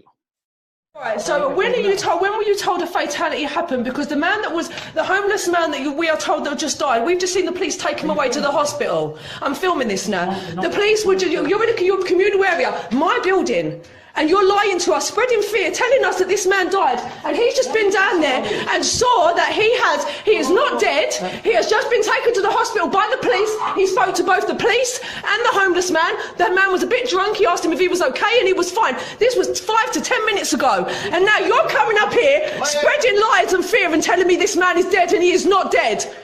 This man is not dead. Take them letters, take them somewhere else, because that man is not dead. I've been feeding that man. Wait. He's lying. What can do is stop putting it. No, wait. We can stop putting it on because he's not dead. Until you find out if this man's really dead and prove that, then you need to stop putting these letters on there. Can I ask you to stop filming? Can I ask your name? I'm from One Housing. You're from One Housing. Can I ask your name? When they put a letter under your door saying the man's dead, he's not dead, he's fine. The man is absolutely fine. The man's fine. He's putting letters under our door saying the man's dead. The man's not dead. He just saw him 5 minutes ago being taken by the police. Now these are coming here in their little suits telling us this man's dead, and this man is not dead. We have just seen the police take him to the hospital 5 minutes ago. You are liars. You are spreading fear for no reason. No one died in this building today. Nobody died. Can you let us respond? Yeah, I have let you respond, and you've stood there and lied. You have. Can you stop filming? Okay, no. You're in my building outside my door causing fear amongst my community. Okay, go on. So show me who died. Okay. It's legal. I'm illegally allowed to speak, please. Go for it. Go on. I did. No, you didn't. Can you stop filming as well? No, go on. Right, in that case, no. I can film. Go on. I'd like the answer. We are responding based on a report we had, yeah? What time did you get this report, can I just ask? About a couple of hours ago. A couple of hours ago, but we've literally saw this man taken away 10 minutes ago, healthy. That's fine. Now that you've told us that, we will go on. Can I ask who gave you the report that this man was dead? It's fed from One Housing. From One Housing. One Housing told you that this man was dead, so you came round in your suits to spread fear amongst, look at them, children in there, and you're spreading fear amongst all of us. Now, this is funny. CNN and Contagion, the movie. And you can see the actors. Listen to this guy. It's a black guy who I really love his humor. I would like to actually go and have a talk with this guy. Listen and watch the video. We reporting on CNN about the coronavirus. Pass away from the coronavirus. Everything we are doing right now is to help. Now check this shit out. Now look, this Lawrence Fishburne in the movie Contagion. Listen to what Blood say. But right now, our best defense has been social distancing. No handshaking, staying home when you're sick, washing your hands frequently. And look who Blood talking to. To date. Ain't that the nigga from CNN? Or am I tripping? We're still working on confirming that number. Freelance journalist. The CDC, this is Blood from CNN. In the movie Contagion. Come on now. I mean, I ain't no conspiracy theory motherfucker, but this is a hell of a coincidence. And he telling us to do what we gotta do right now in real life in the movie. Is that in order to become sick, you have to first come in contact with a sick person or something that they touched. In order to get scared, all you have to do is come in contact with a rumor or the television. Now, here you can see dead people from the Indian variant. But why are they moving? Watch.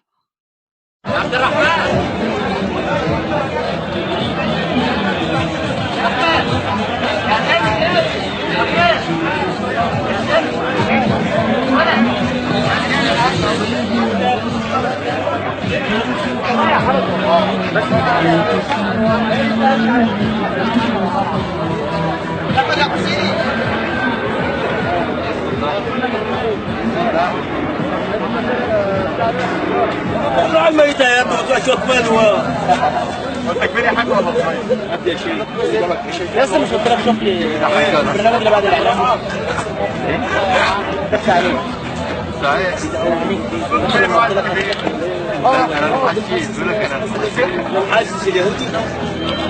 غطي المرحوم بدأوا يا جماعة؟ يا جماعة بدأوا ولا لسه؟ طب نشيل يعني طيب؟ اوعى تشيل طب اقعد اتنفس طيب اوعى تتنفس يا جماعة بدأوا ولا لسه؟ طب نشيل يعني طيب؟ اوعى تشيل طب اقعد اتنفس طيب اوعى تتنفس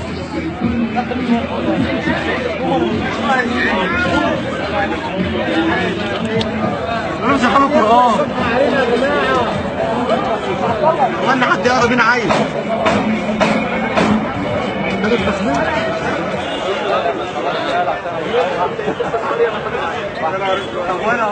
اي حاجه يا اخي انا ايوه معلش كده خد اقول لك ايوه انا سامعك اهو انا بس جامد عليك دي مش هنا كويس خد شويه عرفتها؟ قوم يا جدعان قوم انا بس يا اخي انا ايوه معلش كده خد اقول لك ايوه انا سامعك اهو انا بس جامد عليك دي مش هنا كويس خد شويه عرفتها؟ قوم يا جدعان قوم انا بس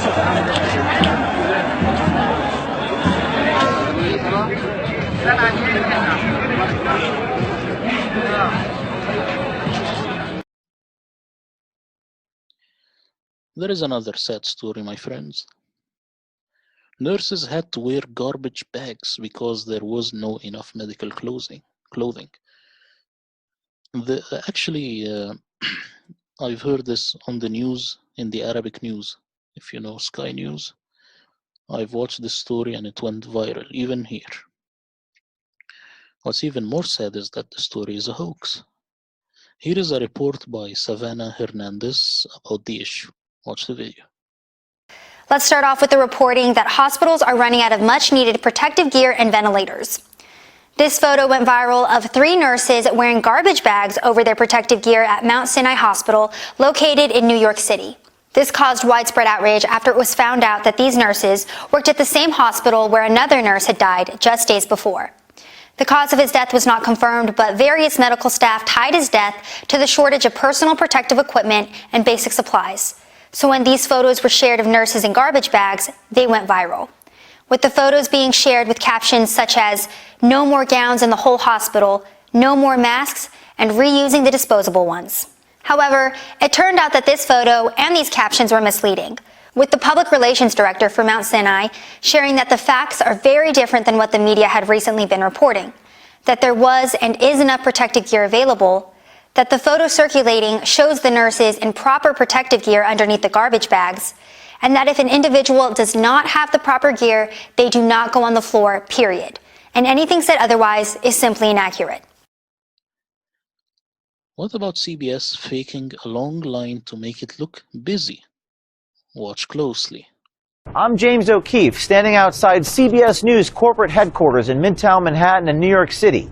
An insider has come to us from a Grand Rapids medical center, and they claim that CBS News created a fake COVID testing line, taking away doctors and medical personnel away from treating patients just to create a fake staged event for CBS News and their national morning show. This is an explosive story involving an insider who recorded things from his colleagues. Check this out. So when this event occurred, where did you work? I worked at Cherry Health. Cherry Health is? It's a medical facility. It's Cherry Health Heart of the City is the full name of it. And when I came into work that day, the news crew was there. I was kind of asking around what happened. And they were just letting me know there's news there for the testing. What did you see happen that that you're claiming is fake news about this? Well, when I was over there and the line was coming through, a lot of them were just kind of driving up and not really getting tested at all. They were just talking with the testers. So I was asking what's going on with the tests, and that's when they told me that, majority of the line is from employees at Cherry Health. So, yeah. The people in the line were not people being tested, but they were employees pretending to be patients? Correct, yep. Why would they do that? I think it's a little bit of a benefit for both parties. I do know Cherry Health is struggling a little bit financially. They're a nonprofit, so they get a lot of their money from donors or grants.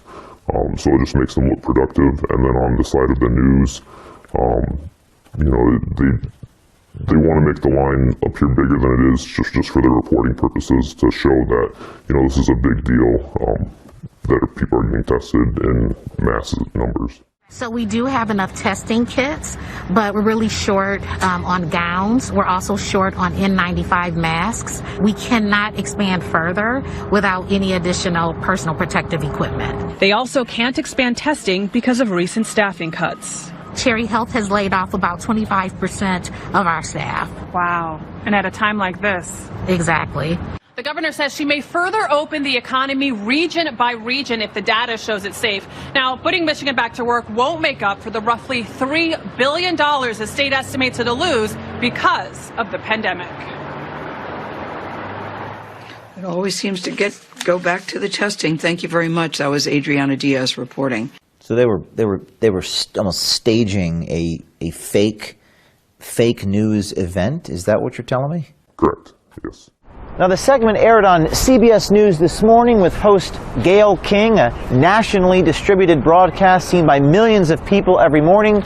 King says it's just one of many on COVID testing. Only 6 states have reported more cases than Michigan, but fewer than 2% of its people have been tested for the virus.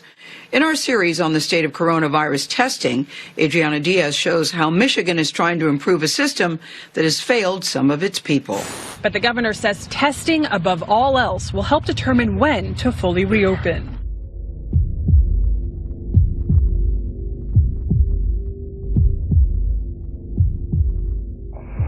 And apparently the news crew wanted more people in the line because they knew it was scheduled. So when did you find out on Monday that it wasn't real people, or not real people, but that it was employees? That long ass line that we had. Yeah. And then when I went to go grab the bag with the test tube in it, that's when they told me, and I was like, figures, because we see the schedule ahead. Oh, so no one told you like in advance? It was just kind of like right there. You were just like, why is this line so long?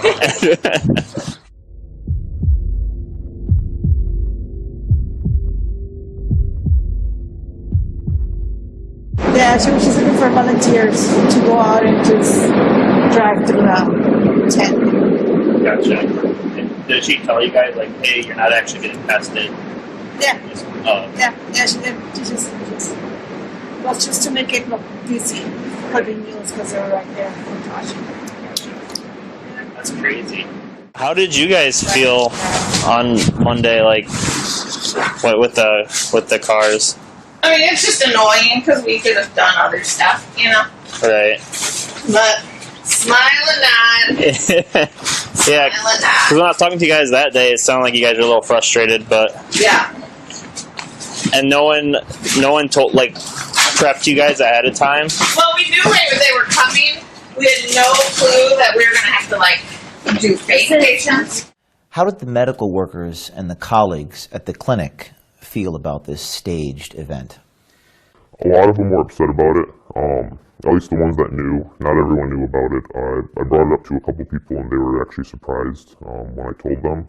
But the ones that knew doing the testing, they weren't not happy about that. And then the ones that were in the line, they seemed kind of indifferent to it. They just figured it was just another day on the job. Because I didn't see you guys do the swab at all. I just saw you talking with them. And then I was talking with the other girl. There were a couple real patients, which made it worse. Because then they had to wait longer? Yeah. It was just confusing and like chaos. I've never experienced something like that. No. Like, crazy. Do you think she did it on her own? Like, I think it was her idea? don't know. No, I think it was, you know, like everybody up there. Because, you know, now we got this bright ideas. Right.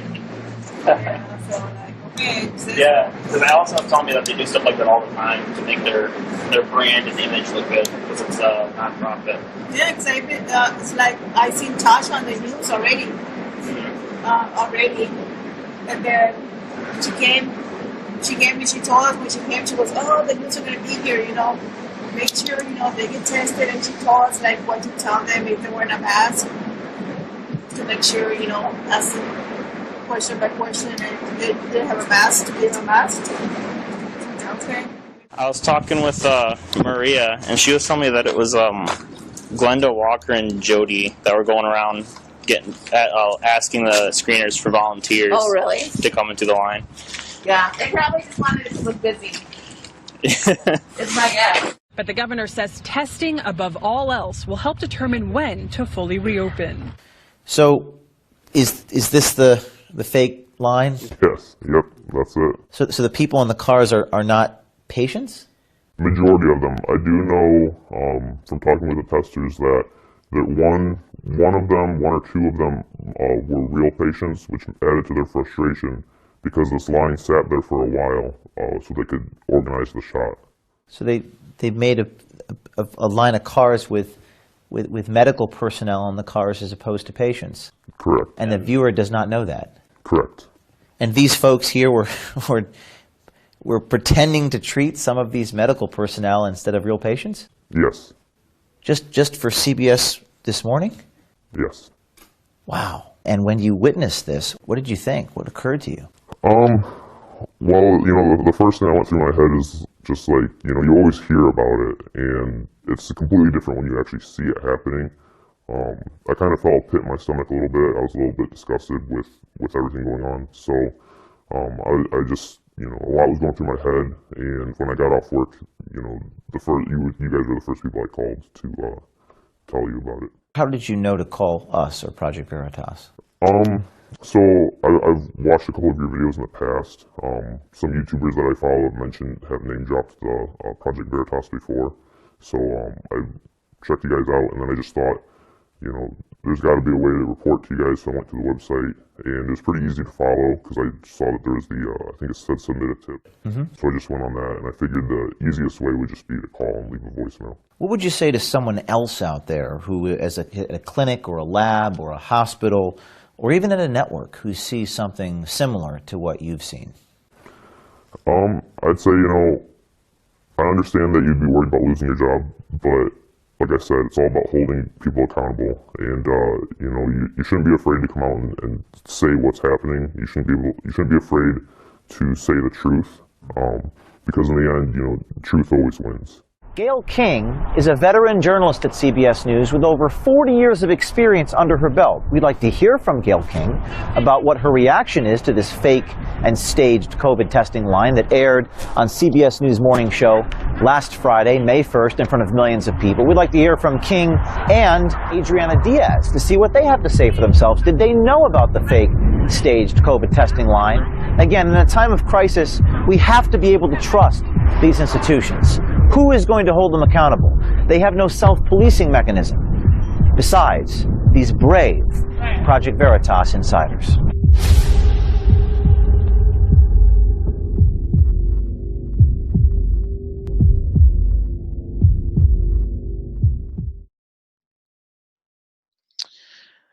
A mannequin war.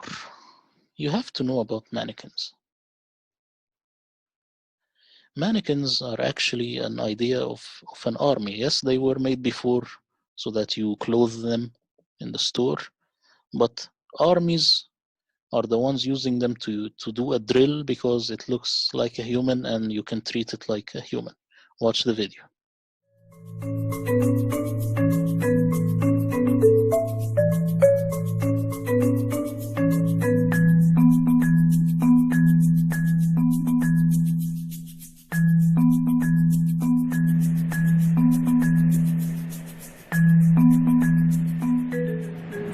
This mannequin is a TAW mannequin, and it stands for Tactical Operations Medical Mannequin. It provides innovative training for performing our self-aid buddy care techniques. It comes with different body parts that you can attach and detach that are realistic. It screams, it yells, it's injured, it asks for help, various different languages. It helps give the member a true feeling of saving someone's life, whether it's finding the gunshot wound, applying tourniquets, hearing the person yelling for help, screaming for help.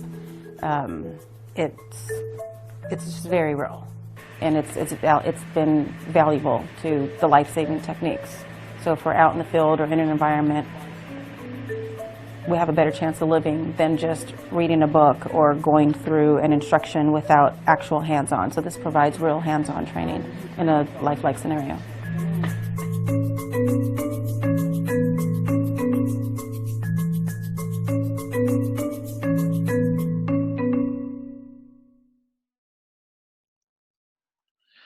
Now, here there is TikTok nurses from the NHS playing with the dummy COVID-19 supposed corpse. And TikTok is actually filled with this stuff. So this is supposedly a guy who died, but they are playing with this body. Watch.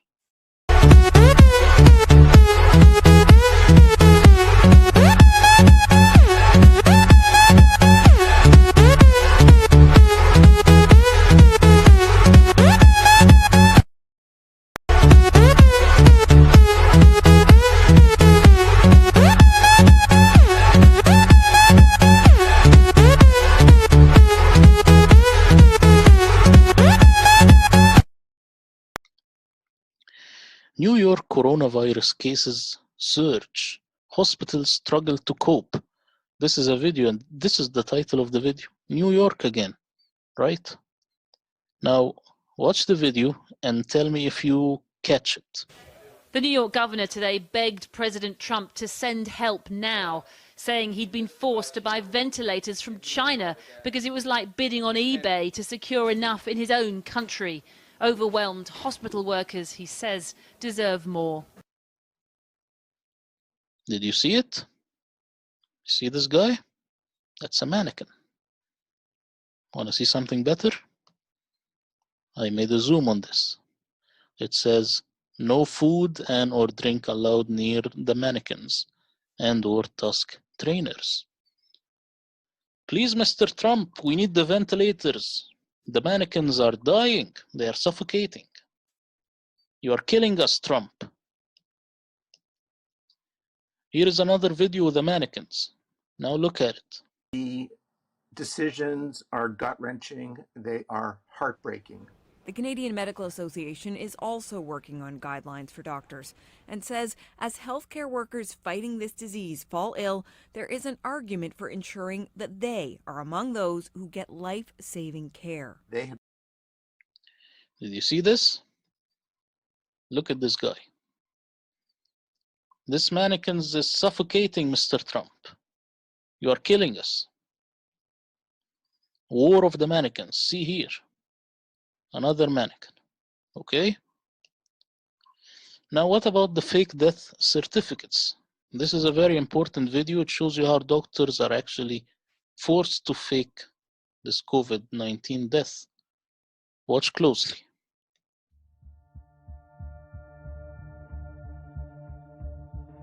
We know there are many unanswered questions during this pandemic.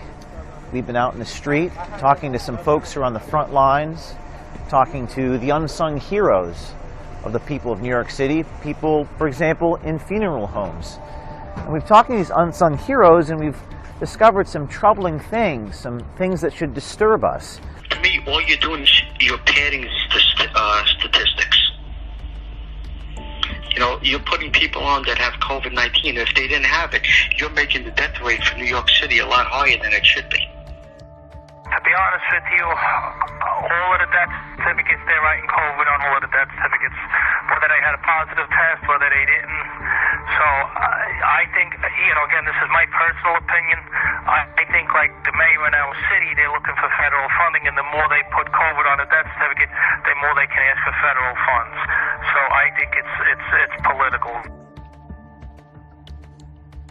I had one that was autopsy because it was furious.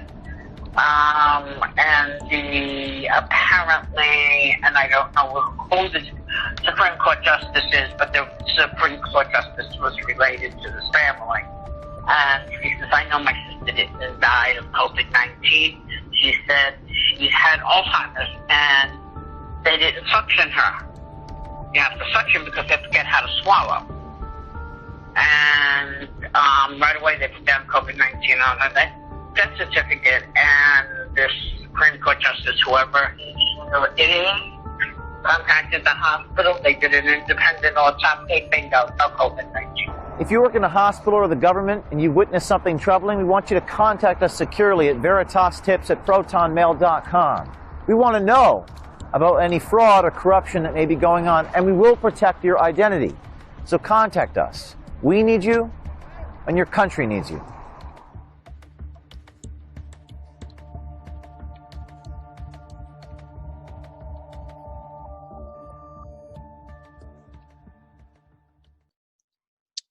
So you will ask, but still, why are some people dying, right?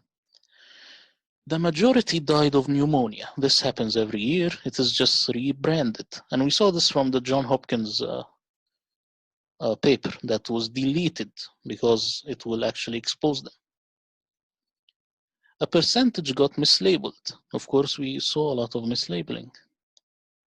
A percent died from bacterial pneumonia induced by wearing masks all the time, just like Fauci said in 2008 with the Spanish flu paper, right?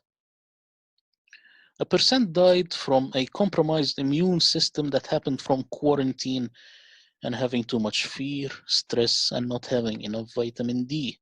Actually, just Google what does fear do to the immune system. It damages it completely. A percent died of suicide, got mislabeled as COVID. Actually, if you commit suicide, it's like you are cheap, you know, in the eyes of the people who count. They will count you anyway, because you didn't value your life, and they will not value you as well. A percent died from the wrong use of ventilators, like in the case of New York and Cuomo. A percent died of too much midazolam, like the case of UK. After the numbers are there, they get magnified. So if the total number, let's say 1,000, they just add a zero and it becomes 10,000. I know this because it has always been done in academia. I worked in academia before, folks. I didn't tell you that. It is called maximization, and it is a way to get around the fact that you can't find enough data set for your research. Do you think when you read the research and they say, well, the sample was 50,000 people, you think they actually gathered 50,000 people? No. The maximum, if they are lucky, they would get 500, then they add the zeros and maximize. The CDC gets away with it with this same technique because they have nothing to fear. No one is judging them. Nothing to fear. The fact that only the CDC is counting is corrupt. It is more safe for each hospital to independently show their numbers, right? Like in the case of California. If you look at the numbers of every year and compare, you will find that nothing really happened. Exactly like the deleted Johns Hopkins University study showed. Now here we have in 2019 a European virologist. The virologists, they get training in 2019 on how to lie with statistics and create fear. This is interesting. Watch. I'll tell you about my experience as being the crisis manager, the flu commissioner for Belgium, and highlighting the communication aspects there.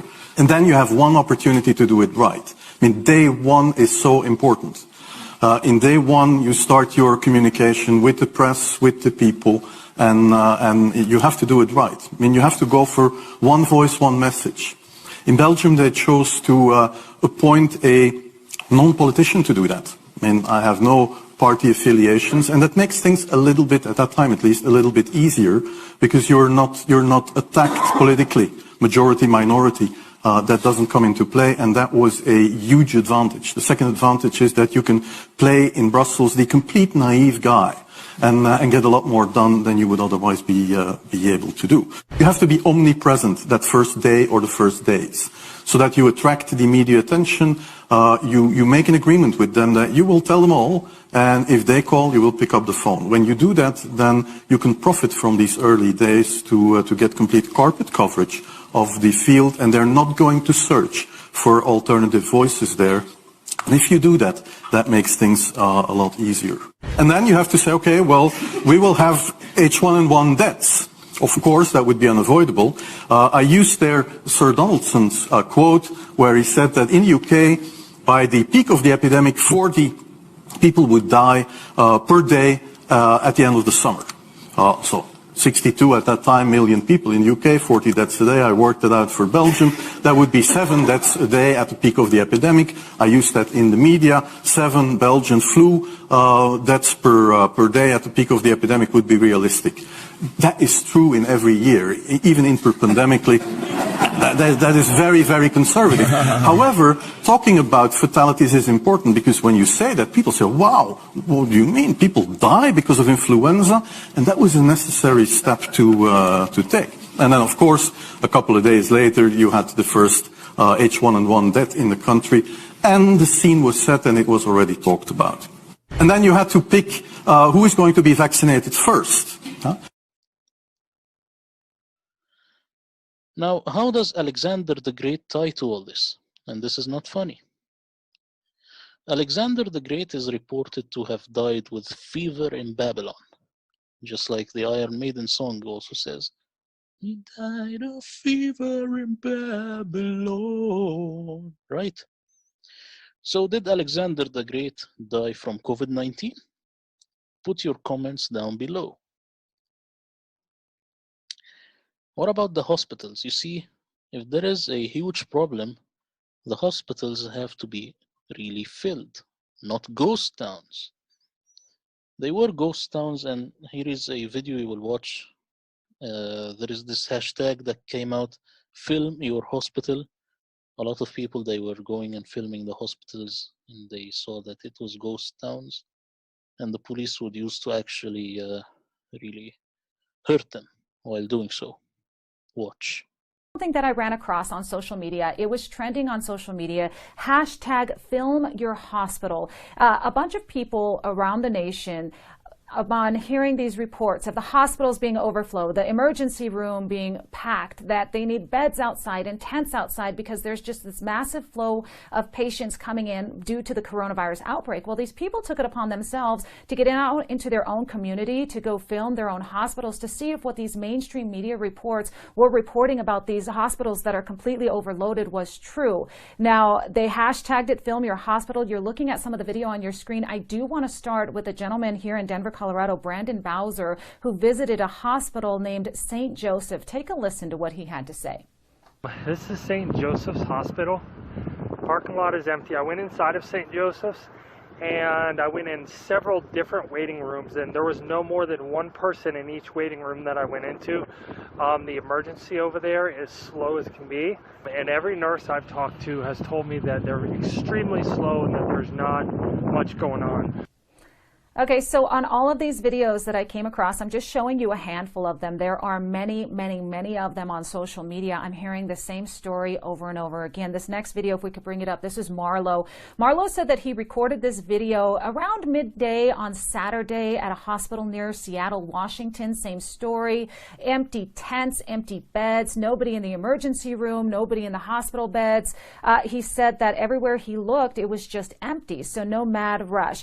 Another video coming in from Florida, Lord Tito said he visited 2 hospitals in the Tampa Bay area. Same thing, completely empty. This next video, we can bring it up on the screen for you. This is from Southern California, Marina Del Patriot. She said that she visited 7 different hospitals in the Southern California area, and in each one of the hospitals, there was nobody there. The parking lots were empty. There was no overflow. There were not any long lines of people waiting to get inside of these hospitals to be treated. She even shows us, there it is, right on your screen.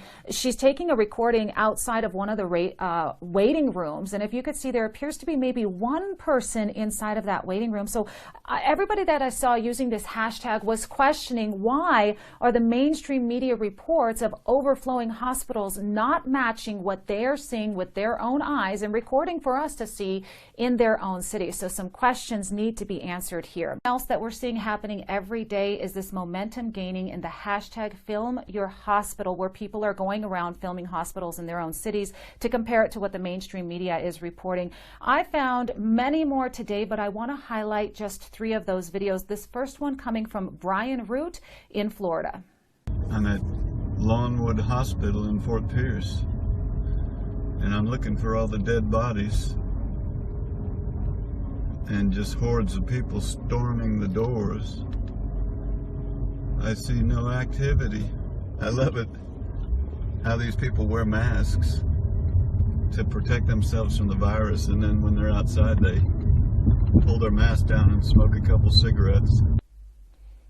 Okay, this next video we're showing you on your screen right now is from the Bay Area. It was recorded yesterday by a woman named Allie. Allie is showing us an empty hospital. She describes this area, this hospital, as a ghost town. She says she sees tents, she sees medical staff, and she sees security, but she doesn't see any patients anywhere. The final video I want to show you is none other than Elmhurst Hospital. This one coming in from Tom Ranger. Elmhurst, as you know, is considered to be COVID-19 central. We just saw the headline from a New York Times article where they described this exact hospital as being apocalyptic because of all of the cases and deaths from coronavirus that they said were coming out of this hospital. As you can see now in this video that was recorded this week, there appears to be 9 people about standing in line. Other than that, it is virtually empty. We ran some videos recently of Film Your Hospital showing hospitals that had empty parking lots, empty emergency rooms. I ran across one on social media recently, and this one caught my eye. It was posted on March 25th, and it is showing Elmhurst Hospital in New York, which is COVID-19 central. The epicenter is what they're claiming it to be. This woman posted it up. She said it was completely empty. The emergency room is empty. There's no patients in line. There's no people waiting, no people in the tent. She said she entered on Broadway and Baxter through those 2 entrances. Same thing, nothing, completely dead. The reason why this one caught my eye, caught my attention, because just 3 days earlier, the same hospital was featured in an article, and if you read the headline on this article, the title reads, 13 deaths in a day, an apocalyptic coronavirus surge. So on the 25th, you have this dire headline. We have 2 completely different depictions here. This dire headline that it's apocalyptic at this hospital, and just 3 days later, you have a woman showing a video that depicts it as basically a ghost town. So 2 completely different depictions there. Now, when the hospitals are empty, as we have seen, what do nurses do? They dance. And TikTok is filled with nurses dancing. Watch.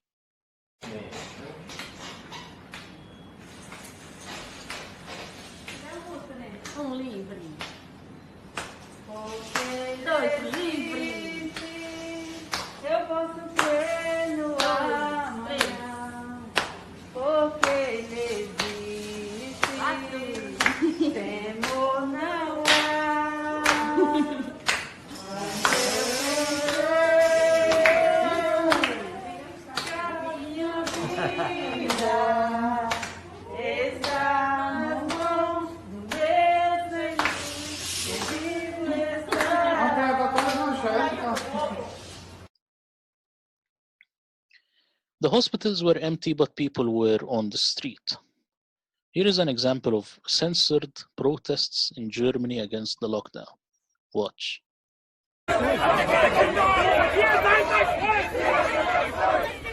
sind das Volk! Wir sind das Volk! Wir sind das Volk! Wir sind das Volk! Wir sind das Volk! Wir sind das Volk! Wir sind das Volk! Wir sind das Volk! Wir sind das Volk! And here they are beating a pregnant woman. Look at the brutality.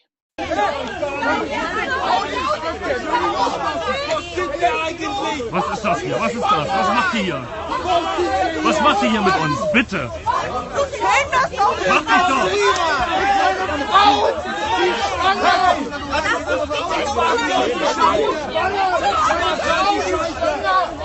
Warte.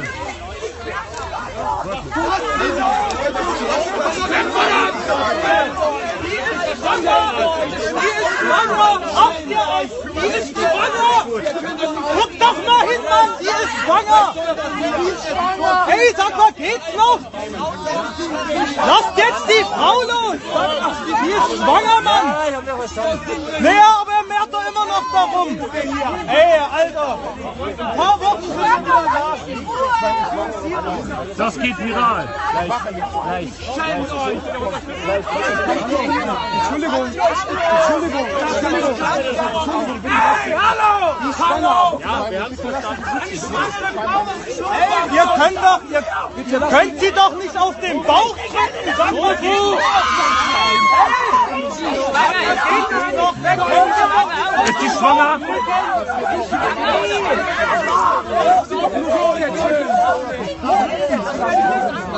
Nee, ich höre auf. Ich höre jetzt auf. Das ist zu heftig. So what's really happening is actually a misunderstanding, not a conspiracy. Why don't people see this? People in the popular level are not stupid like some people think. They are just too busy to research. They get back from home exhausted and just turn on CNN, eat, sleep, repeat. People are not confident that they can cure themselves. People fear for their families. Not everyone is a lone wolf researcher who looks into everything. There is a propaganda technique that's called join the bandwagon. So if they don't join the bandwagon, they will feel ostracized. People on the top of the pyramid put all their energy studying and trying to manipulate people at the bottom. This is even if you go to a bank, let's say, you will find that the manager knows exactly how to get much of your energy and the least money possible. But you don't look at the manager and study him. This is the dilemma. On the other hand, people on the bottom have no time or energy to study the people on the top. This is why it will always be this way. And we can look here at the pyramid. So you have here Big Pharma, John D. Rockefeller, the WHO, CDC, Bill Gates, these people. And they fund because everything is funding, everything is money. If you don't know this, then you need to grow up. Scientific research journals approved by them and funded by them, these people at the top. This becomes the mainstream narrative. Any alternative is considered heresy, right? Now this is then goes to the doctors and the mainstream media here. Then it's transferred to the public. This is what's going on. Narrative is being pushed 24/7 on the public to make it concrete in their subconscious and unconscious mind. Why are they succeeding? As I told you, these people are studying these people. These people are never studying these people. Now let's talk about science versus pseudoscience. You see, coronaviruses are all over the human body. This has been known for years. Even Lysol knows so. This is Lysol. This is the back of it. Human coronavirus, and no one panicked. Let's look at the word virus. What does it mean? It means poisonous substance, right? It's not a tiny flying invisible unicorn bug that you see on TV. Virulent disease. This is what it used to be called before the Rockefeller and Big Pharma. Virulent, it means full of corrupt or poisonous matter, okay? It comes from a virus. The simple cure for anything like that is potassium. Potassium oil Oil is truly a fuel, a solvent, a lubricator, and purifier for man's body, as well as machinery. I'm sure you didn't know that. The Rockefeller banned this kind of information. Its value as a medicine was well known by the ancients. Its recognition as a neutralizer of poison is proved by the following quotation from the Odes of Horace. Like poison, loathes oil. Okay? Here it says, in old age, the human body is very low in oil, and hence looked dried and shriveled. Skin, hair, intestinal tracts, and bones all require their full quota of oil. The fluid of the lymphatic glands must have sufficient oil. You see, this is why a lot of elderly people die from lung disease. They do not have enough oil in their body. When you look at an old person, just by looking at them, I feel that they need oil. I feel that their skin is not moist enough. It's not oily enough. Kali-sulf or potassium sulfate, in addition to other three combinations of this salt, stated many years ago that potassium is the essential alkali of the animal body, and this is true also to the human body. In combination with sulfur, it forms oil or Kali-sulf. You see this? Kali-sulf or potassium sulfate. Alkaline, what's alkaline? Any of various soluble minerals, salts found in natural water and arid soils. So something like hydroxychloroquine or chlorine dioxide, right? Actually, in the year 2005, Fauci promoted hydroxychloroquine as a cure for pneumonia. And also you can find this in lots on TV series. It's well known, a very cheap drug, and it does the job. Here, John D. Rockefeller of the Big Pharma, he called anyone who opposes his opinions as quacks. This is very much known. Anything other than what he says is quack. Lack of potassium, or kalium, as it's chemically known, in all three combinations cause virulent and poisonous diseases. In particular, do those deficient in Kali-sulf suffer from them? They are also easily poisoned by tainted food. They should be extremely careful relative to their diet. This is very, very crucial. As Kali-sulf acts as a fuel, deficiency in it will cause a person to feel suffocated. And he suffers greatly under certain atmospheric conditions. Flu season, right? This is well known. Claude Bernard says, the terrain is everything, the germ is nothing. The germ theory is actually wrong. I don't know if you know about that. Even George Carlin, the famous comedian, got it right just by his instincts. He is not a scientist, he doesn't know really much, but he got it right. Listen to this. Because that's what Americans do now. They're always willing to trade away a little of their freedom in exchange for the feeling, the illusion of security. What we have now is a completely neurotic population obsessed with security and safety and crime and drugs and cleanliness and hygiene and germs. There's another thing, germs. Where did this sudden fear of germs come from in this country? Have you noticed this? The media constantly running stories about all the latest infections, salmonella, E. coli, hantavirus, bird flu, and Americans they panic easily, so now everybody's running around scrubbing this and spraying that and overcooking their food and repeatedly washing their hands, trying to avoid all contact with germs. It's ridiculous, and it goes to ridiculous lengths. Fear of germs, why these fucking pussies? Hey, where's your sense of adventure? Take a fucking chance, will you? Besides, what do you think you have an immune system for? It's for killing germs. But it needs practice. It needs germs to practice on. So listen. If you kill all the germs around you and live a completely sterile life, then when germs do come along, you're not going to be prepared. And never mind ordinary germs, what are you going to do when some super virus comes along that turns your vital organs into liquid shit? I'll tell you what you're going to do. You're going to get sick, you're going to die, and you're going to deserve it because you're fucking weak and you got a fucking weak immune system. Now, God damn it. Let me tell you a true story about immunization, okay? When I was a little boy in New York City in the 1940s, we swam in the Hudson River, and it was filled with raw sewage, okay? We swam in raw sewage, you know, to cool off.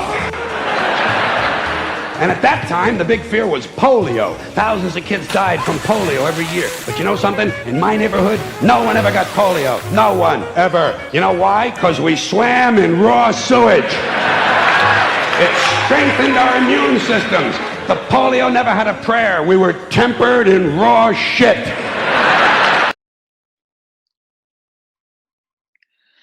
Now, as you see, the problem is increased acidity and a decline in the pH value of less than 7.2.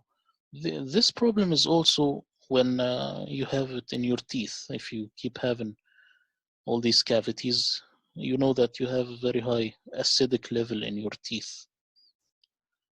The cure: potassium phosphate, potassium chloride, potassium sulfate or kalisulf, iron, zinc, vitamin A, high dose, vitamin C, high dose, vitamin D, and staying in the sun.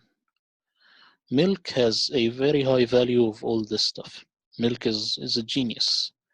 But milk not processed, good quality of milk. How to strengthen your immune system? Let's say you still don't believe me and you don't feel comfortable. Just work on strengthening your immune system. Go out and meet people, social interaction. This really strengthens the immune system because it's getting to know, we are social animals, right? Sun gazing at the beach, vitamin D. Consider a keto diet. Decrease your sugar intake. Actually, sugar is the worst enemy. It knocks out your T cells. Then you get all kinds of problems. Now, this part is a revision, actually. We are revising now. Viruses or exosomes. Do viruses really exist? And what is this in the picture? Credit for this segment comes from Dr. Andrew Kaufman, who I copied his material. And these are his credentials. What you see here, this is an exosome on the left here, and this is a virus. This is supposed COVID-19 sample. You will say that the one on the left is fuzzier, the one on the right is sharper.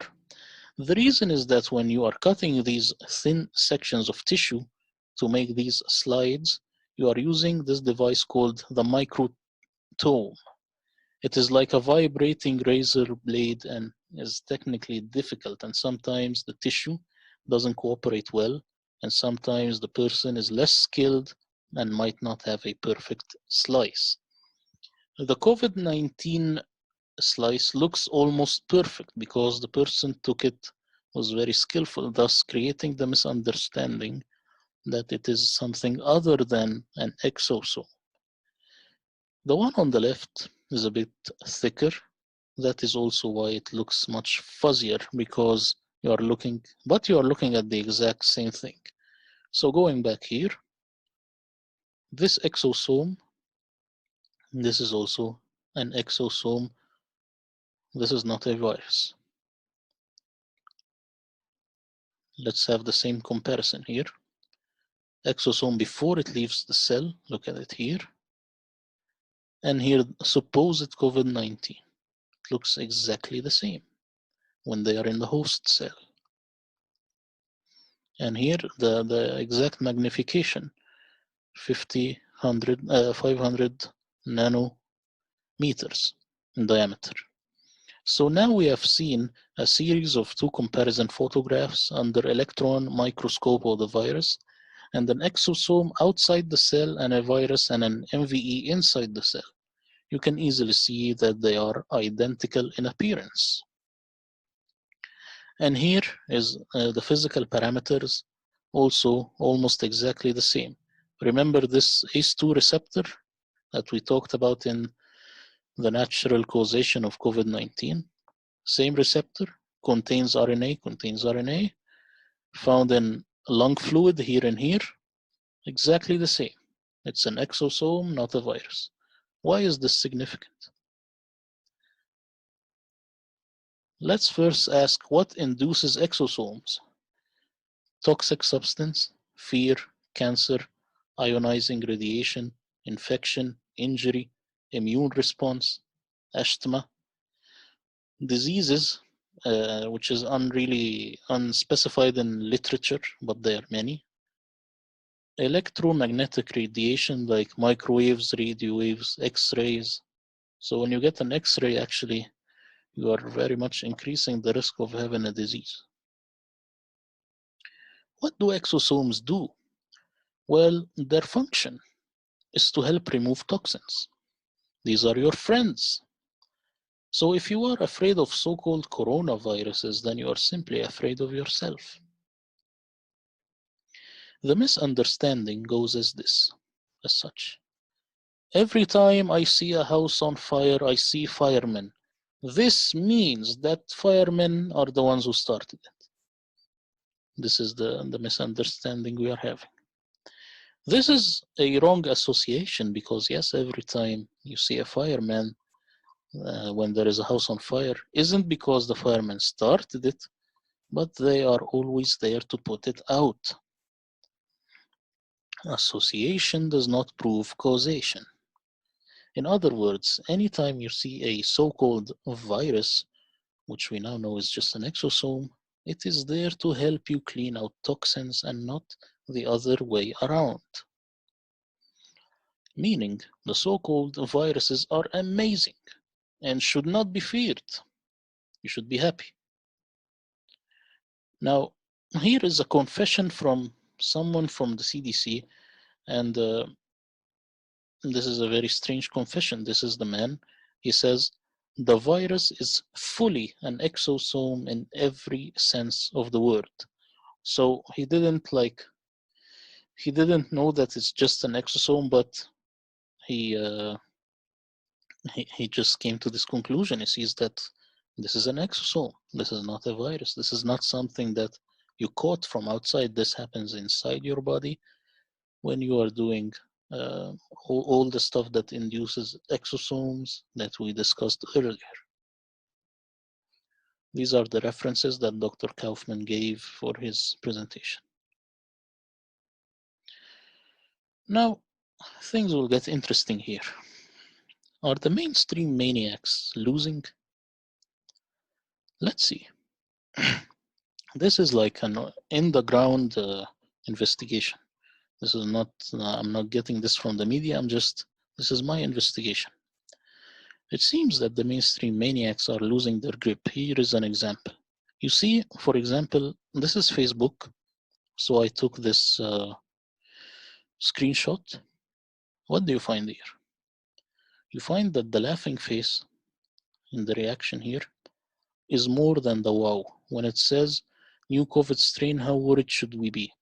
Now, the normal thing is that you will find a like, then a crying face, then maybe a wow, but not laughing. Nothing is funny here, right? But it seems that people are not buying it. What about here?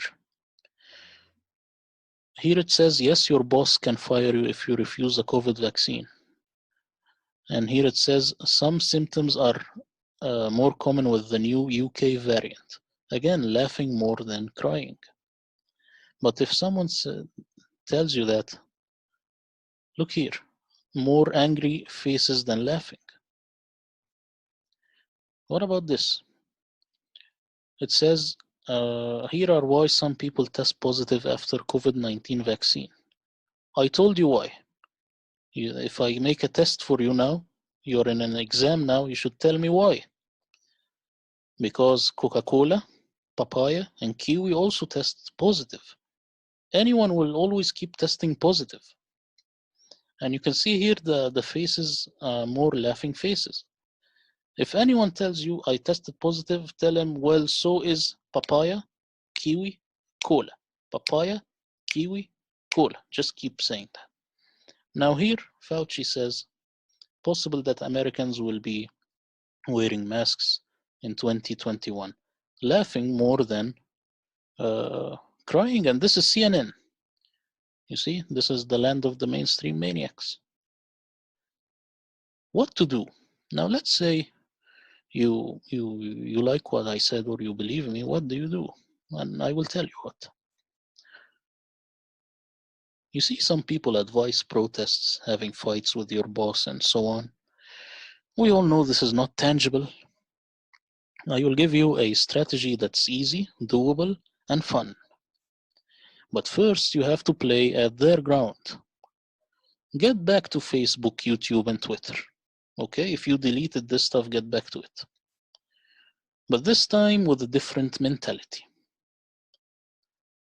Now, in Facebook, follow but don't like CNN, BBC, WHO. Just follow them, okay? React by ha ha ha on their COVID-related posts. This is all you have to do. Don't comment on the post, as people will comment back. This will consume your energy, waste your time. Plus, you might not be able to totally dismantle the mainstream maniac in the comment. Maybe you're not that person. So don't go there. So keep it simple, right? Not commenting and just reacting to a post gives it an anonymous flavor that will keep people to rethink silently. So if I see the post like this, every time the mainstream maniacs, they put a post and it has laughing more than likes, I will keep asking myself, but silently, what's going on here? CNN, BBC, and WHO will not change. Forget about them. They will just play dead, right? What will change, however, is the perspective of other normal people who see the post, that they will start questioning, but again, silently. When it comes to posts related to restricting your freedom, like forced vaccination or whatever, react with an angry face. Put all your energy only on these 3 pages, since they have the most following and so-called credibility. CNN for America, BBC, UK, and the WHO. Twitter. Same thing with Twitter. Follow CNN, BBC, and WHO, and others if you like. Comment on their posts with ha ha ha only, or angry. So just put this face or this one. Don't put a lot, just one. Put just one, not multiple. This will give it a mature 007 flavor, okay?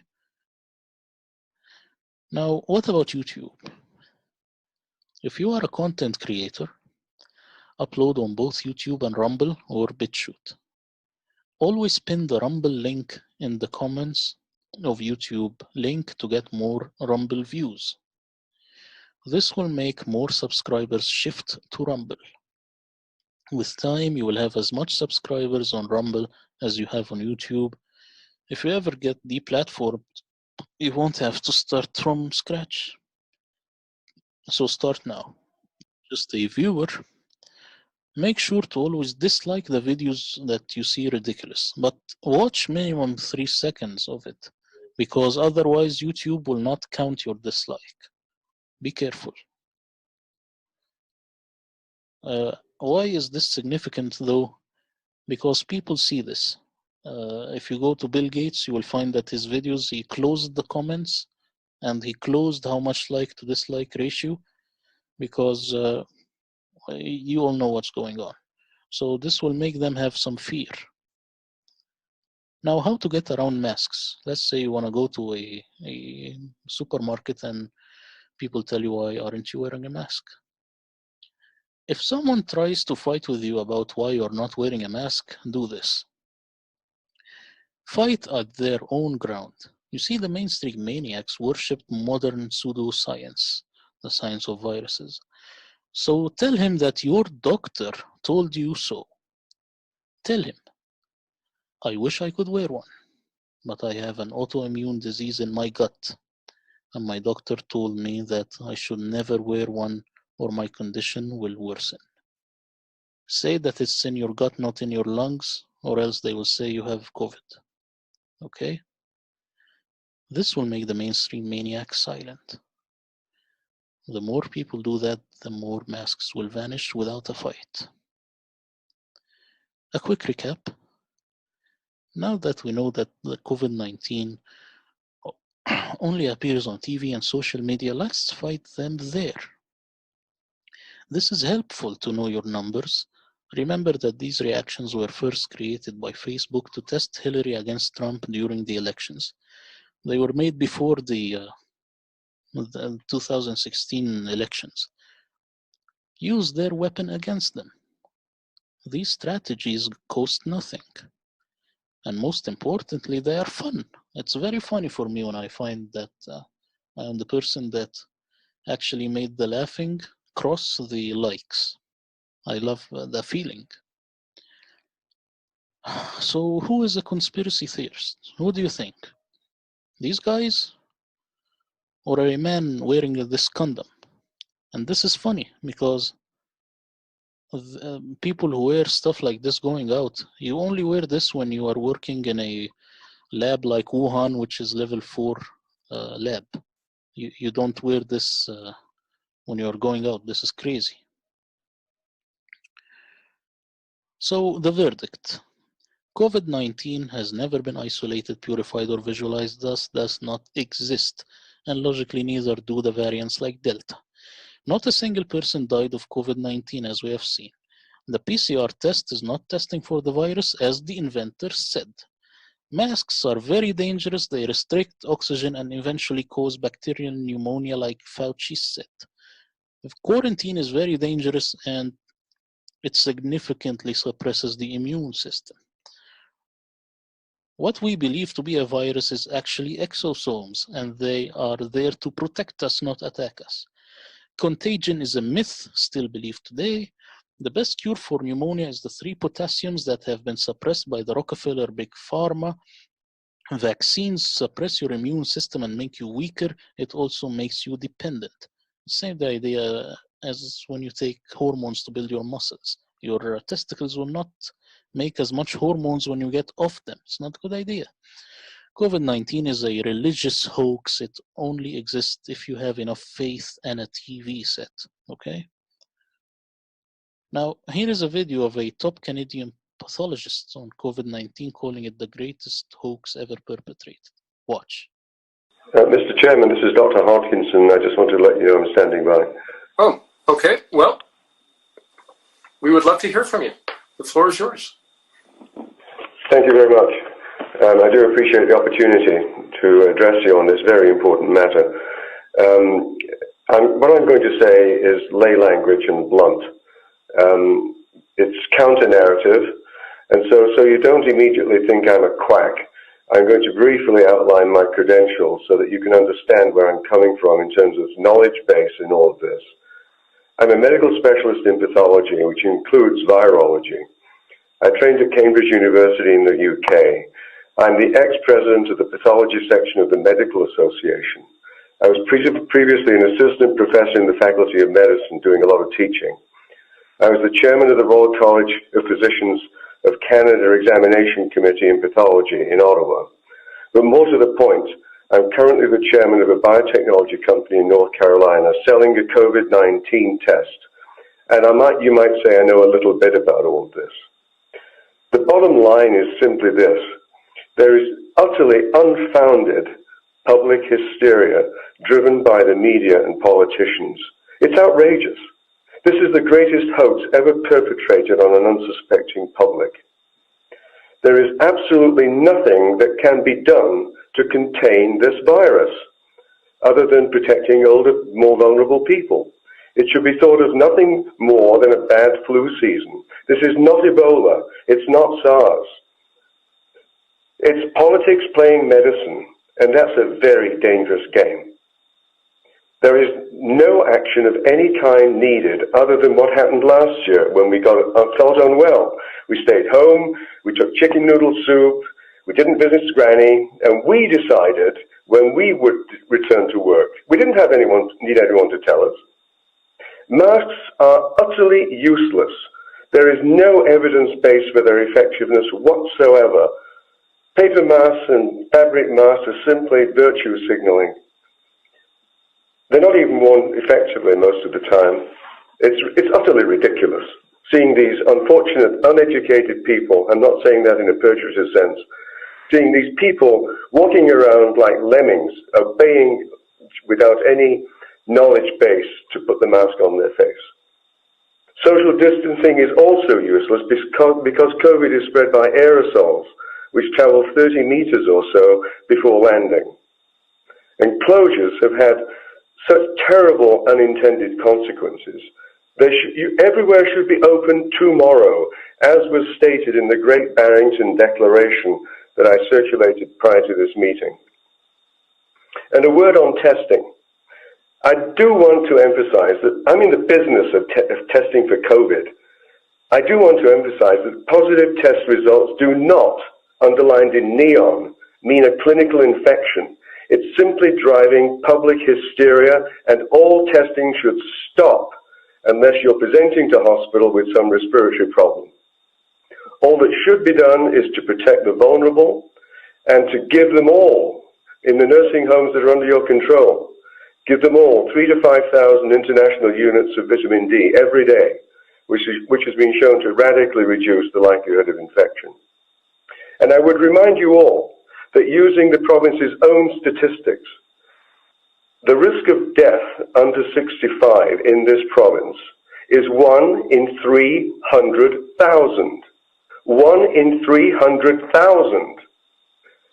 You've got to get a grip on this. The scale of the response that you're undertaking, with no evidence for it, is utterly ridiculous, given the consequences of acting in a way that you're proposing. All kinds of suicides, business closures, funerals, weddings, etc., etc. It's simply outrageous. It's just another bad flu. And you've got to get your minds around that. Let people make their own decisions. You should be totally out of the business of medicine. You're being led down the garden path by the Chief Medical Officer of Health for this province. I'm absolutely outraged that this has reached this level. It should all stop tomorrow. Thank you very much. Well, thank you for that. Again, hopefully all layers of government are listening. We have the least amount of influence, but we definitely appreciate everything that you just had to say. Now, these are doctors from all around the world saying that we do not have a pandemic and this is just a flu. Watch. Hello, I'm Elke de Klerk from the Netherlands, and I want to state that we do not have a medical pandemic or epidemic. We also state that COVID-19 should not be on list A for any longer, because we now know that it is a normal flu virus, and the normal flu virus isn't on list A. So we are also starting a lawsuit to the state of the Netherlands to bring this in with a large group of doctors and a really large group of nurses also, because we have contact with 87,000 nurses that do not want the vaccine that is being prepared for us. I want to state, if there is no pandemic, I am wondering why our kids are in schools with masks. There's absolute constitutional rights, and they cannot be infringed or infringed for any medical reason. There's no reason for panic. Also in the medical practice, there's no reason for panic. The panic is created by these false positive PCR tests. 89% until 94% of those PCR tests are false positive. They don't test for the COVID-19, and also the rest is false negative. So we have to look at clinics. We have to start looking at clinic. Medical doctors have to stop looking at those tests. That's very important. Let's go back to the clinics and to the facts. We have in the Netherlands now the regular press publishing the news that the PCR test is not a correct test. So I'm very happy about that. So there's hope. Thank you. Statistics have come out that up until April 2020, there was 0 deaths in Ireland. These are the official statistics from the CSO, the Central Statistics Office. The first death was in April. And in the whole country in 2020, we have 98 deaths out of 5 million people. So in Ireland, 30,000 people die every year, 10,000 from cardiovascular disease, 10,000 from cancer. The 98 deaths in Ireland are preventable if they had been given prevention and treatment. And we see now that probably there will be thousands more deaths in Ireland just from cancer and cardiovascular disease. Now, I don't know about you, but when I was young, I used to love Scooby-Doo. Here, he and his squad uncovered the real prayers behind COVID-19. Thanks to you kids, we now know the virus is a hoax. They included flu, pneumonia, and other infections to boost the numbers. Let's find out who is really behind it all. Like President Trump is definitely behind one of these phantoms. Xi Jinping? Dr. Fauci? Like I thought doctors were supposed to help people, not scare them. Microsoft's Bill Gates? Not only a computer guy, he's a notorious vaccine pusher who wants to reduce the world's population. I get it. So Bill Gates wanted to vaccinate everyone after Fauci convinced them there was a deadly disease outbreak. That's diabolical. Yeah, that sounds pretty bad. Don't worry, kids. These globalists won't get away with their pandemic hoax this time. Where they're going, they'll be locked up for a long good while in the big house. Yeah. Better than a rock round at home. Zoinks! So, what's the next hoax? You see, if you're a good investigator, if you're a good detective, you have to know, or at least have a good guess at what's going to happen next, right? Is there going to be another hoax? Yes. Bill Gates says that this is just pandemic 1, meaning that there will be pandemic 2. Watch. What's the work we're going to do to be ready for pandemic 2? I call this pandemic 1. There will not be any pandemics based around viruses. This is something I want to tell you. This is the new stuff. Our new level of understanding the nature of viruses and what they actually do should make us know better. We know better, we know the truth now. Any upcoming virus pandemic is a hoax because the science will always be the same. They always search for something which is an exosome and think it's different. But hey, even the Simpsons know about pandemic hoaxes. You know, what's the next crisis?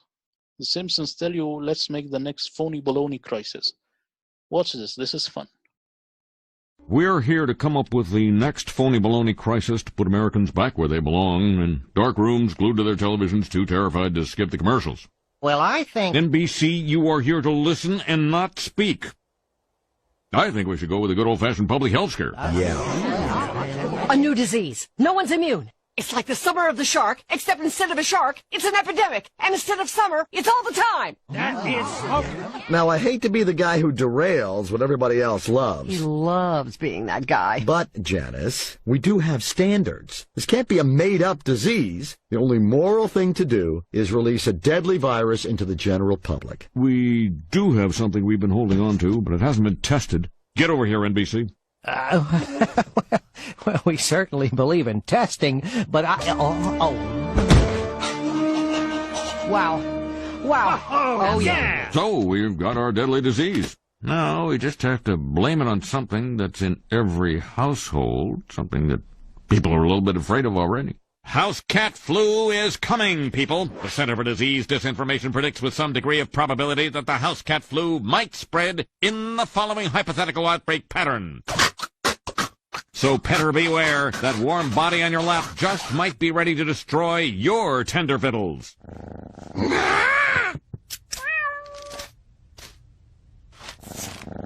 Springfielders are advised to stay tuned for more information if they experience any of the following symptoms: mild thirst, occasional hunger, tiredness.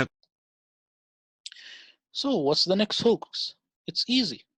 It's written in October 2017, as I showed you in the beginning, called SPARS 2025-2028. This pandemic will lead to 2030, a year in which every country mentions, even the least fortunate, 2030, Agenda 2030. Your future is basically in this document. It is at the Center for Health Security website. You can download it and read your future. Your future is here. And you will find exactly the same hashtags. And it's written exactly like 2026, what tweet will be put out, what players are. A fictitious rapper called BZ. Maybe it's a variation on Jay-Z. So you will find all this stuff. Read this sparse document and tell me, what do you think of it? This is your future, my friends. Will you fall for it again? Of course you will. Why? Because the media will keep hammering you 24/7, and that will slowly change your mind back into a mainstream maniac. If you are my customer as an alternative host, you will soon forget me, because I do not have a TV channel that hammers you all the time. So you will fall for the next pandemic hoax again and again and again. Please subscribe to my Rumble, Sheikh Murad. Actually, I look at early Islam. We ask very interesting questions. Did Muhammad exist? Was Mecca really the place where Islam started and things of that nature? Very interesting, unorthodox stuff, so you should watch it. Follow me on Twitter and on Rumble if you like. And now I leave you with the coronavirus song. Very funny song. Listen to it. And I will see you later in the next hoax. Bye-bye. The hottest new trend is here, and it's got everyone talking. What's spreading quick and makes you sick, infecting everyone? It's worldwide and many have died, but so much fun. You start to cough, then pass it off, and no one knows what to do but wash and clean and quarantine for Wuhan flu. Corona, corona, the virus infecting us all. Corona, corona, you cough and shake, then fall. There is no cure, it's not secured, pandemic soon begins. But don't be scared, just stay prepared when panic settles in. It's growing fast, so wear a mask, buy plenty of extra food. But don't wait long, it's soon to be gone, and now you're screwed. Corona, corona, the virus infecting us all. Corona, corona, so let's all sing along. Corona, corona, infecting everyone. Corona, corona, the worst is yet to come. Everyone's got corona.